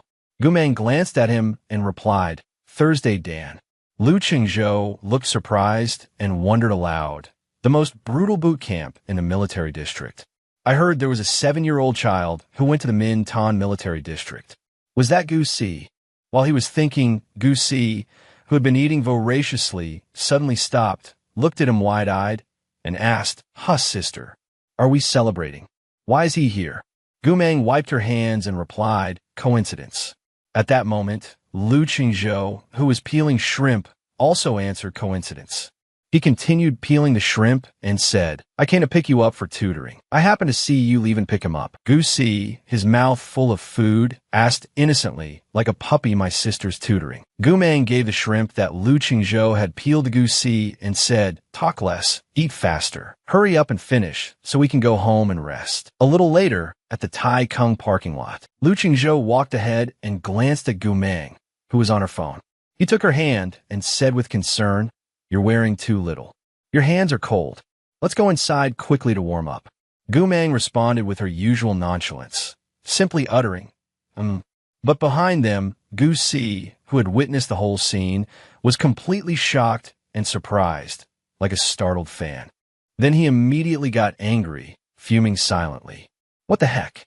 Seriously, he's been hovering around her all this time, stealing all the thoughtful things I wanted to do for my sister. He even held her hand. Does he think I'm invisible? A while later, the three of them arrived home. Gu Meng took off her hat and gave instructions. Lu Qingzhou, go shower first. Make me a honey drink. He set down Gu Meng's backpack and replied, Okay. He looked at her and continued, There are clean clothes in my closet. She replied, Got it. After watching his sister leave, Gu Si couldn't contain his frustration any longer. He climbed onto the sofa. Standing with his hands on his hips, he looked seriously at Lu Qingzhou and said, Sit down. We need to talk. Lu Qingzhou sat down, chuckled softly, and asked, What do you want to talk about? Gu Si continued to stand on the sofa with his hands on his hips, looking serious. My sister. Even though I'm younger, as long as I'm around, I take care of everything from carrying bags to shopping. I never let her get tired. I've also never felt that any man is worthy of her. I know you're very capable and the chosen heir of the Lu family. But in my eyes, the Lu family is nothing special. Hearing this, Lu Qingzhou asked, So, seeing his nonchalant attitude, Gu Si snapped, So, if you want to be with my sister, you have to treat her better than I do. You can't make her angry. You can't bully her. If you dare bully her, I definitely won't let you off the hook. Hearing Gu Si's outburst, Lu Qingzhou stood up, walked over, and ruffled his hair.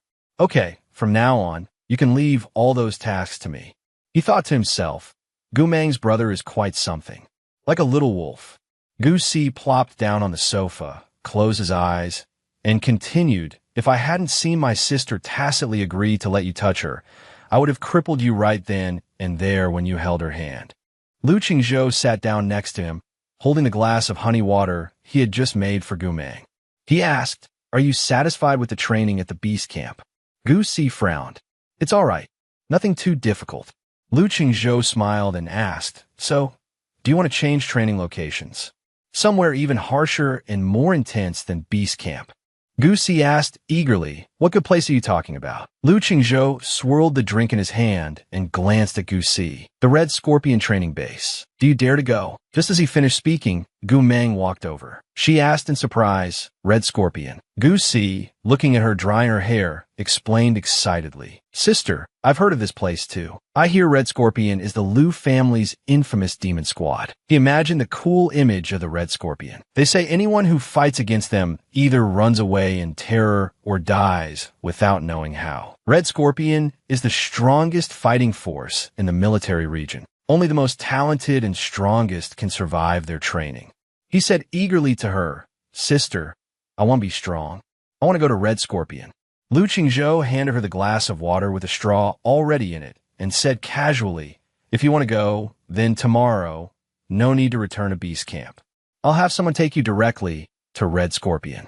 She closed her eyes, sipping water from a glass he had given her earlier. Reassured, she said, just don't try to show off. Gu Si clenched his fists, his face beaming with delight as he replied, Got it, sis. He thought smugly to himself, just you wait until I'm strong. If Lu Qingzhou dares to bully my sister, I'll beat him so badly he won't even recognize himself. The scene shifts to Monday at the high school. A voice announces, Attention everyone, an announcement. It's the voice of Ms. Ji Yin, the homeroom teacher of class 12 to 20. She continues, This year's New Year's Eve party will be held jointly with the experimental high school next door. The students below erupt in excited chatter. What? Jointly with experimental high? Isn't our relationship with them always strained? Another voice chimes in. Let's be honest, the New Year's Eve party is basically a talent show. Isn't this just asking to be humiliated? For years, the top scorer in Mingsheng has been from experimental high. Their arts program is miles ahead of ours. How can we compete? Ms. Jian sighs and says, There's no other way. I've already protested to the school, but it was ineffective. The school hopes our class, and Class 1, will collaborate on a performance. You can nominate someone to take charge. Ling Xiao and Lu Yang simultaneously look towards Gu Meng. Ling Xiao says, It's definitely Gu Meng then. The student sitting next to Ling Xiao nods in agreement. Gu Meng, however, remains indifferent, twirling a pen in her hand. Then, resting her chin on her hand, she says no. Everyone focuses on Gu Meng. Qin Jiaoqi massages Gu Meng's shoulders, saying, Gu Meng, please. I can dance with you. Lu Yang hands Gu Meng a bottle of Coca-Cola, saying seriously, Gu Meng, we can only rely on you for this. Ling Xiao pleads, Gu Meng, this is about the school's reputation. Only you can save us. Then, all three of them say in unison, Gu Meng, please help us. Annoyed by their pleas, Gu Meng finally relents. Fine. Hearing her agreement, they cheer with joy. Yay, we love Gu Meng. Ms. Ji Yin smiles at Gu Meng and says, Since everyone agrees, Gu Meng, I'll leave the performance to you. On a bright,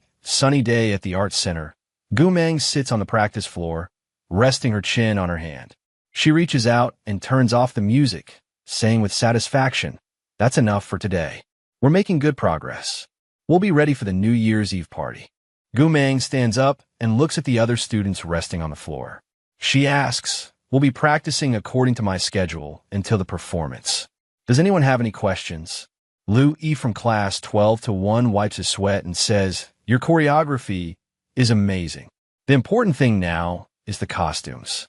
Feng Wan from class 12 to 1 adds, Exactly. Experimental High's costumes this time are definitely being handled by Zhu Xintong. They even have a team of 5 professional designers. Shen Huan lay on her back on the practice room floor, listening. The image of Chu Xintong ascending the podium to accept an award flashed through her mind.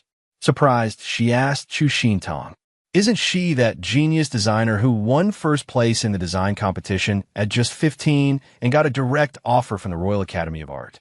Qin Jiaoqi stopped drinking her water, her face etched with worry. Then we're doomed. Their costumes are practically haute couture. Aren't we sure to lose? Lu Yang suggested, Then we'd better find a designer for our costumes. And it has to be someone even more famous than Chu Xintong. Qin Jiaoqi rubbed her chin. It would be great if we could get Lan Ding. She's the top designer in the country, world-renowned. Lu Yang worriedly said, How could we possibly get Lan Ding to design costumes for our school performance? Hearing this, Gu Meng placed a hand on her hip and confidently declared, Leave finding Lan Ding to me. The other 4 people in the practice room stared at her in surprise. What? Outside the art center, their doubtful murmurs still echoed. Didn't she just say Landing? Back in the dormitory, Gu Meng sat on her bed, leaning against her pillows. Staring at the design in her hand, she felt dissatisfied. She ripped off the top sheet and tossed it into the trash can below. Suddenly, her phone buzzed with a notification. A message from Shunji. The Design Association heard we're launching the legendary 12 Myriad Things collection at the end of the year. They're asking if you want to participate in this year's end-of-year design competition. Gu Meng read the message and replied without interest. Busy. Not participating.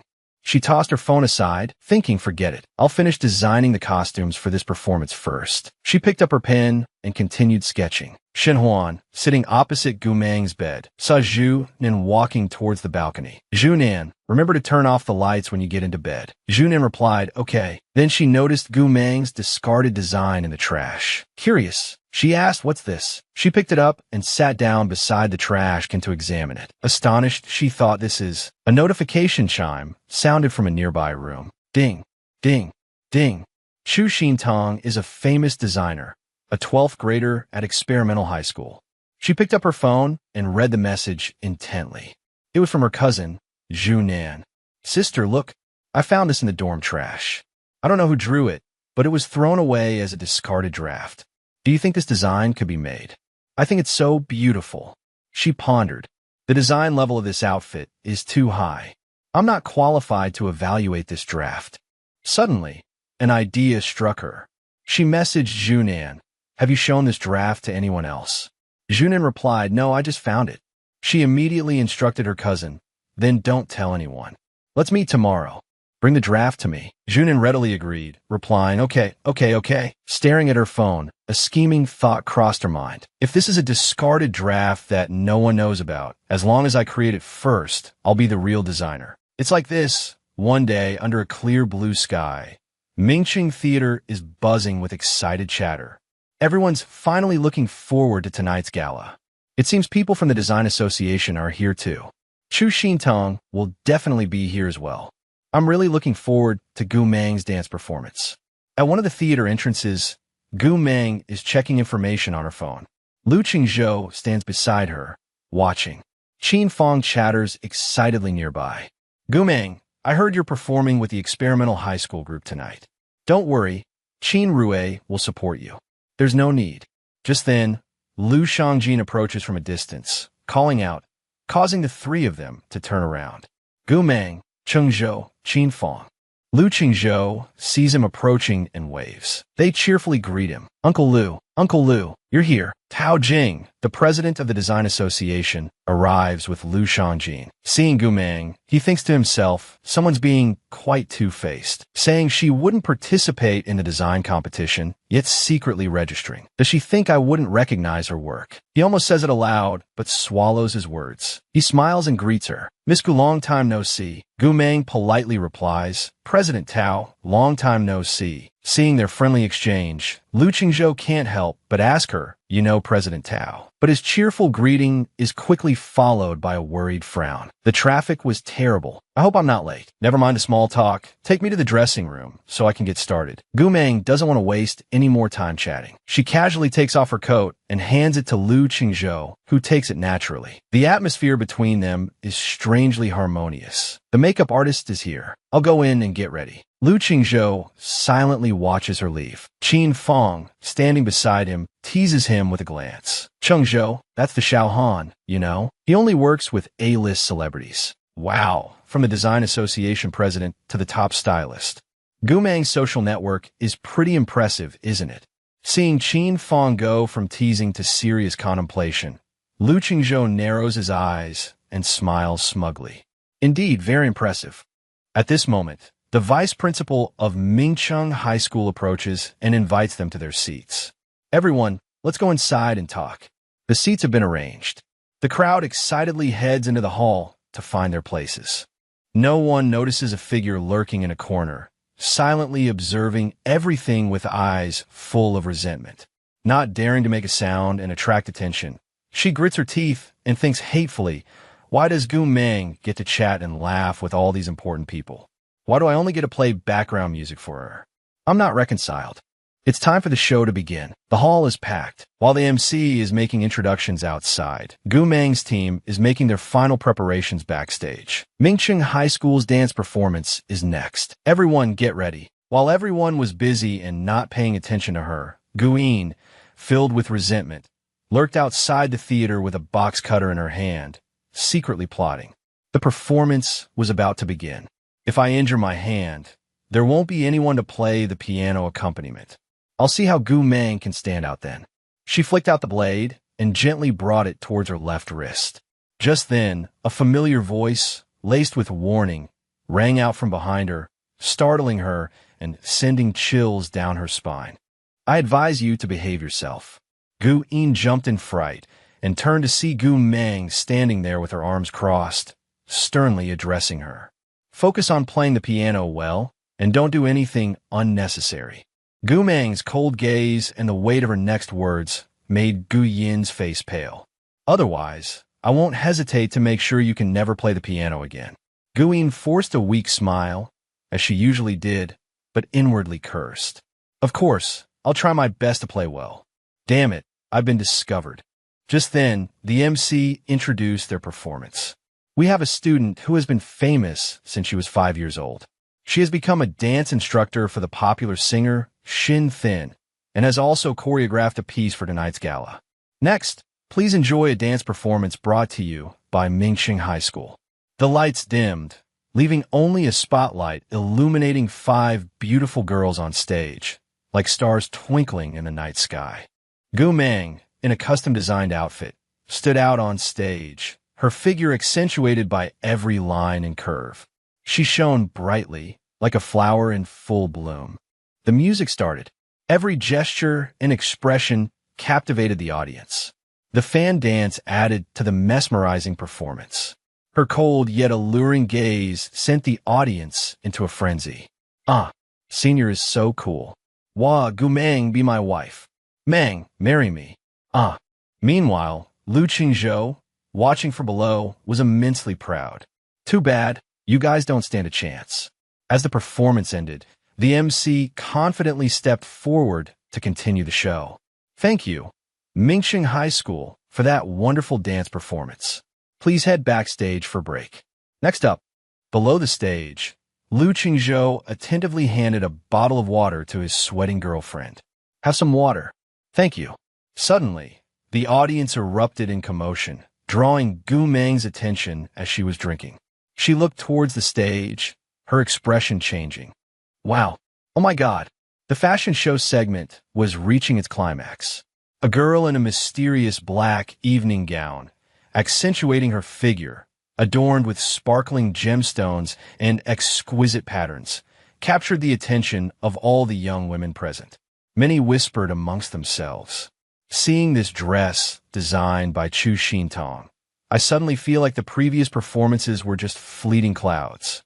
Backstage, Chu Xintong basked in the admiration and praise, a smug look on her face. Before she could answer, President Tao rushed over to Gu Mang, breathlessly asking, I saw the design for that dress in the competition. You were the designer, weren't you? Gu Mang replied indifferently, yes, but I wasn't satisfied with this design draft, so I just threw it away.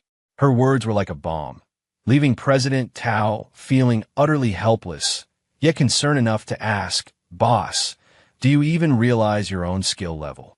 How could you just casually throw it away? So, what are you going to do now? Gu Mang's cold gaze swept towards the stage. The MC was currently introducing Chu Xintong to the audience. What am I going to do? I'm going to put on a show. She reached for the jacket draped over the back of her chair. Of course, she said as she put it on. Gu Mang stood up confidently, a look of disdain in her eyes. Crashed the stage. On stage, the beautiful MC asked Chu Xintong, this design of yours, Xintong, is truly eye-opening. Could you share your design philosophy with us? Chu Xintong replied cheerfully, of course. I've always thought that elements of national style that are very beautiful. So I tried to incorporate traditional elements, like the 12 chapter patterns, into the design. Seeing Gu Mang's intense gaze fixed on her, Chu Xintong became a little nervous, her voice trailing off. In my eyes, this dress embodies the transformation of ethnic style clothing into the modern era. Gu Mang couldn't hold back any longer. To think that the design draft I threw away could receive such high praise from you.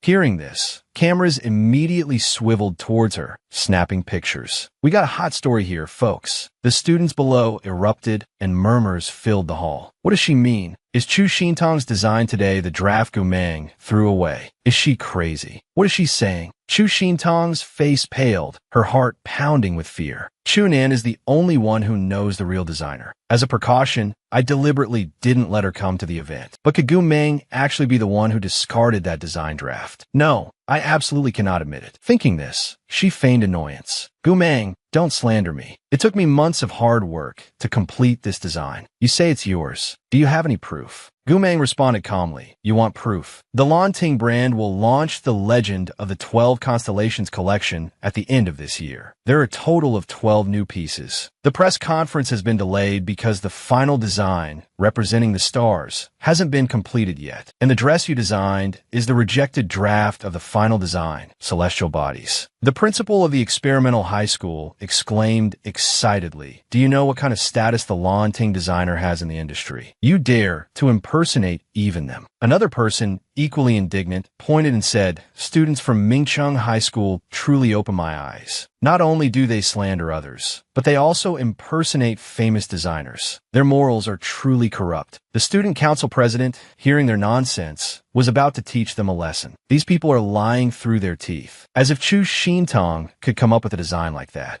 Seeing the president agitated, Gu Meng gently reassured her, President, don't be impatient. They want proof. They'll have it soon. On stage, Chu Xintong, hearing this, panicked slightly, but still retorted, Gu Meng, you slander my reputation.